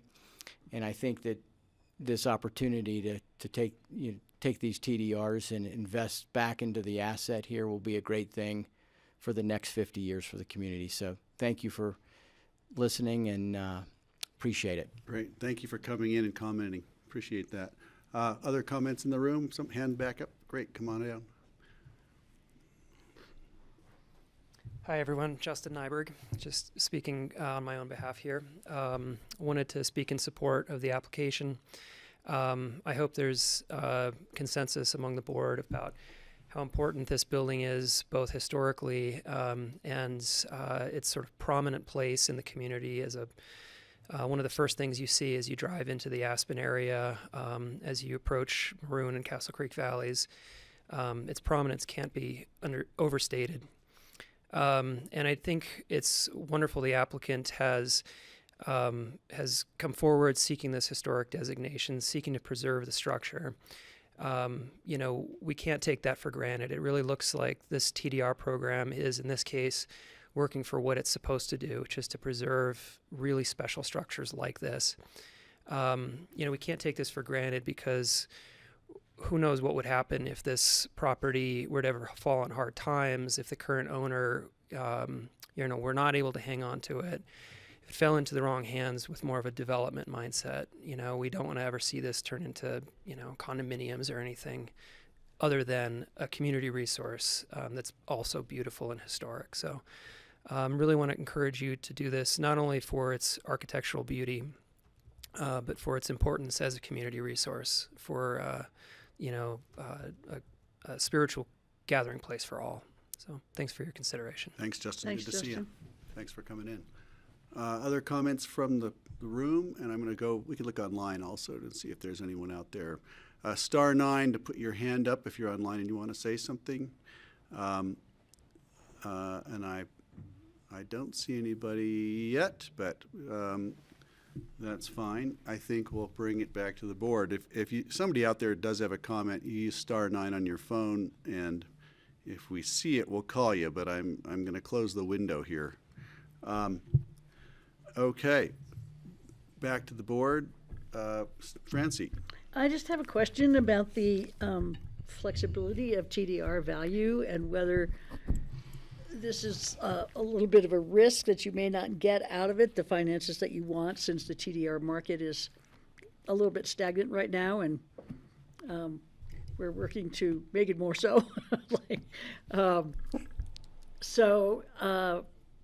I just wonder, is this going to get you what you need to do the work that you need to do? Or do you have other funds available to you, or should we consider some kind of partnership with you or something to make this financially viable? Thank you for that. Well, and while you're thinking about that, the answer to that, I want to say that I've you know, discussed the thought of you know, I want to make sure that it's enough. And I think what I hear Francie saying is this enough? Yeah. We don't know what the value of TDR is. It floats, right? I was going to make a suggestion to the board, and I'll float it now, and we can discuss it. But I was thinking that because it's at our discretion, we can decide how many TDRs to give you, of course. And I was contemplating that I don't think 2 TDRs is enough, and I was going to offer 3, or ask that we consider offering 3. This is the perfect use of a TDR, in my opinion. It's a public asset that is so important to people's perception of our community as they enter it. And we've all had events there, as Lex had pointed out.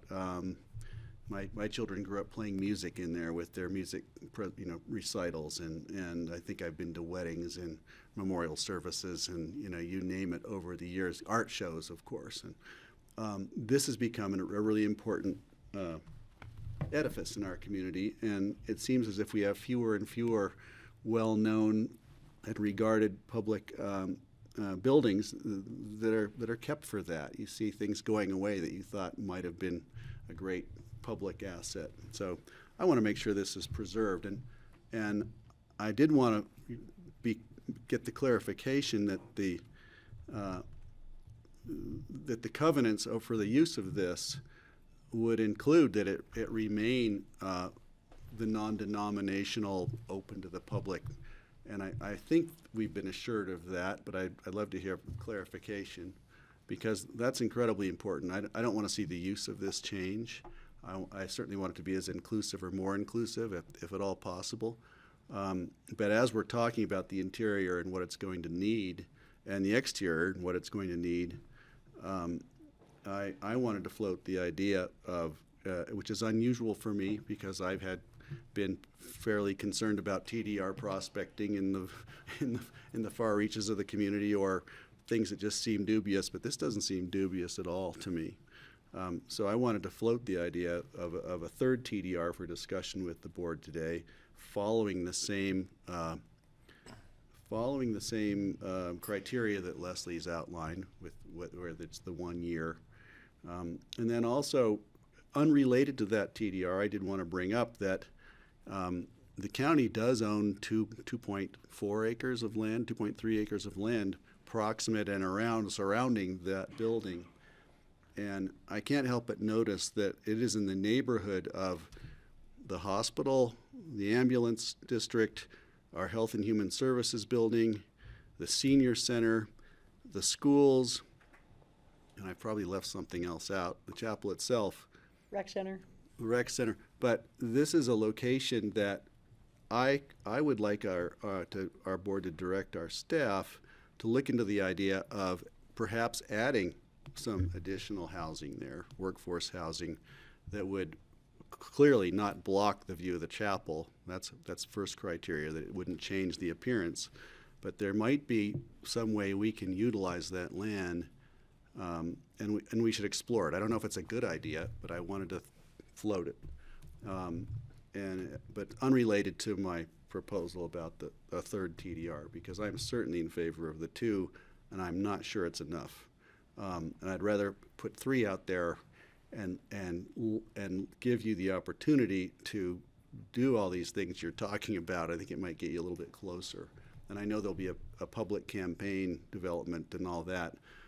It's going to take the entire community cooperating, but I want the community to know that we are fully on board and enthusiastic about this. Steve.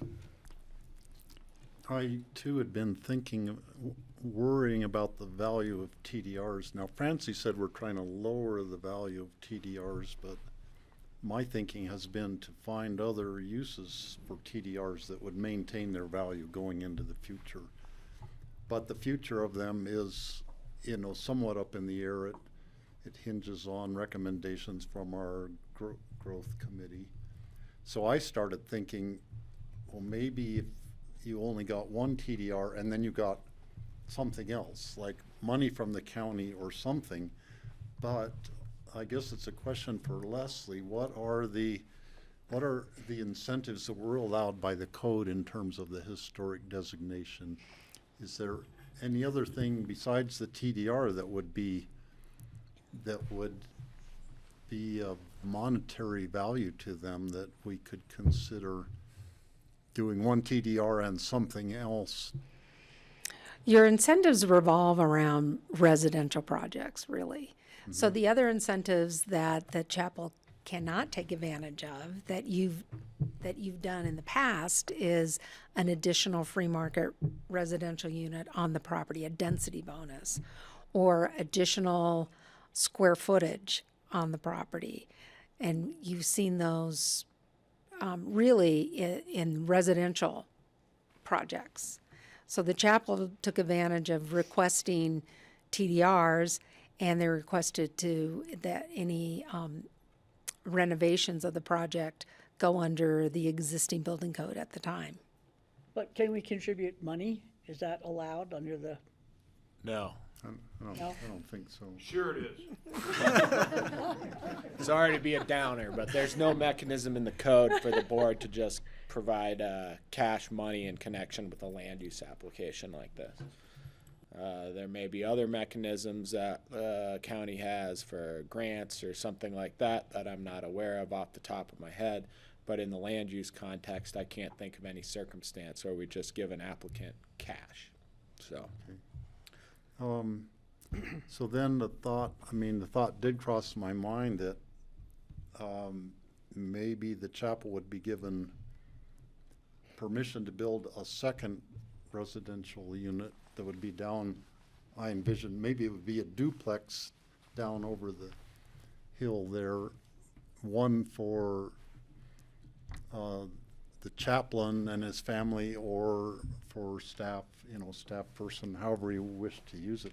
The other one maybe would just be a rental or a for sale unit. It would be I guess it'd be a free market thing potentially, but that could be an incentive that we could add on to, that you wouldn't have to build it, but you would have the option to do that. And of course, I realize that even building one residence, you need the money for preserving the existing chapel. the whole thing about raising money for building residences is a whole other fundraising effort that is something else that you're not tackling right now. I think I was thinking when I proposed that, I was thinking there would probably be other partners. Because if the county cooperated with land and approvals and the various mechanisms we have to make things like that happen, there's still a development and financial partner. But it occurs to me that there's, as I said, there's several entities that might have an interest in that, because I know all of them are actively looking to house people, and some of them have resources to do that. Kelly, go ahead. Yeah. Yeah, Greg had given me a heads up he was going to ask for the additional TDR, and I support that definitely. I mean, we've given TDRs for chicken coops to historically preserve them. So this is by far and away a much, I think, better use and more applicable to the goals for the community in the program, and, you know, based on the structure alone, but also its public facing and public service nature, rather than applications that normally have come before us are like exclusively for private use. I do wonder, are there some of the benefits that they're not asking for now, but that could be retained for future steps of the, you know, of any envisioned plan? So related to additional square footage that they would come forth requesting approval for an addition or something like that. Do we, you know, are those foreclosed in today's decision if they haven't been asked for, or there's something that can be carried over by virtue of its designation?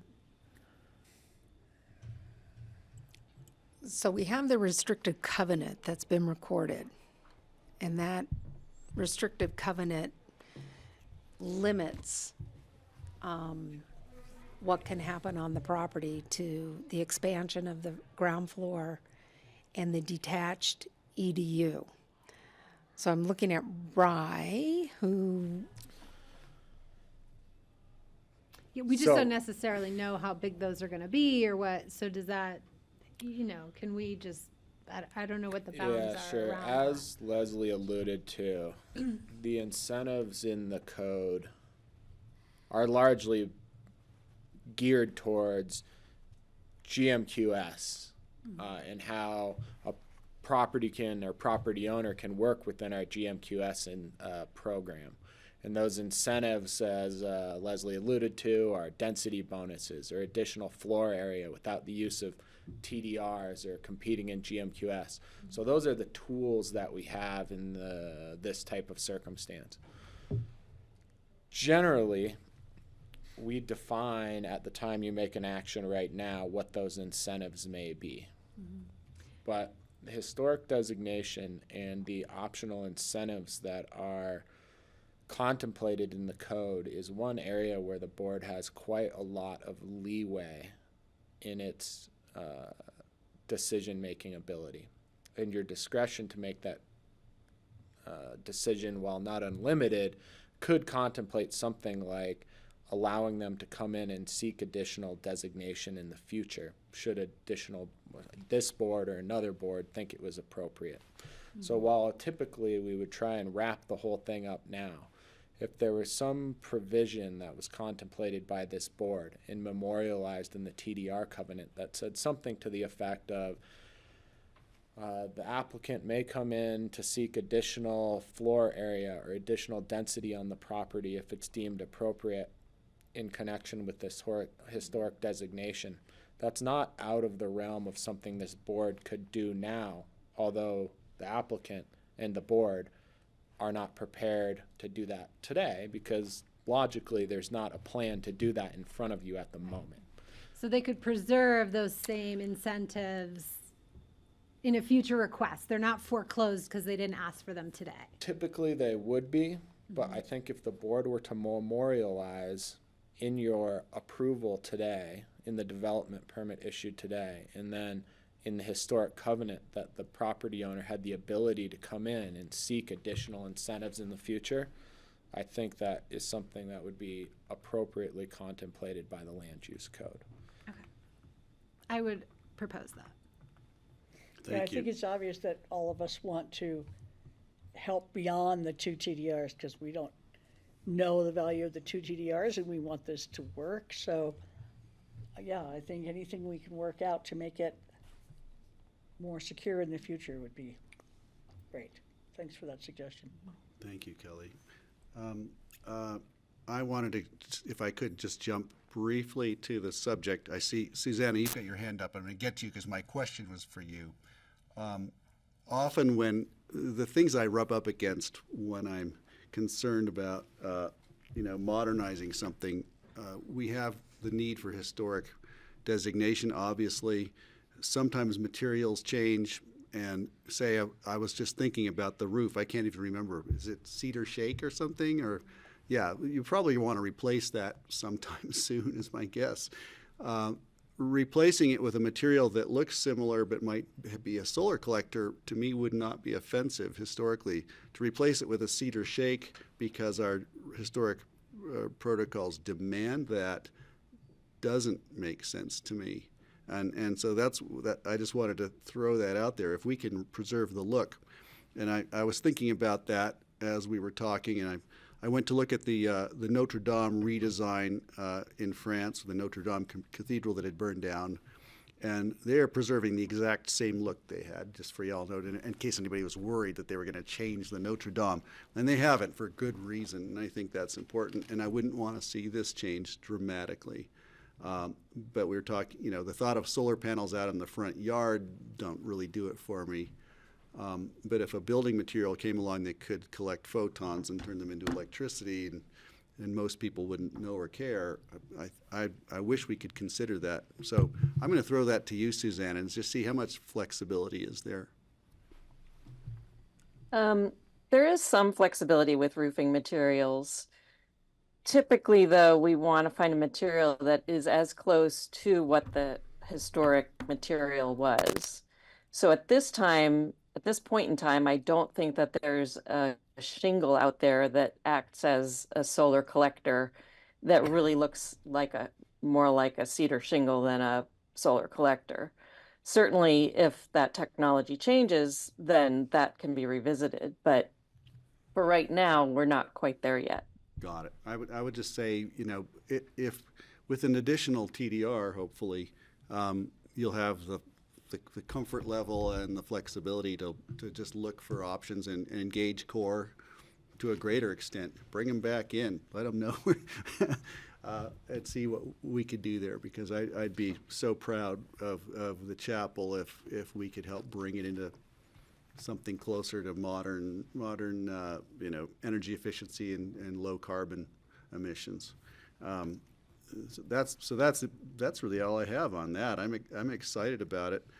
Regarding the blasphemic concept of perhaps adding additional structures on the county property or working together sometime in the future, I would just like our boards and staffs to explore that, thinking that there may be enough grade difference that the view of the chapel wouldn't change at all, if there may be some other structures in the property. Right now we've got some mud parking lots, and those have been fine. I kind of like dirt parking lots, but it may be time to think about what else could be done there, and I would ask that you all contemplate that, and maybe staff come back to us with suggestions. And if they come back and say, no, it's a really bad idea, I'll be happy with that, but I just want to explore it. Sorry, Greg, I was going to say one other thing, if I may. Please. I certainly support the 3 TDRs. I think, as you said, this is what they're made for. The other thing I was going to mention is that when this designation happens, that opens the door for grants from the State Historic Fund. And so the money that's gained from the TDRs can be leveraged into additional funds through those grant programs. And I was going to suggest that even kind of providing some staff time for assistance in writing those grants and submitting those grants to the state might be a way to add an additional benefit to the designation. Great suggestions, thank you. And it'd be nice to have the flexibility to do that. Okay, where are we? We've closed the public hearing, haven't we? Did I? I think I did. Yeah, you did. I did want to just check one more time, Rosa, if you don't mind, just to see if anybody else, I know there's a fairly, nope, nobody's raised their hand. We're going to come back and I don't want to rush anything here. Are you looking for a motion? Please, make one. Is that what's happening? Sure. Well, I would make a motion which is slightly different than what you've asked for. I guess I would make a motion to amend the resolution to be for 3 transferable development rights as an incentive for the designation of historic register for the Aspen Chapel. I will second. I just would like to make a statement because the Aspen Chapel is a really special place for me. Someplace I try to go and take my kids to as many Sundays as I can to tune in to my spirituality, to my connection to the world, to my shared love in this community that I feel very present every time I go in that building.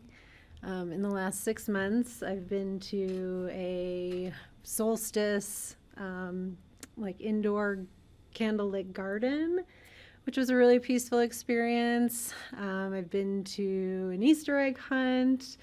I celebrate the passing of my mother every Christmas Eve, which I do at the chapel every year, and it feels like the right and best place to do that. My children go to the children's room and participate in crafts programs and talk about big picture values in their life, which I find to be really compelling and important for us. And I've been to art openings there.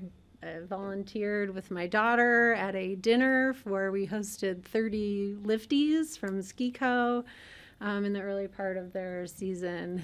And those are just a handful of things that actually happen at the chapel all the time, every week. And so I think it's a really special place. I'm really glad I had no doubt this board would support its longevity. And even though it may not seem historic in age, I think we all know we want to preserve it into the long, long future as one of the most special places here.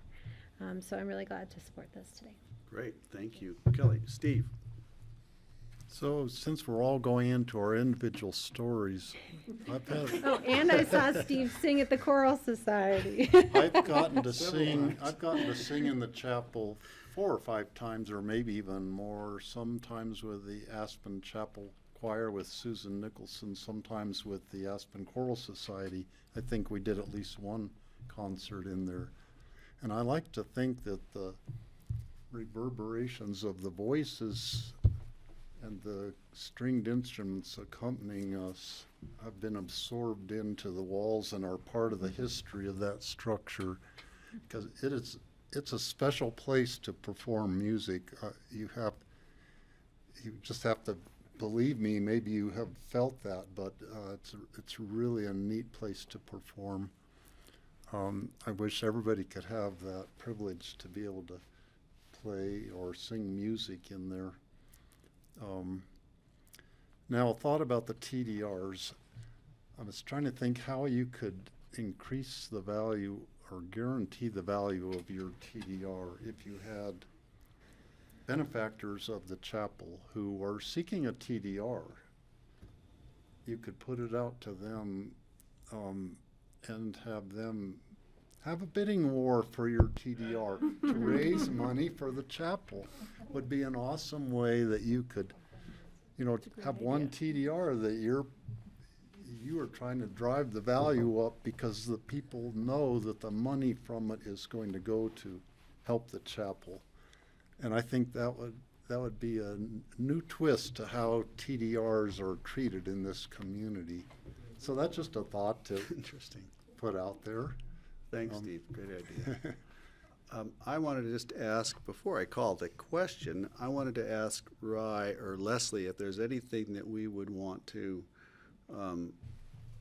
add to our conversation at this point. It sounds like we have plenty of time to sort out the details, and we know where we're going today.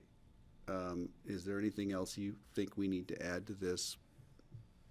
The only question that I have is Commissioner Jacober's motion did not include the discussion that No, it didn't. Kelly brought up regarding the ability to preserve a future request for additional benefits in connection with the historic designation. If that's something that the board wants, I would suggest that it be memorialized in the resolution today. How And would I you will word that? include that. I'm sorry? How would that wording, what would that look like? Somewhat similar to what I just said. Sorry, I didn't mean to. What be he so- said. I'm just wondering if I could just say. Yeah, I think that if you were going to amend your motion, I would suggest that you direct staff to amend the resolution and the attendant historic designation covenant to preserve the chapel's ability to request additional historic designation in the future in connection with the property. Right, I amend my motion just like that. I second it with an Second. additional question. Suzanne had offered some additional ideas. Do we need to capture those in as far as lending staff support to applications and seeking of funding, or is this conversation enough direction for that? I'd have to leave that up to Susanna, but I believe that she, I wouldn't say routinely, but does support requests to the state or other potential sources for grants for historic funding when requested by a property owner. So she can confirm that, though. Go ahead, Susanna, if you want to confirm or.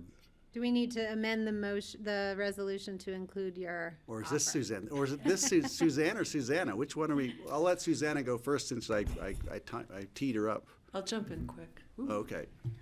Yeah, don't use that mic. Use any mic but that one. Susanna, just wait. Suzanne's going to weigh I'll in. come this way. So yeah, I mean, Rye's correct. Susanna has definitely helped the county in various circumstances to, work on grants and things. We pay Susanna. Susanna is a contractor, with the county. So, usually if it's, the work on the courthouse, that was coming out of a piece of the county budget. With the work she does, for community development, that's coming out of our budget. So I think that's the consideration, the technical consideration of, that staff time to offer it is that then something that, from coming out of the ComDev piece of our budget for that time. So that's just the only consideration is kind of where would that come from? Again, it's definitely, her service and the ability to assist people with that is clearly very valuable. But then that's our side of it. Thank you. So we have to decide where that would come from. I think that's worth talking about. And then also, I was thinking when you were talking about that, Suzanne, I was thinking that maybe if there was another development consultant or professional grant writer out there that you would want to bring in, that I was thinking it doesn't have to be only. I wanted to make sure it was funding that was available for the purpose and not for a specific individual or department. Does that make sense? So if it's something Susanna has in her purview, great. But I was thinking if you needed a professional consultant or something to come in from elsewhere, yeah, you might. Who knows? So. I wanted to keep it open to that as well. Susanna, do you want to add anything to that? I guess I've written a lot of these for the county and other people, so I would be happy to be in the position to help the chapel do it. It's more intensive than what I normally do for other people who are interested in applying for grants and just kind of supporting that process. Writing the grant is a bit of a bigger project. Right. Okay. So would it make sense that we designate the money came from ComDev, or is that a general fund? You were about to propose something, Suzanne, or just you're trying to enlighten us? John just heard that. I think my question is, do we have to memorialize this in the resolution? That this type of support, and how would are there more specifics to that we need to address? if we could just say the county would like to support, and these other ways we could do it, that would be perhaps enough for me. So I don't know if it's meaningful to memorialize it in this resolution so much as to direct staff. If the board wants to make a financial contribution, you're going to have to appropriate the funds, and it'd be to direct staff to bring that back through a budget supplemental process. So any action here isn't actually meaningful for appropriating funds. So we don't have to think about that right now. Okay. Right, Yeah, okay. that's correct. Great, thank you. If I could steer us back, I know the reason we have these covenants with the commitments regarding making a film. Being a recovering filmmaker, I honestly don't see any absolute reason for that, because this is a public space. You can walk into it any time. If you want to make a film, go ahead, but I don't think we have to require you to do that. And then regarding the interpretive sign, I kind of feel the same way. Do we have to put a sign out on the street telling us that we're looking at the chapel?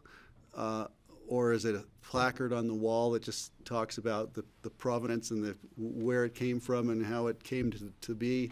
I can understand that, but I don't want to go crazy on, sometimes I think the interpretive sign things get out of control. Another wedding out. Another There's wedding. another wedding. We got, see, that if the chapel was available, they wouldn't be here, bothering us.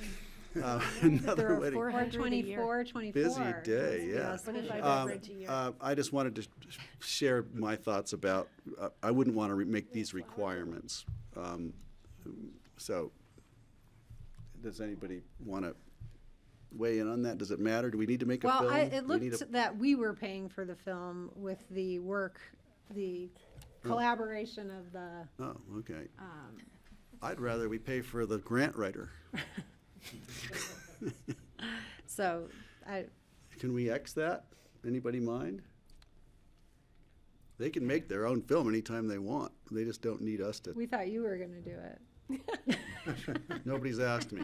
I'd have to recuse himself from Excuse that. myself. Yeah, listen. And then the interpretive sign, once again, I don't want to go crazy on it. If the money's better spent doing something else, I just wanted to float that. But that's part of this, so we either need to take it out or keep it in. And I need other people to comment. The film would be a really neat thing for the historical record. I think I would leave it to their discretion, though, to do that. At their discretion? Yeah, at their discretion. Okay. I mean, it could be it could go to the Aspen Historic Society to maintain that in their records. It would be really neat to have that, but that's not the important. The important thing to me is that the building is taken care of properly and the use of it is preserved for community uses. That's the important part of it. Not a plaque that might detract from.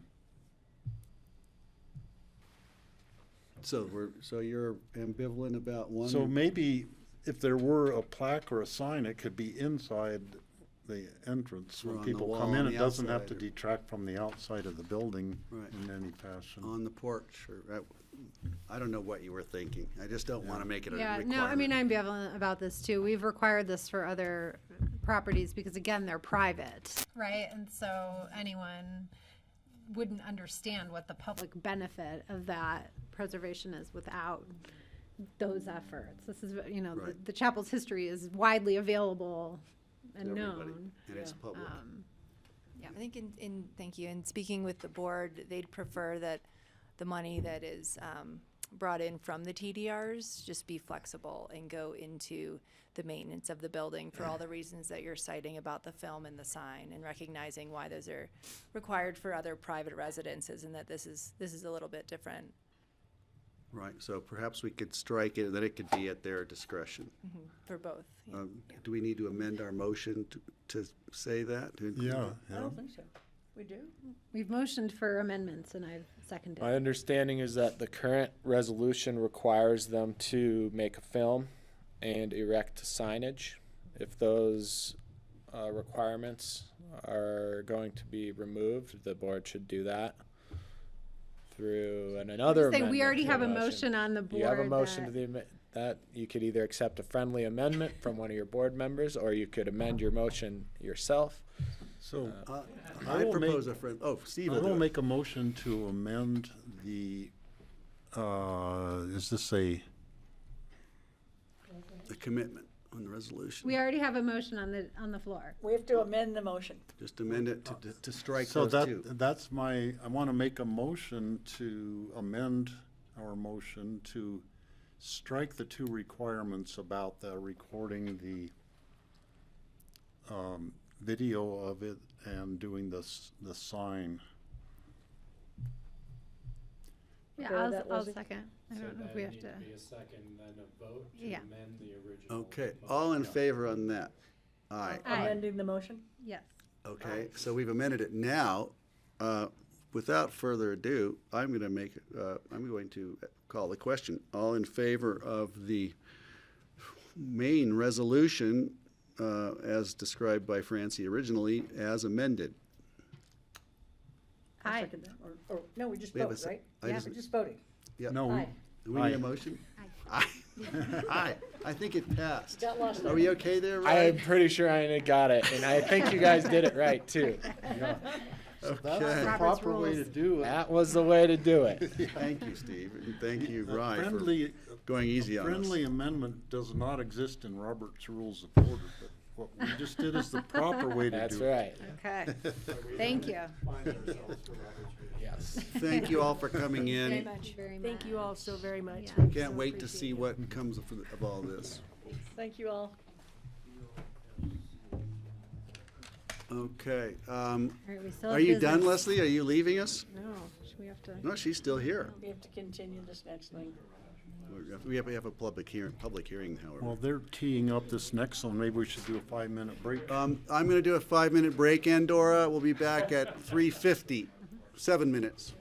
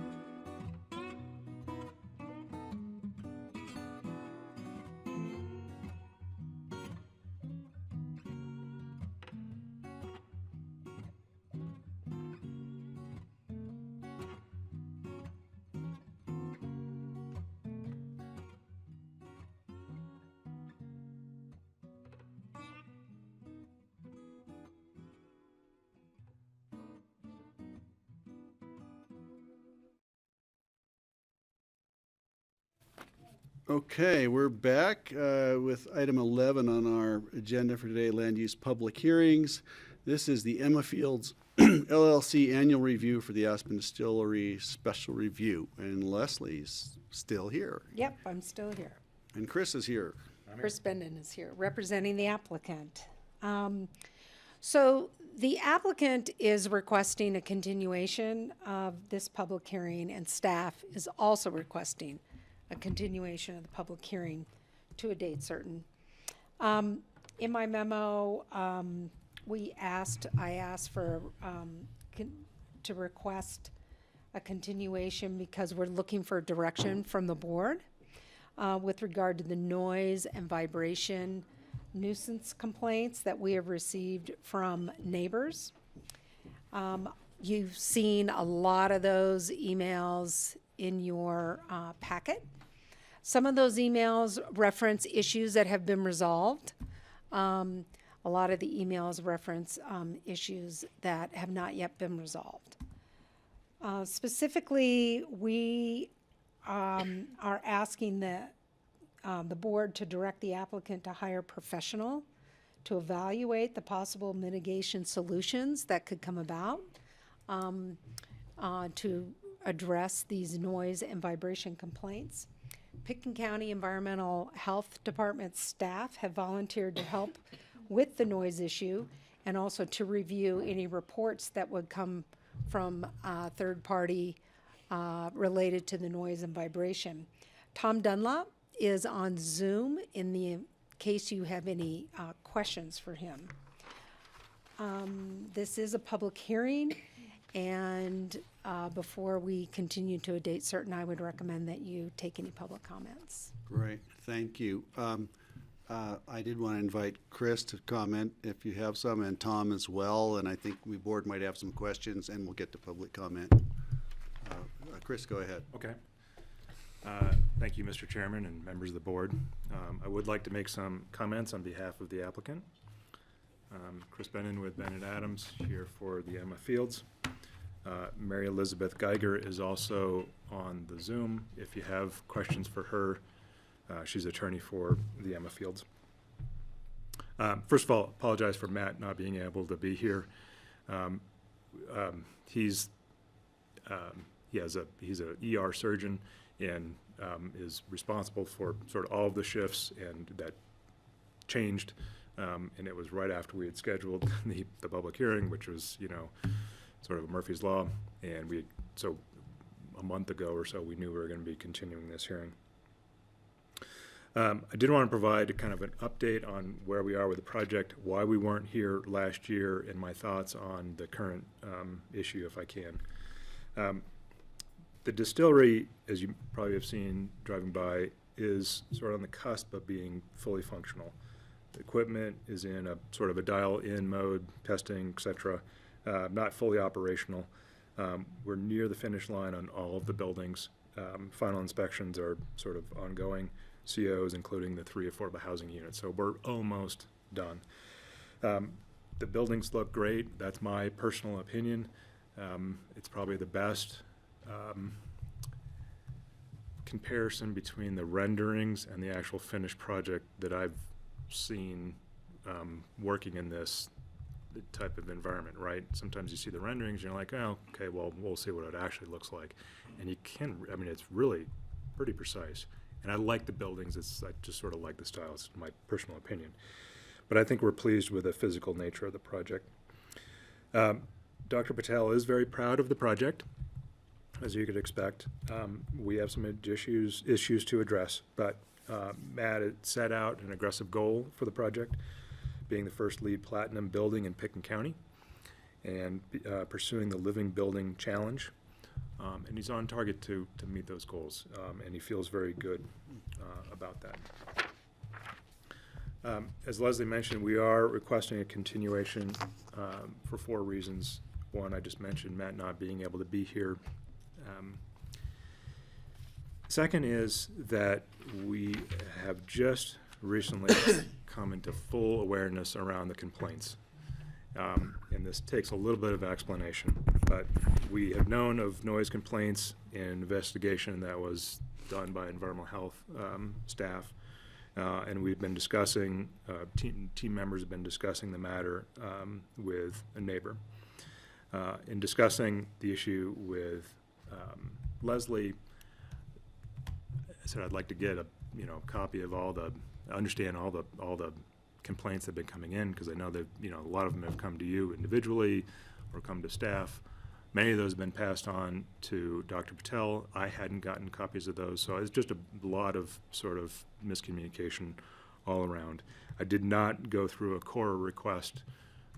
Just sort of the nature of that is a little adversarial, but I just was able to get the full set of all the complaints most recently, and was able to go through those yesterday and this morning. The third reason is that I feel we need some time to work through with environmental health staff to determine an actual acceptable level of noise / vibration. So, and I'll talk about this a little bit more, but the current sort of codified definition of noise and vibration may not be sufficient for what we're dealing with. And the fourth is that I think we need to better understand the issue from all the multiple perspectives that are out there. My previous understanding was this was from essentially one party.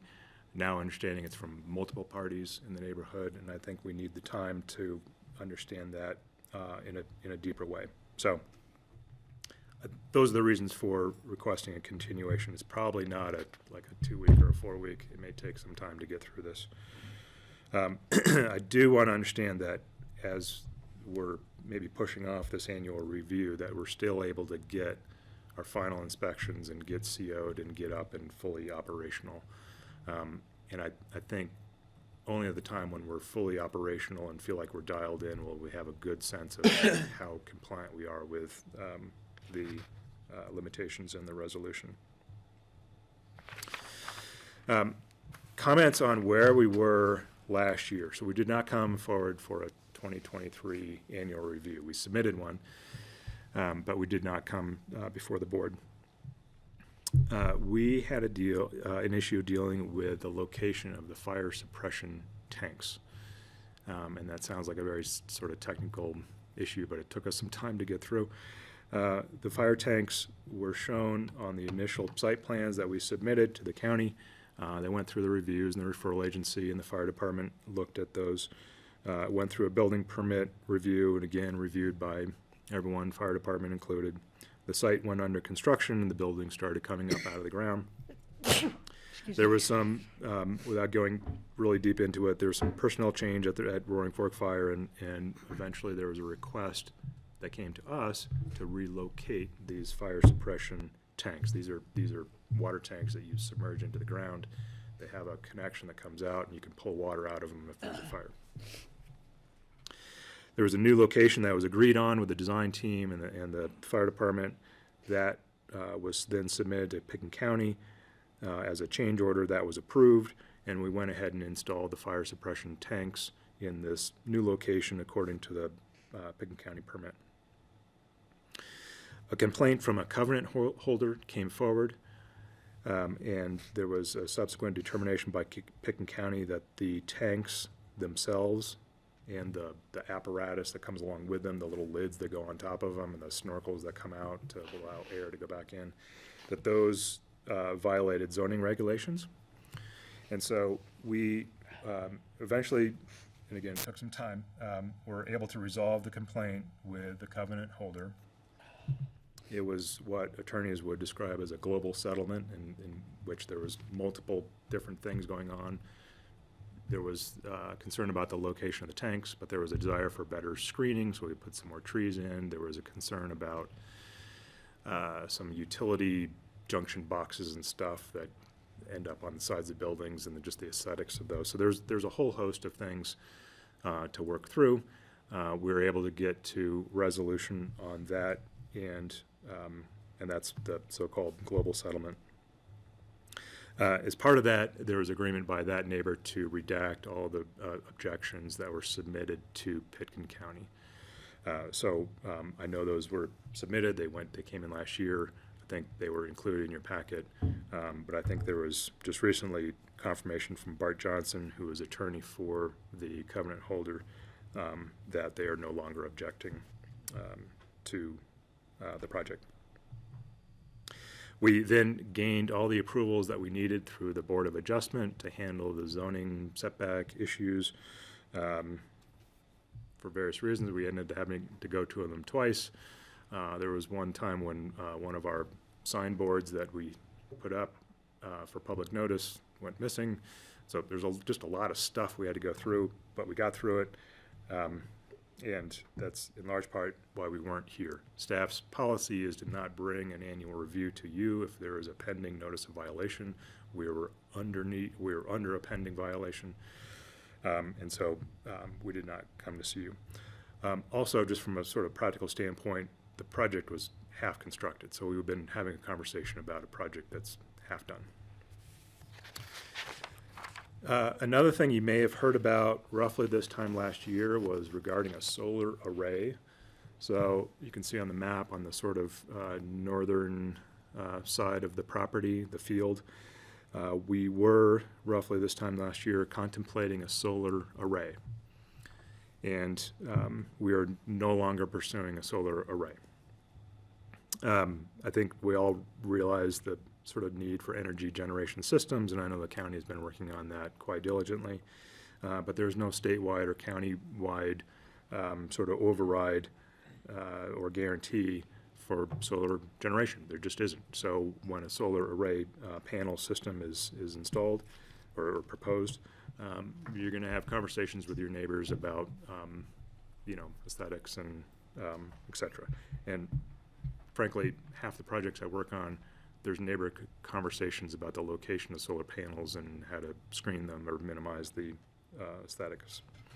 So, would you mind speaking up just a little bit? Yeah, sorry. Thank you.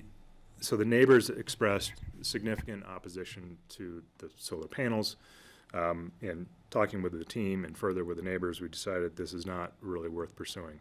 So the solar panels, that concept is no longer on the table.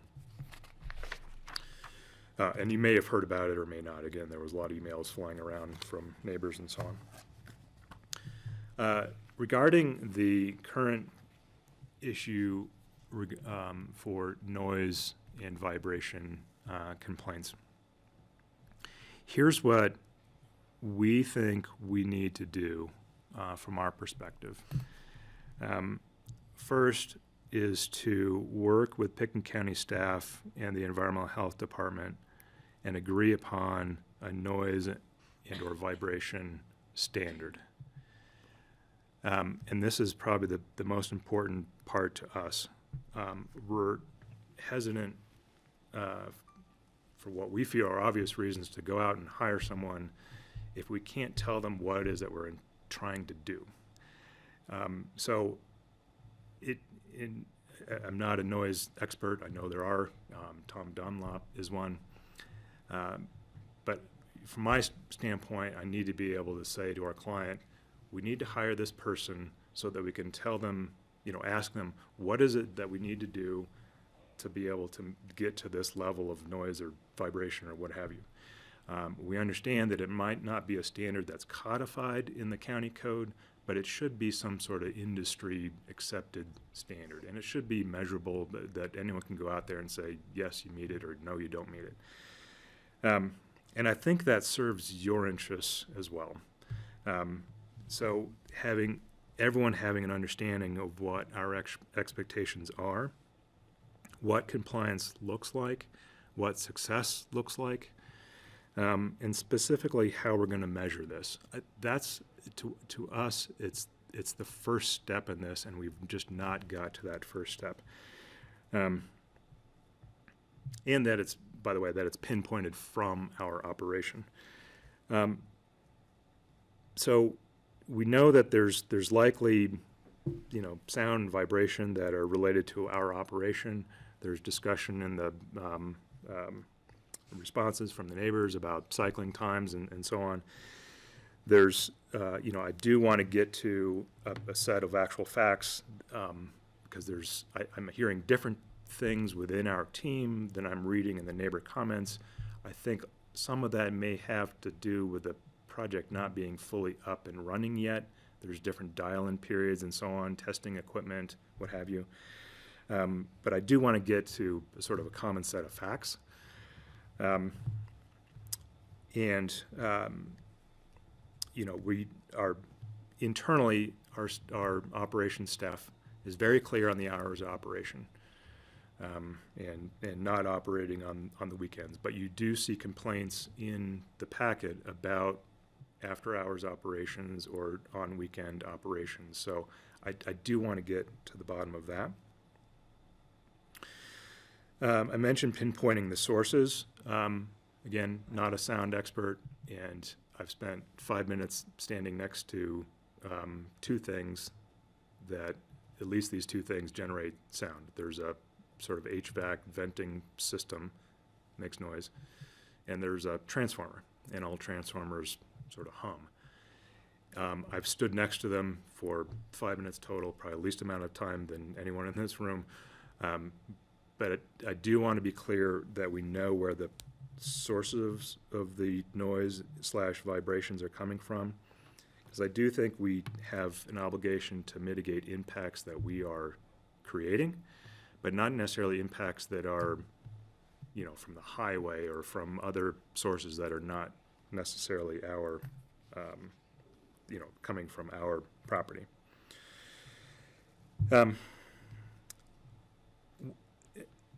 Lastly is probably a requirement within our team, which is to come to what is a reasonable set of solutions. And the reasonable is something that, first and foremost, our team is going to have to get their head around, but that is a conversation between both our team and with Pickens County. There may be some solutions that that are suggested that are just not feasible, either physically not feasible or not a reasonable amount of effort or expense on our part. So that's a conversation that I think should unfold. There's going to be, I'm sure, operational, you know, suggestions, probably some physical suggestions, but we need to get to something that we all consider a reasonable set of solutions. And that takes some time, and that takes some discussion with primarily county staff, and may require your input, right? You could picture a scenario where we come back and we say, we've had this conversation with staff, we think these are the sources, these are the standards, these are the reasonable solutions, and we're deploying them on this schedule, and that's the feedback. Or we come back to you and say, we've had this discussion, we agree on these points, we need to talk about what reasonable solutions are and need your input. All of this is to say that we are not adverse to addressing this issue.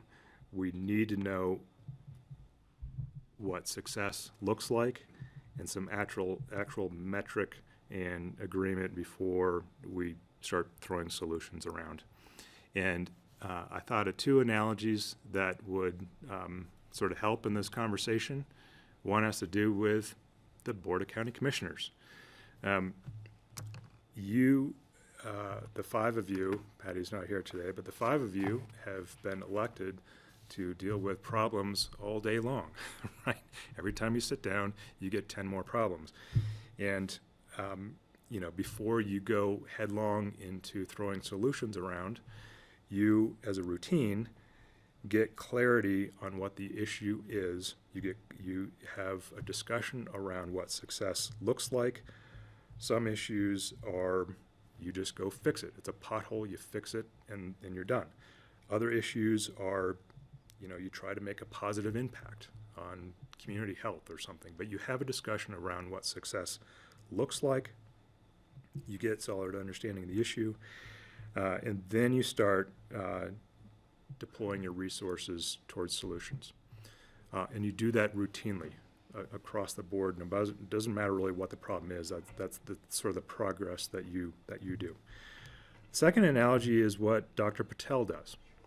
As an emergency room surgeon, he goes through this progression maybe a little quicker than government does because he has to make decisions really quickly. God, let's hope so.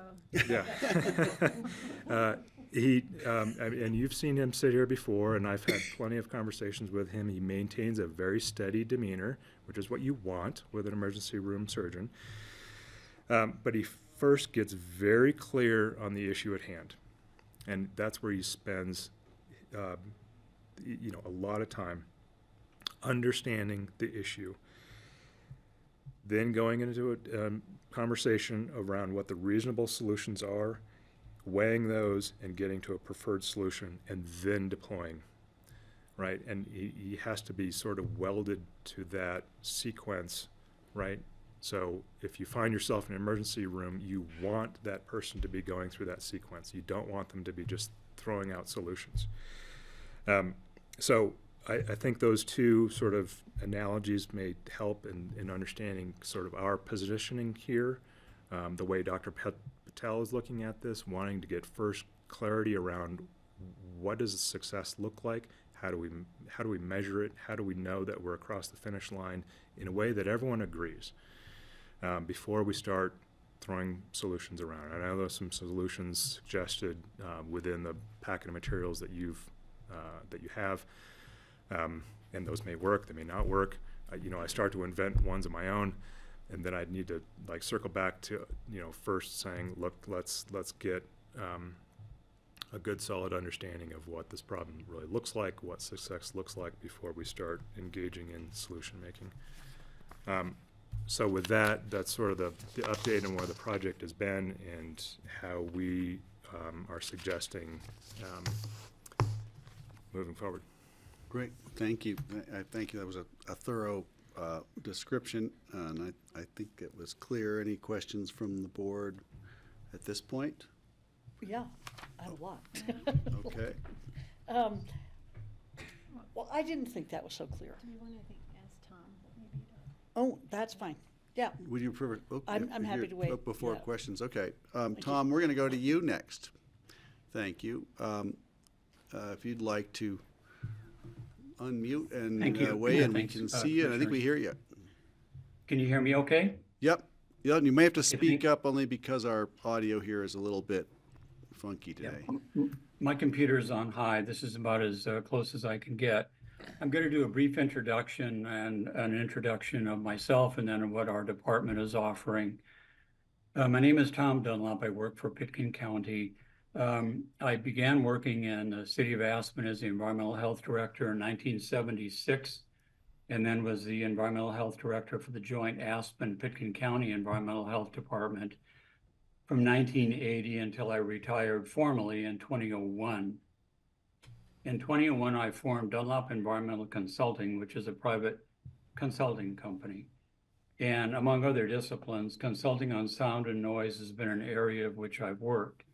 When I was the environmental health director for the city and the county, I wrote the ordinances for the city of Aspen and participated in writing the one for the county.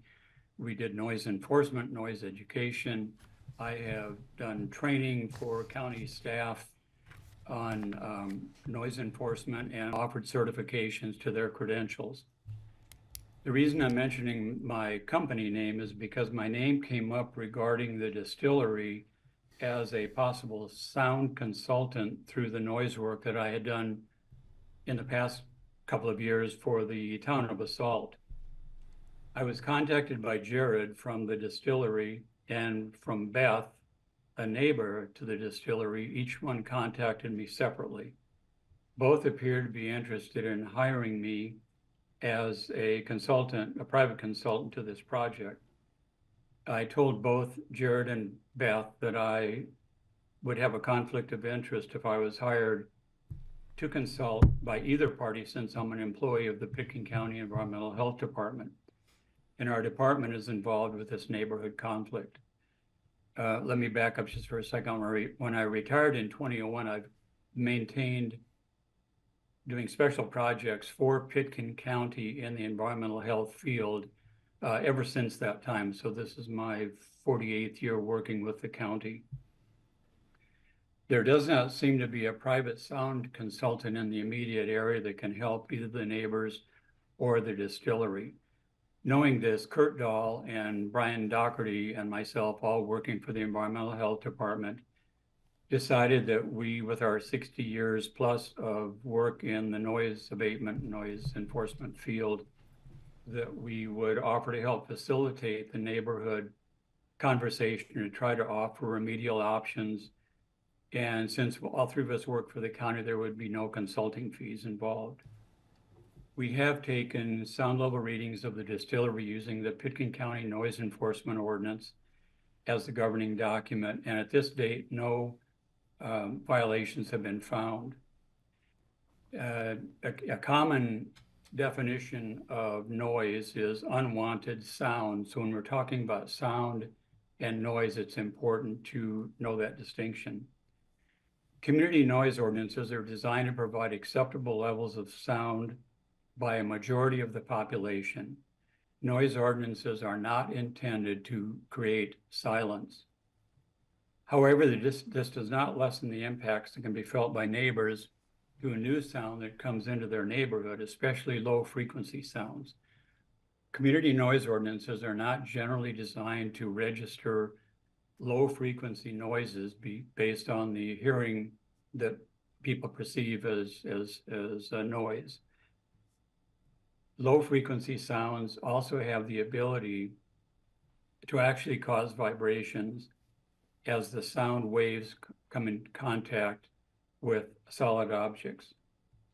It's our understanding, and it was just confirmed by the last speaker, that the construction of the distillery is not complete yet and that it's not completely operational. So it's really impossible for us as a county environmental health department to provide noise readings that are accurate because we don't know what the final design is going to produce. So in conclusion, it's the intention of the Environmental Health Department to facilitate a conversation among the concerned parties to seek an acceptable outcome to the noise generated from the distillery. And let me stop there, and I'm certainly willing to answer some questions. Thank you. Thank you, Tom. If I could, my question would be, so what you're saying is that really you would really only be comfortable taking measurements on the completed building in its regular designed operation, and that's the only time you could understand what really the sound emanating from it would be, and that I think that's what I understand from a That's completed exactly project. Right, Greg. And when we do noise enforcement, there is a construction noise standard, and then there is a completed project standard based on the zone district that the immediate neighbors occupy. And in this case, I don't want to get into the decibel readings yet. We're a little premature for that discussion. But you're right. We need to wait until things are operational, and then at the property line, using the county noise ordinance, determine what the sound levels are coming at the property line going under neighboring properties. Great. Thank you. Thank you for that. Chris Benden had his hand up. Chris. I should probably clarify, there's several buildings on the property. The distillery building is finalized and is able to operate, and it's going through various testing, and you've heard from the neighbors that we're going through cycles of fermentation, etc. The entire property is not operational to the full extent of what we had originally envisioned, right? So we don't have deliveries and bottling and storage, and the affordable housing units are not up to speed, and we don't have we're not at the point where we can tell you here's what the truck trips have stabilized at, that kind of level. But we do have the ability to, cycle it up, go for a maximum sort of HVAC systems on that building. And the distillery building itself, from my understanding, is that's where the noise complaints are focused on. And again, it's both from the fans that evacuate air from the building and the transformer, and those two things are, like, from me to Leslie, they're right next to each other on the distillery building. So that building is, we can schedule a time to fire it up and get it going at its maximum rate, take various different readings, et cetera, because We don't expect the storage building is going to be generating sounds, or the affordable housing units, or, you know, other things on the property. Is there any other construction on the property that could either inhibit or alter the sound coming from the distillery toward the homes that we're talking about? I don't think so. I think there's a remaining small building to enclose some water metering equipment, but that's not right proximate to those two things I mentioned. Okay, so it sounds like for all practical purposes, the construction work is done, but you're still testing, so you're not in operation yet. And maybe that's a gray area of, you know, if you're still testing and doing wild cyclical changes in the operations, that could be emanating a different amount of sound or vibration than regular operation. So where does that fit in the, you know, into the spectrum when it's time to really understand what the sound levels are going to be on a regular basis? Yeah, I guess what I was trying to say is that I think we have the equipment there and ready, and it has been going through different cycles, but I think we're ready to get to the level that I think Tom was speaking to. Remaining changes in the operation would be to the extent that we're producing from the building, obviously the affordable housing units, the storage and bottling, you know, other elements that are probably not noise and vibration generating. And it doesn't mean that we wouldn't be subject to further testing later on. Sure. Right. You know, I mean, we'll likely be doing this at least once a year. And the landscaping on the property Landscaping in that vicinity is complete, or the major trees are in. A lot of the ground landscaping is not in, and it'll be going in soon. Got it. Okay, Tom has his hand up, I see. Sure, thank you. You know, sound emanating from a property is an aggregate generally, where we have maybe multiple sources. Some are louder than others. Predominant sources are obviously going to be the determining factor at a property line. I would suggest that if everyone involved in this, the neighbors and the applicant, would be willing to accept the Environmental Health Department's offer to be a facilitator, to have some conversations in the neighborhood about this, I think that would be a good next step, so that we all understand what the final outcome is going to be, completion dates and so forth.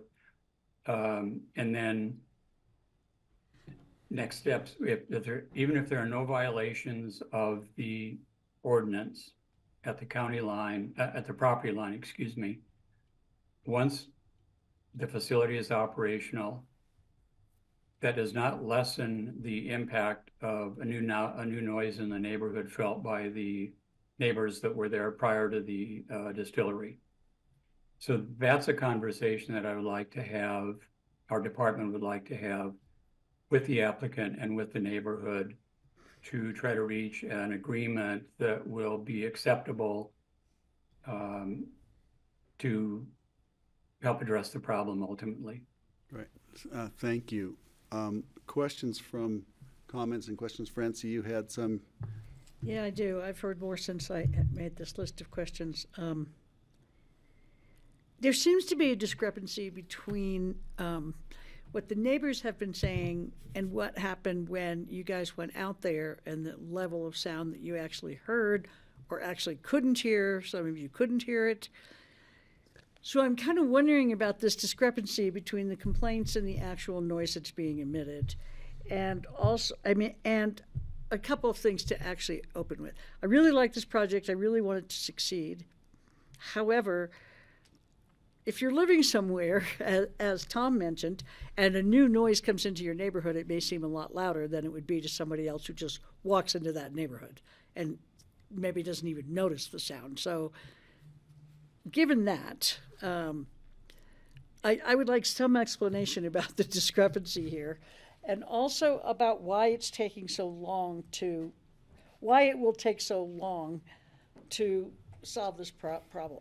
It sounded, I don't mean to offend you, but it sounded like a long explanation for procrastination when you were talking. And that's kind of what I heard was, well, I won't repeat what you said because you know what you said, but to me, it just seems like we should have seen you last year. I understand you weren't far enough along in the building process to actually see you, but now here we are a year later. We've been getting these letters for a long time. And so obviously there's some sound coming out of the building, but now it seems like you're ready to run the building just as itself. So now why can't we get a reading not in 4 or 6 months, in 4 days? I mean, I don't understand. The whole thing seems like an incredible exercise in procrastination in response to these complaints. So I would like to see some action on that. And and another one is, I'm not sure how long it's going to take to come up with reasonable solutions either. I mean, there are a lot of smart people involved with this project, so I think we can get there a little bit faster to reasonable solutions. And then I have one question. Is this within the urban growth boundary in Basalt? I don't believe it is. Okay. And that's all I have for right now, maybe more. Okay, thank you. Steve? At my house, there's construction going on at the neighboring property. And I can be inside my house and my body is vibrating because of earth moving equipment about a quarter mile away from my house.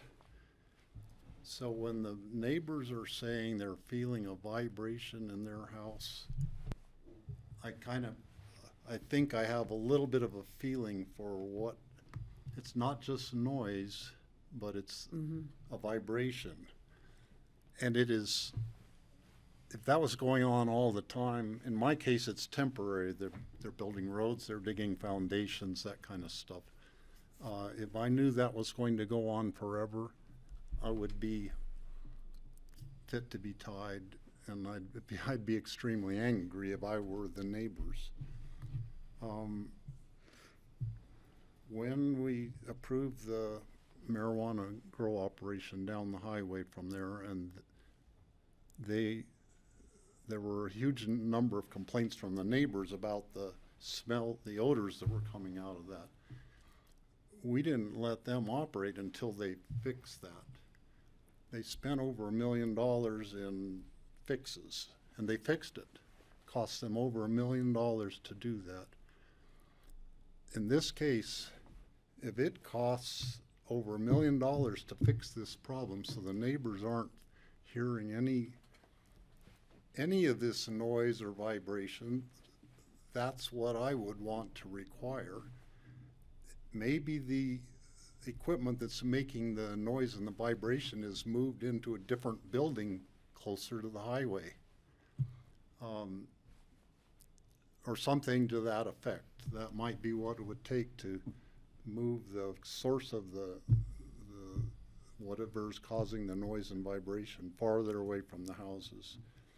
Maybe it would require a big sound wall around the structure, such as the big sound wall around the hospital here to block the noise of the chillers, so it doesn't bother the neighbors. Maybe it would require some sort of engineering solution on changing the timing or the intensity of the operation of the equipment. Maybe it would require changing the equipment out to some other less noisy equipment. I don't know what the solution is, but those are the kind of things that I think would have to be done or looked at to figure out a solution to this. I didn't vote in favor of this project when it was approved. I didn't think it was a suitable project for a residential neighborhood. I'm at the point, if this isn't solved, I would vote against approving the annual review of the special review, and you know, taking the special review permit away from them to operate this facility. That's where I am right now. I want a solution to this, and I don't want it to be 4 months down the road. I want it to be, you know, immediately. Let's find solutions to it. The neighbors deserve that.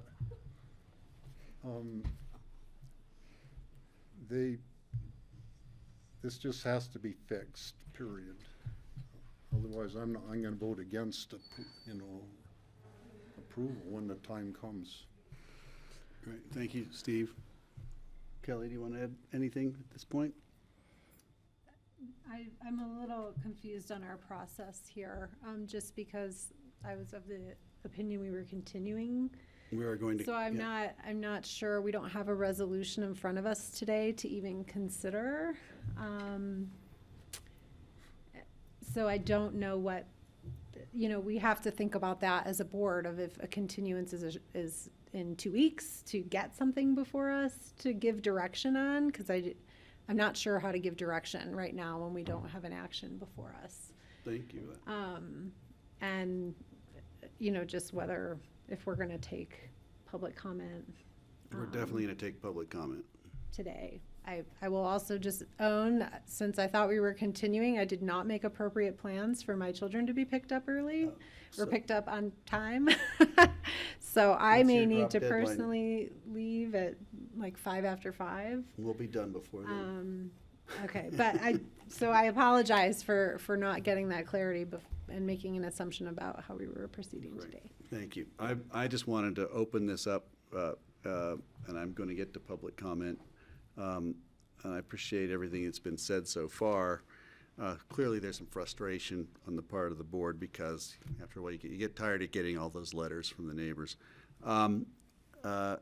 If no one else has a comment up here, I'm gonna open up the public comment. And I don't know if we have anybody online, Rosa. If we do, we can tell them *9. We've got one hand raised, and that's Lawrence Bond. If you'd like to make a comment, this is your opportunity.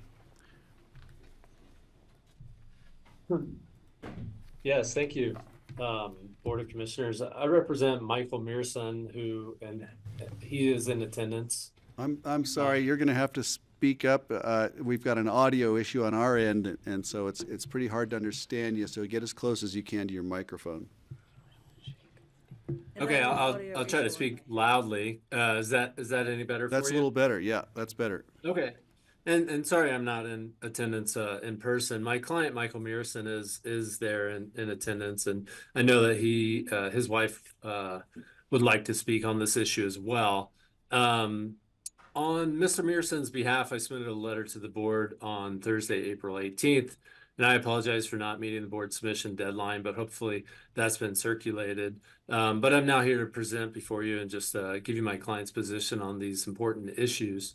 In response to some of the comments that have been made already, my clients do not disagree that they need to evaluate the problem and create a goal and objectives. However, my clients, they live in the house. They're extremely close to the distillery's operations, and their lives have been turned upside down. And they want an immediate solution to this problem.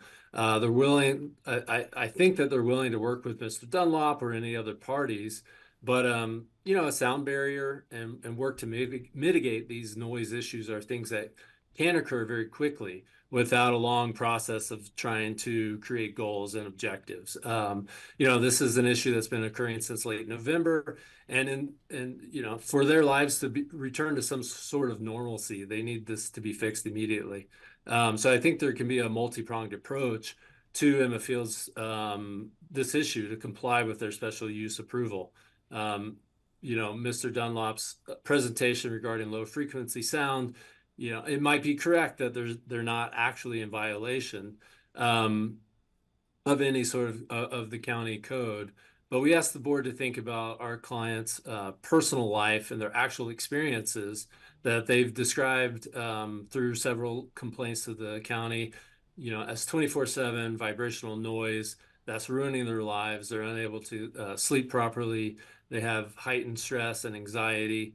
So while we agree with the certain parameters and goals are important, I think the number one priority and goal for this board is, to help the residents who live next to this development and this operation. So I'm here today to ask the board to require the distillery to mitigate the noise and prevent the constant vibrations from their operations and find a solution to the problem. So in my letter, I outlined a few objectives, specifically request that you order Emma Fields to hire professional consultants, which sounds like there's some progress in that regard, to identify and determine the source of the noise and the vibrations,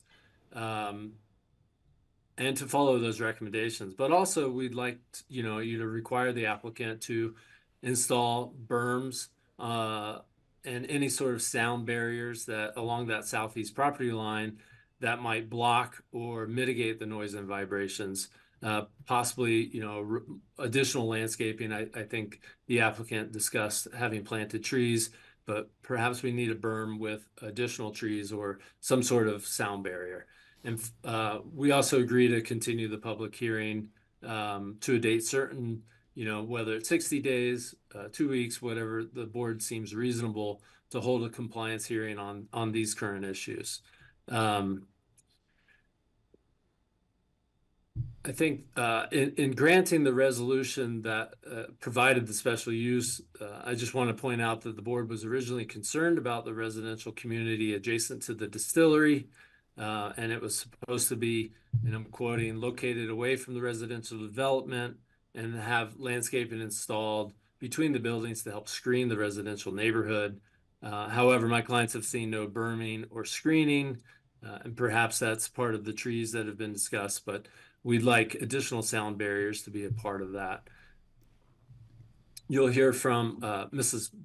Elizabeth McCracken, who's going to tell you about how this has specifically affected her life. And it will take more than one solution to completely mitigate this issue.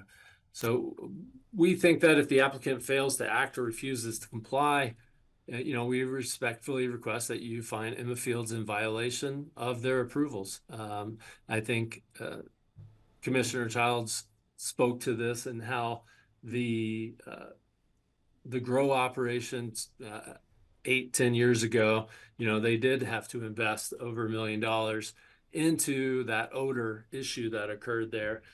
We certainly hope and want the applicant to be successful, and we hope that it's an easy fix, but we'd like to hold them to account and make sure that this problem gets fixed rather than forcing our community and my clients to have to live in such an environment or move and uproot their lives. So I agree with the recommendations of the Pickett County staff, and we hope that you guys will, we hope that you all will work to ensure that this problem and this nuisance is remedied immediately. So thank you very much for your time. Thank you for your comment. I'm going to come back. Are there any other online comments, just so I know if anybody else is out there? I don't see anybody right now. Thank you, Mr. Bond.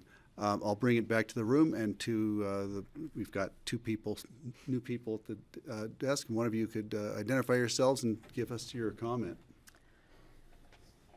Hello, thank you all for your time today in service to our community. My name is Elizabeth McCracken. I'm a resident of Pitkin County and currently live with my family that we've owned for 14 years in the historic Hoagland Ranch APSHA housing neighborhood of 12 homes. This is my 27th year in Colorado. This is my home. I'm here today due to there no longer being peace in our home. Peace that has been replaced by constant invasive noise pollution and vibration. This constant nuisance and pollution is coming from all the operational systems of the Emma Fields Distillery building. This noise and nuisance can be heard most strongly between 1 a.m. and 5 a.m. This is not traffic. This is when I lay my head on my pillow vibrates and it trembles into my face. If this is to be measured, that's the time it's gonna have to be measured in my home. Just to clarify, construction and distillery building and the levels of which that happens. Our house is within 100 feet in direct line of the output of all these systems, not just HVAC and transformers, but everything. We absorb it all through our 1929 cabin. It reverberates. It can barely be heard outside, but it reverberates into our home at a level of absolute torture. It's hard to describe, and I know it's a tricky situation. I believe we block it from other neighbors. I think if these buildings didn't have to be moved because of the ridgeline breach, there would have been buildings on their property that might have blocked it from our home, but unfortunately this was overlooked. There are currently no barriers or no mitigation in place, although we have been asking for 5 months. I think in our line of homes, there's a 3-foot tree with 40 feet in between and another 3-foot tree. Roaring Fork Meadows got a cluster of, I don't know, 20, 30 trees that are 20 feet tall, just as they enter their gated community and drive away from it. We currently don't have any of that. It is torture to live like this in our home. It has negatively affected my family in many ways, our health, our happiness, our sleep, and our sanity. Now leaving us with uncertainty of our future in our home and this valley. I'm urging you today to protect our neighborhood and community, to mandate today that Emma Fields properly mitigate all operational systems, to construct barriers to block and blanket all noise pollution, restore peace as we lived in it before Emma Fields moved in next to us in our neighborhood. I understand the challenges that come with this urgent request. It can be done, and we agree it must be done properly. I hope you all understand the urgency of implementing a solid plan, an adequate timeline that starts today. We strongly feel this is just the beginning of many issues that will develop once full occupancy is permitted. This burden has been not fairly placed upon us, the residents of our low-income, working-class Apsha neighborhood. This development isn't fully completed, and as they grow, we will continuously carry the load of this financial burden to defend our home. Our residential neighborhood has been immensely overlooked throughout the development and construction of this distillery. This brings us here today for a permanent solution. We're asking you, the commissioners, to make this important decision that will guarantee that our happiness and health is restored. That today we can continue our future in our home as we grow in our careers and in my small business, and to continue to give back to the community we love. My son Jackson starts Basalt Middle School next year, and he loves his home that he has lived in since birth. I do not want to uproot my child from his school, friends, and community.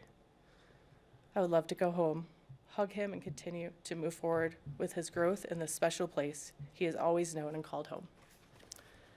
Thank you. Thank you. Thank you for your comment. I appreciate you coming up. Next.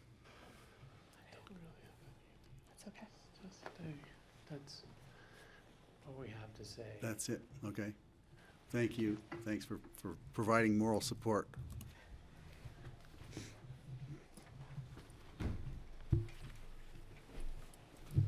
Okay. Let's just check online one more time if there's anyone else in the room would like to make a comment. Is there anybody else on there, Rosa? Tom's still here. Thanks for being here, Tom. Tom's hand is up. But we're done. Yeah, that was Lawrence Bond's hand is up, right? I just wanted to double check. I thought I saw a hand at the last second there. Okay, I don't see any. Okay, we don't see any. Tom, were you wanting to make another comment?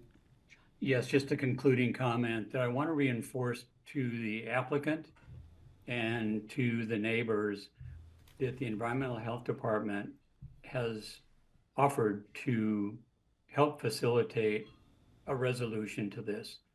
We have a lot of experience dealing with berms and sound blankets and landscaping and air noise deflection, noise reduction.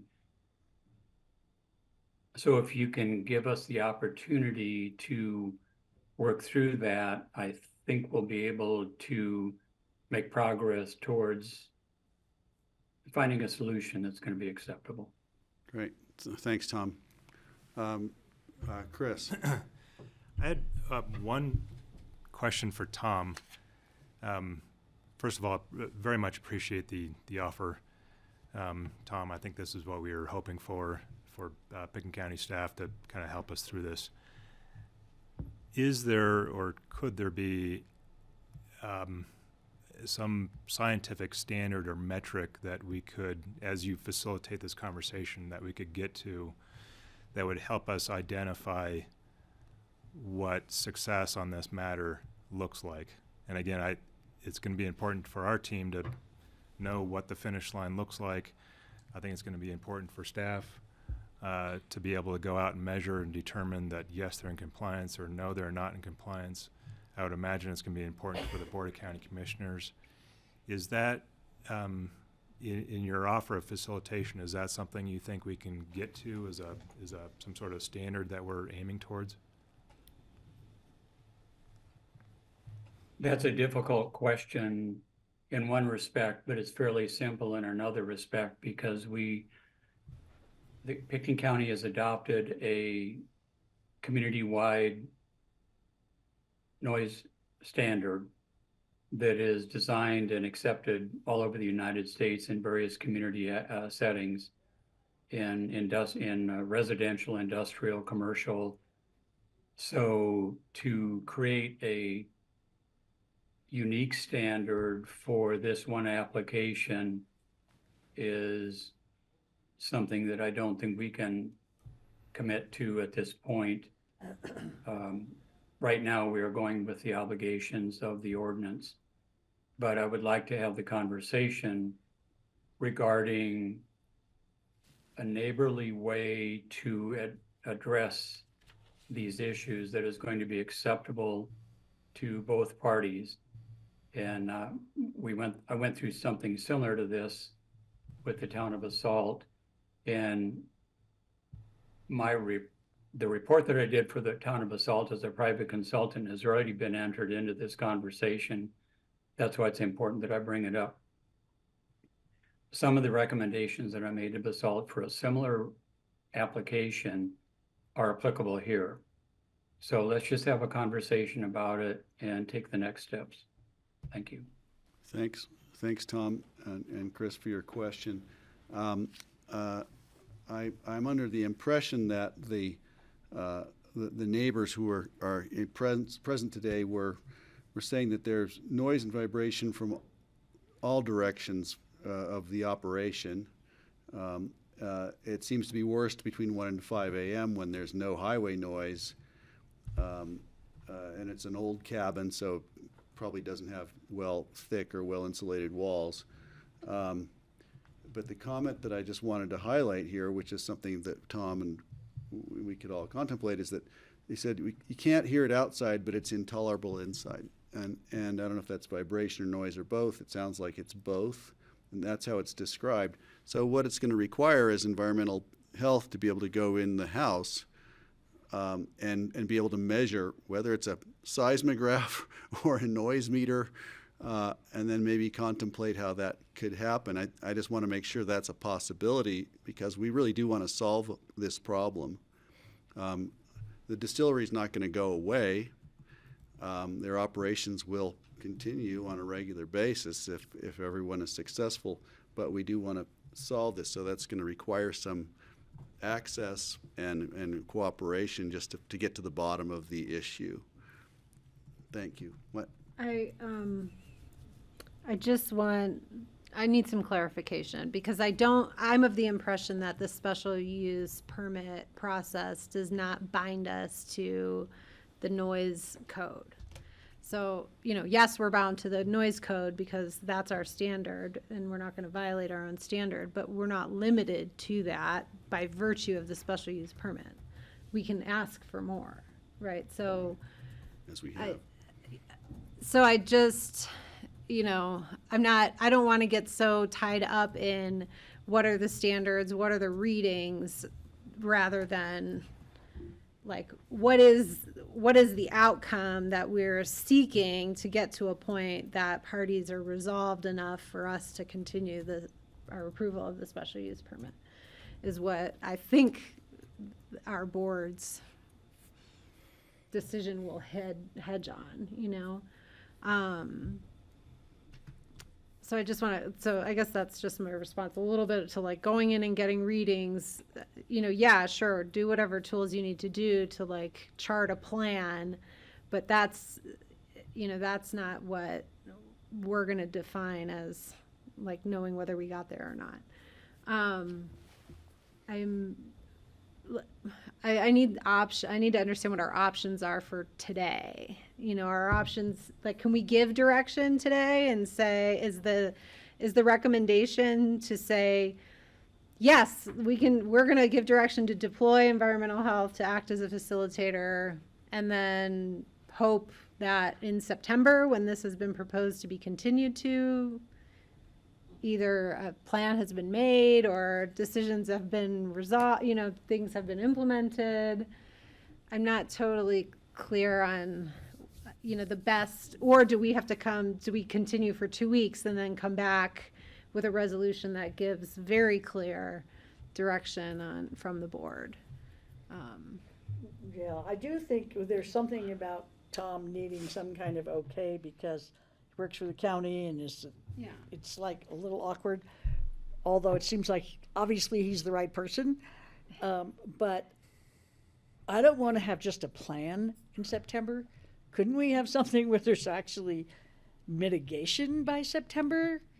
Do we need 4 months to make a plan on sound mitigation? People have been doing sound mitigation for ever. We want to do this as quickly as we can. To your prior comment of procrastination, that's not what this team is about. They're very anxious to get over this. To Kelly's point, we do need to have some standards so that we can all understand what success looks like, and I think that's our first task. And that may be, you know, not speaking for Tom, but we need to sit down with Tom, go through this. But I think that's, from my standpoint, I think our first task is to understand how we're going to measure success. And as soon as we can get there, we can start working on mitigation measures, whether they're sound walls or berms or plantings or what have you. But we do want to understand that we're not just entering into, I can't in good conscience advise my client to start pursuing something with no end in sight. I need to be able to understand, well, what is it that we're trying to accomplish in a scientific, measurable way. And again, I'm not a sound person, but I feel that it can be measured in some way, and we can agree on some target, even if it's more restrictive than the codified requirements that are currently in the county code. But some sort of thing. So what you want is a certain level of certainty to know when you're done mitigating. Yeah. Because other than that, it's possible. Sound and the perception of sound is subjective in many ways and in many circumstances. So we know this is difficult. I mean, in all respect, you know, it's done when this board feels it's resolved. Exactly. It's done when this board decides that the special use permit is, Right. you know, can continue to. So the incentive for the client is that their permit hangs in the balance. So I think you have an incentive to do it as quickly as possible. We just have to figure out what it is to do. Yeah, So and I the certainly action understand. that's in front of the board, well, there is no definable action in front of the board right now to set additional standards or modify the standards that are in the existing approval right now. A continuance to September is too long under the code. It doesn't sound like this board is amenable to a continuance of that length anyway. So, if the board is going to continue this, I would recommend the board do that and pick a date to do that sooner rather than later. I wouldn't try to impose additional standards at this point that you don't have a recommendation or a good metric, to Chris's point, to establish something that is either unachievable or unattainable or undefinable. So if the board is going to continue this, I would base the continuance on a request to have Mr. Dunlop come back in with recommendation for either further testing or a definable metric or means of mitigating the issue. And that can continue through every annual review going forward, just like we do with our other permits that are available or being operated pursuant to special review, whether that's the gravel pit and the dust mitigation out at the Elim yard, or as Steve brought up, the odor issues that arose with High Valley Farms in 2015. It's an ongoing process through the annual review until it achieves the standard that makes operation acceptable to this board, as Kelly defined that. So I would really recommend that you all, instead of trying to define and fix the problem today because you don't have a good recommendation in front of you right now, and it's okay to define and acknowledge the problem, which I think this board has done, but I don't know if you're going to be able to solve it without a recommendation from our experts, whether that be Leslie or Suzanne or Tom here, to help us figure out a good recommendation for you all to take an action on moving forward from here. That sounds great. I just would not want to have people come back and just give me decibel ratings. I want some kind of plan. Understood. And it doesn't sound like that's going to solve the issue. And that's, if I could jump in, I mean, Please do. that's the kind of direction that I think we need to hear. Yeah. I think we've heard some really good direction from you guys, and you're supportive of Tom jumping in and helping out. Chris said they're willing to work with Tom. You want a plan. 90 days from now is July 24th. Glenn, Rye doesn't like you guys going 90 days out for a continued public hearing, but if you want to see it sooner, we just don't want you to go beyond. Well, why don't we ask Tom what would be reasonable? Tom, is 60 days or 45 days appropriate? I would lean more towards the 60. What might come out of this conversation with Beth and her neighbors, as well as the applicant, they are an intricate part of this conversation as well. So we have to make sure that they are represented in the conversation. It can be very subjective. The solutions to what we're talking about are available commercially, generally speaking. Some of the conversation we've had about planting trees as a non-starter. You can have 100-foot depth of pine trees and it only reduces the decibel level by 3. So that's not the answer. So there are other technical opportunities. The applicant has to be willing to contribute to that, and there has to be some agreement also on the part of the neighbors that this is a livable solution. To get something installed and identified if it's working or not in 60 days is not going to be very realistic. But at least we can make some progress towards the direction to go. And I'm not sure exactly when we would have an absolute answer, but we can certainly come back to you with an agreement between the neighbors and the applicant. Hopefully that's our goal in what the next steps will be.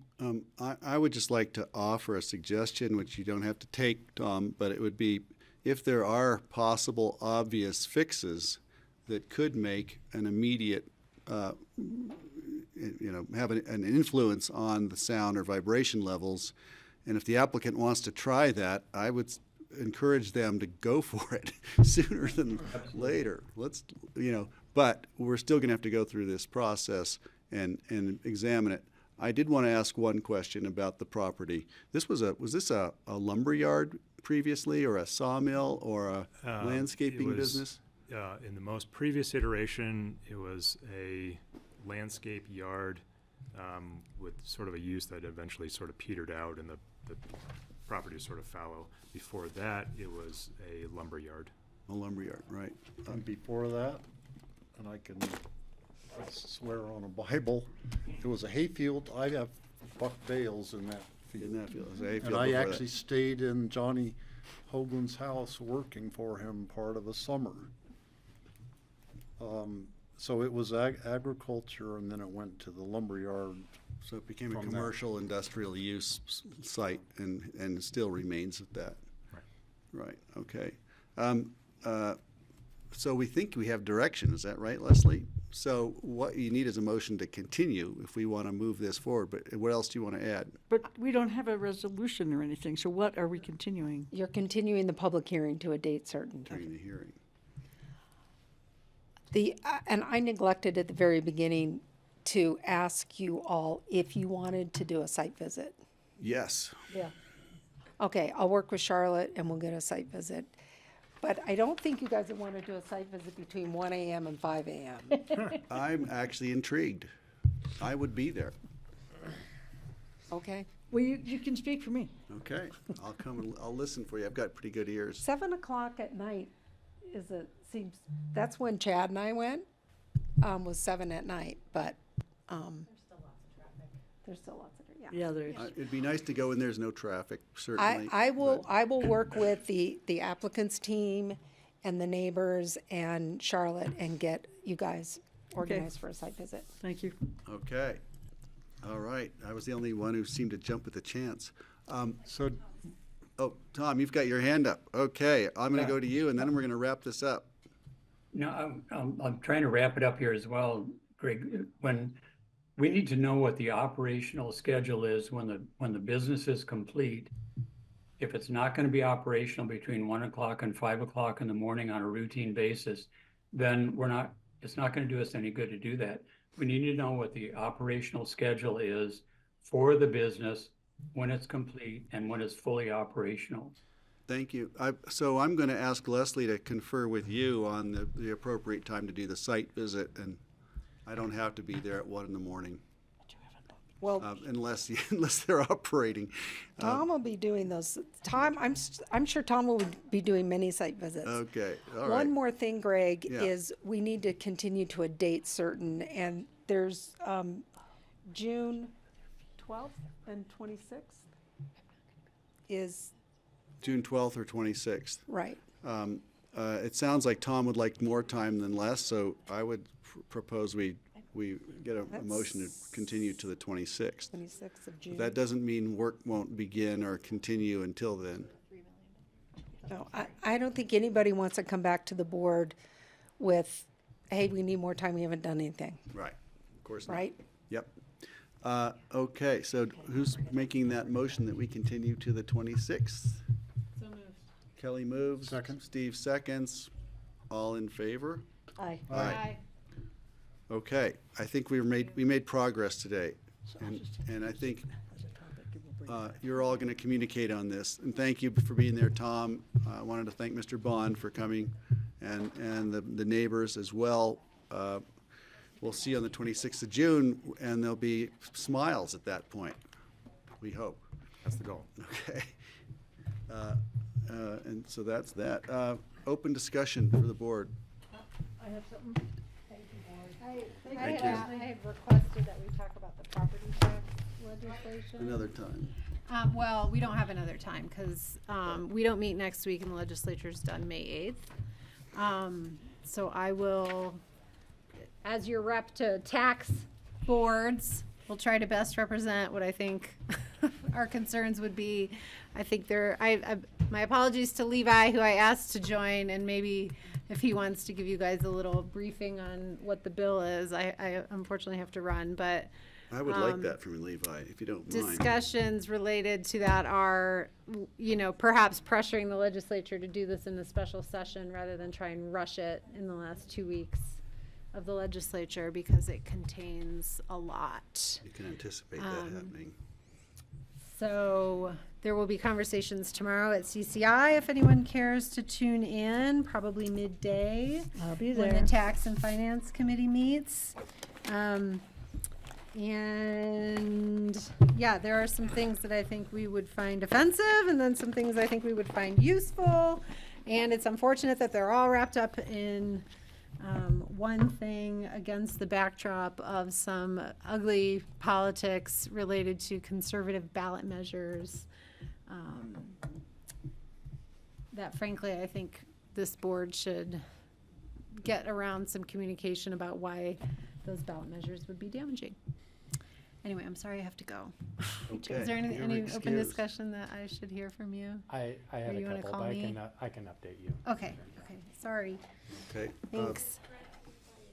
Levi's here. You know, Levi, we can't see him, but we know he's there. There, now we see you.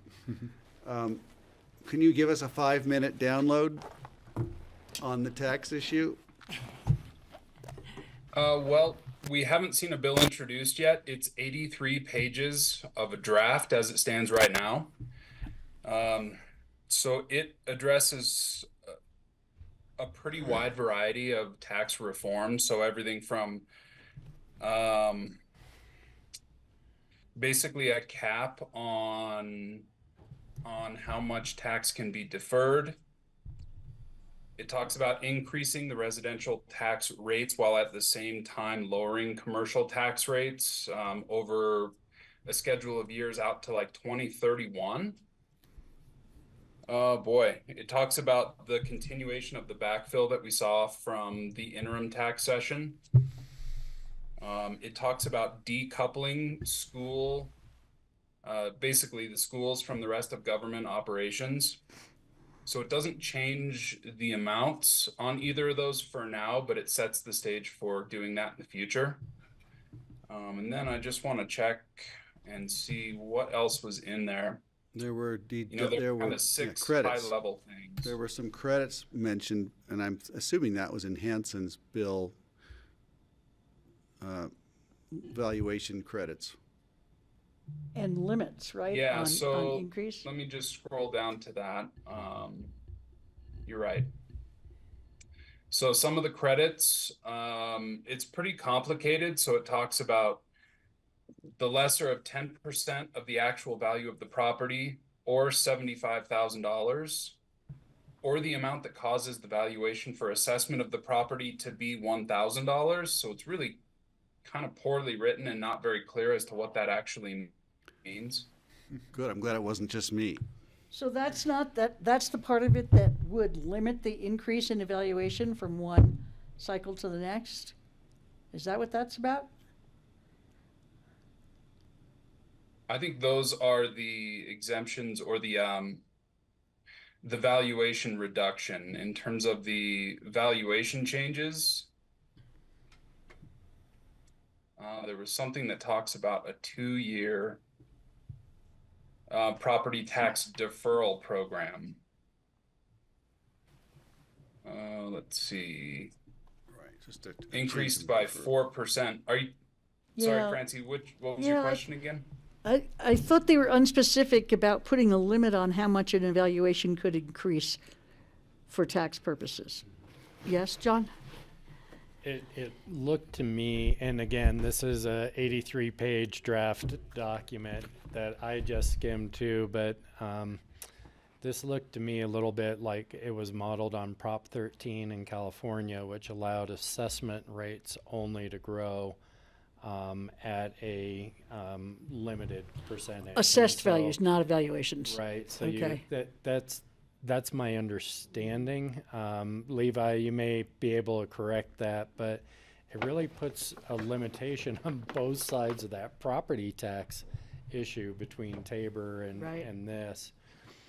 And so I think those are the types of things that may be problematic in this bill. Right, okay, yeah, thank you. So we don't expect them You're to right, pass John. anything. There's some question on what that cap would be, and I think they were using something related to CPI in the short term, but there's pretty fierce opposition to that, at least on a initial reaction to the draft. I think we could pass on to Kelly that we would not vote in support of this, don't you? Yeah, at this point, I don't think anybody's going to. There is an Yeah, exemption. and one other component was it drafts in the allowance for monthly property tax payments. And so a person could in theory pay their property tax monthly as opposed to, you know, what it is now, which is April 30th or in 2 equal installments. And I think that has some implications for certain districts that rely on that revenue for their bonding and for their financial solvency. So I think there were some problems there. Thanks for that. I don't have a lot of confidence anything's going to happen in the next couple days with that. So I feel like I have enough knowledge at this point, and then people can listen into the various groups talking about it. Which would be painful. Yeah, if you want to. Is there any other open discussion? I have something and you have something else too, right? Yeah, Well, I'm I was happy going to go talk last. about Clint and Kate Courts. How do you say their name? The Monastery Road Fire people. So they've been asking for quite a while for some help with their building permit fees, which are approaching $80,000. And so I talked to John about it, and he thinks that there might be a way that with natural disasters that we could make a decision that we would reimburse people for their building permit fees. And, you know, we hypothesize, well, what if we have a Superior fire and all of Redstone burns or something?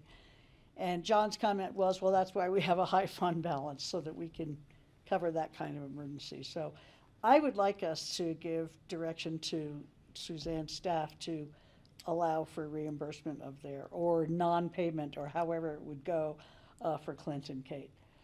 And so. I would certainly like to pursue that, and I would like to have, you know, this isn't going to be the only time this comes up. I'm sure of it.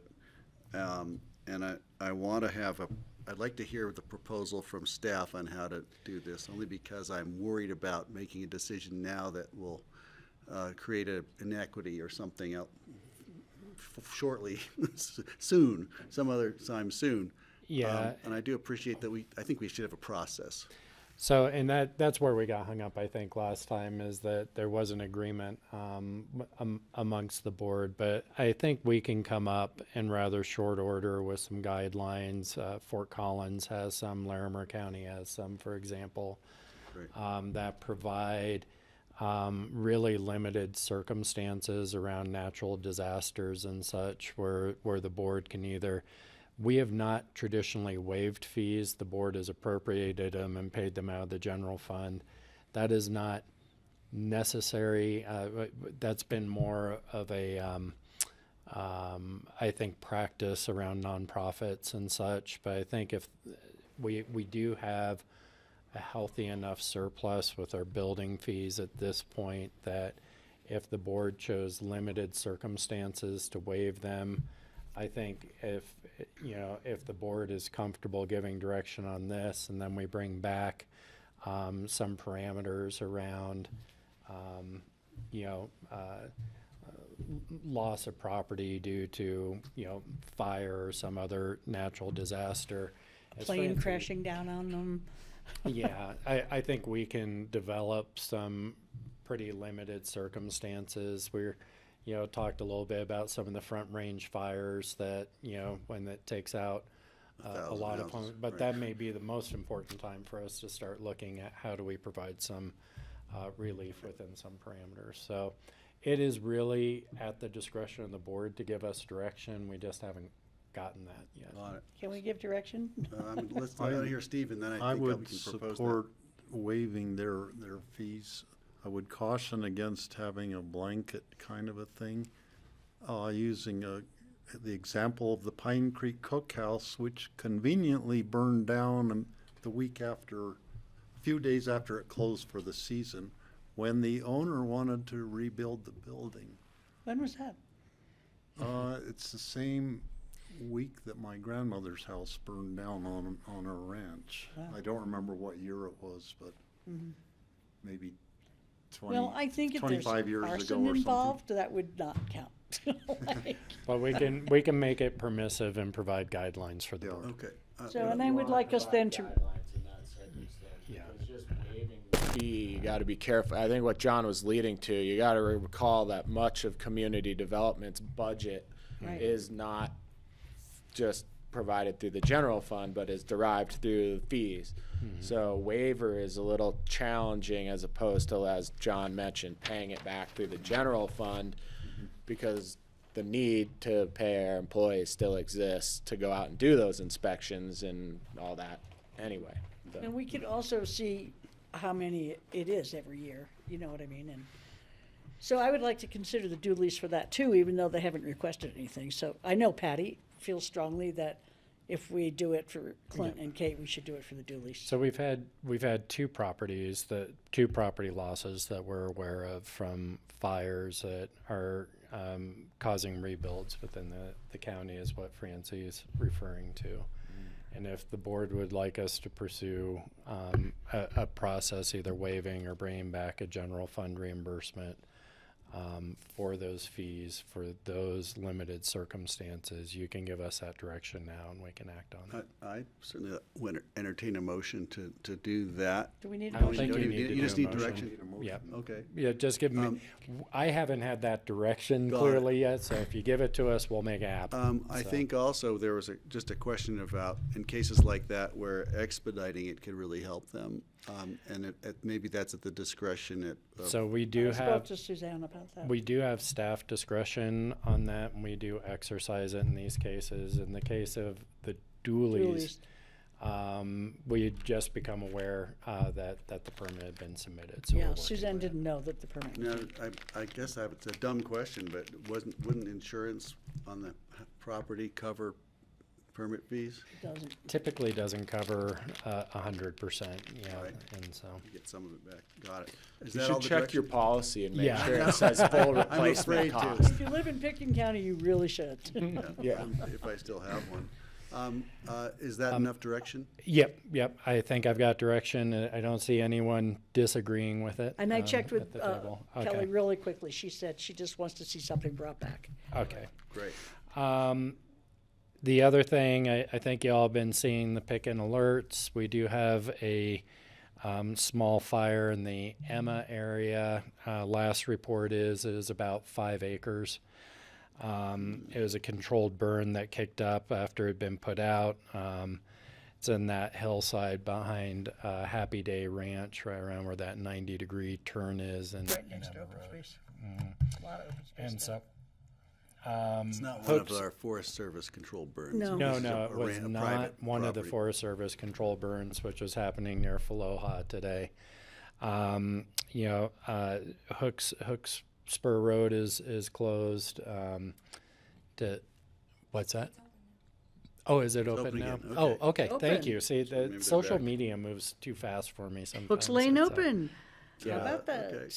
So we'll keep you updated. Right now, there hasn't been any requests for additional resources or anything. And then the other thing is we had a small scheduling challenge on May 1st with this room. We scheduled from noon to 4, and APSHA starts at 4. We'll probably need a little bit of transition time. I did write Whose APSHA. room is this anyway? I know. I did write APSHA, to your point, to see if they might be able to start a little later, 4:30 or such, to give some transition time.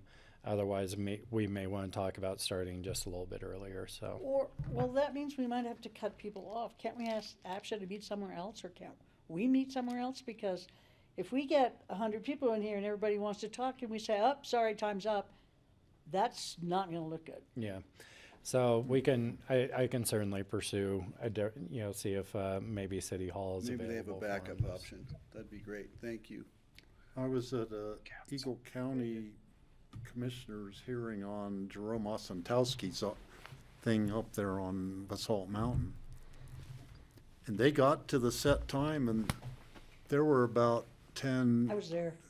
Yeah, you were there. Additional people, They right. cut it off. It's like, well, that's the end of the public hearing. I know.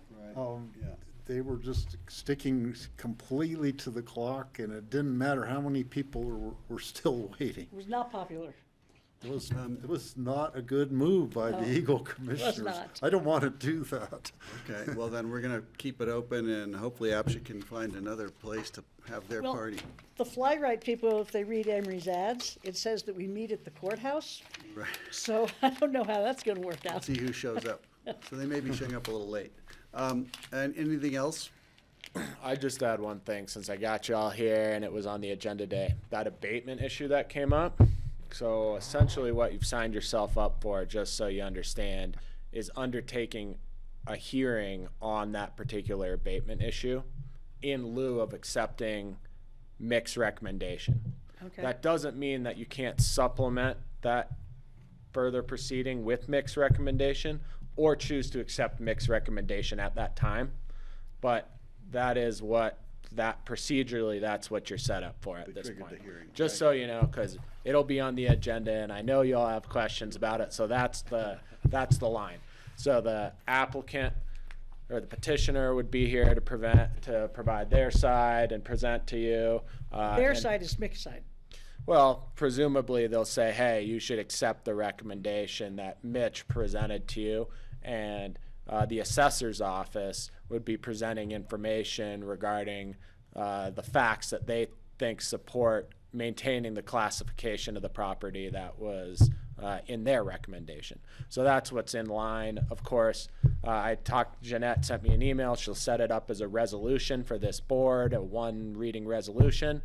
And like I said, if you want to accept Mick's recommendation at that time, you can, or you'll have a hearing and then make your own decision utilizing Mick's recommendation, and somebody from the attorney's office will be here and we'll figure it out. But that's procedurally, that's the deal. And I didn't have the statute in front of me earlier, but I looked at it and that's what we're signed up for. Okay. Yep. And that was like, That was weird. Jeanette threw me a curveball.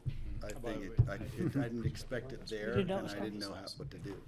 It's Yeah, okay. that was strange. No, everything worked Got out through just it. fine. We got through it. Because, you know, I read through the whole thing and I saw Mick's thing and I was like, well, that was good. Somebody's on and joining us.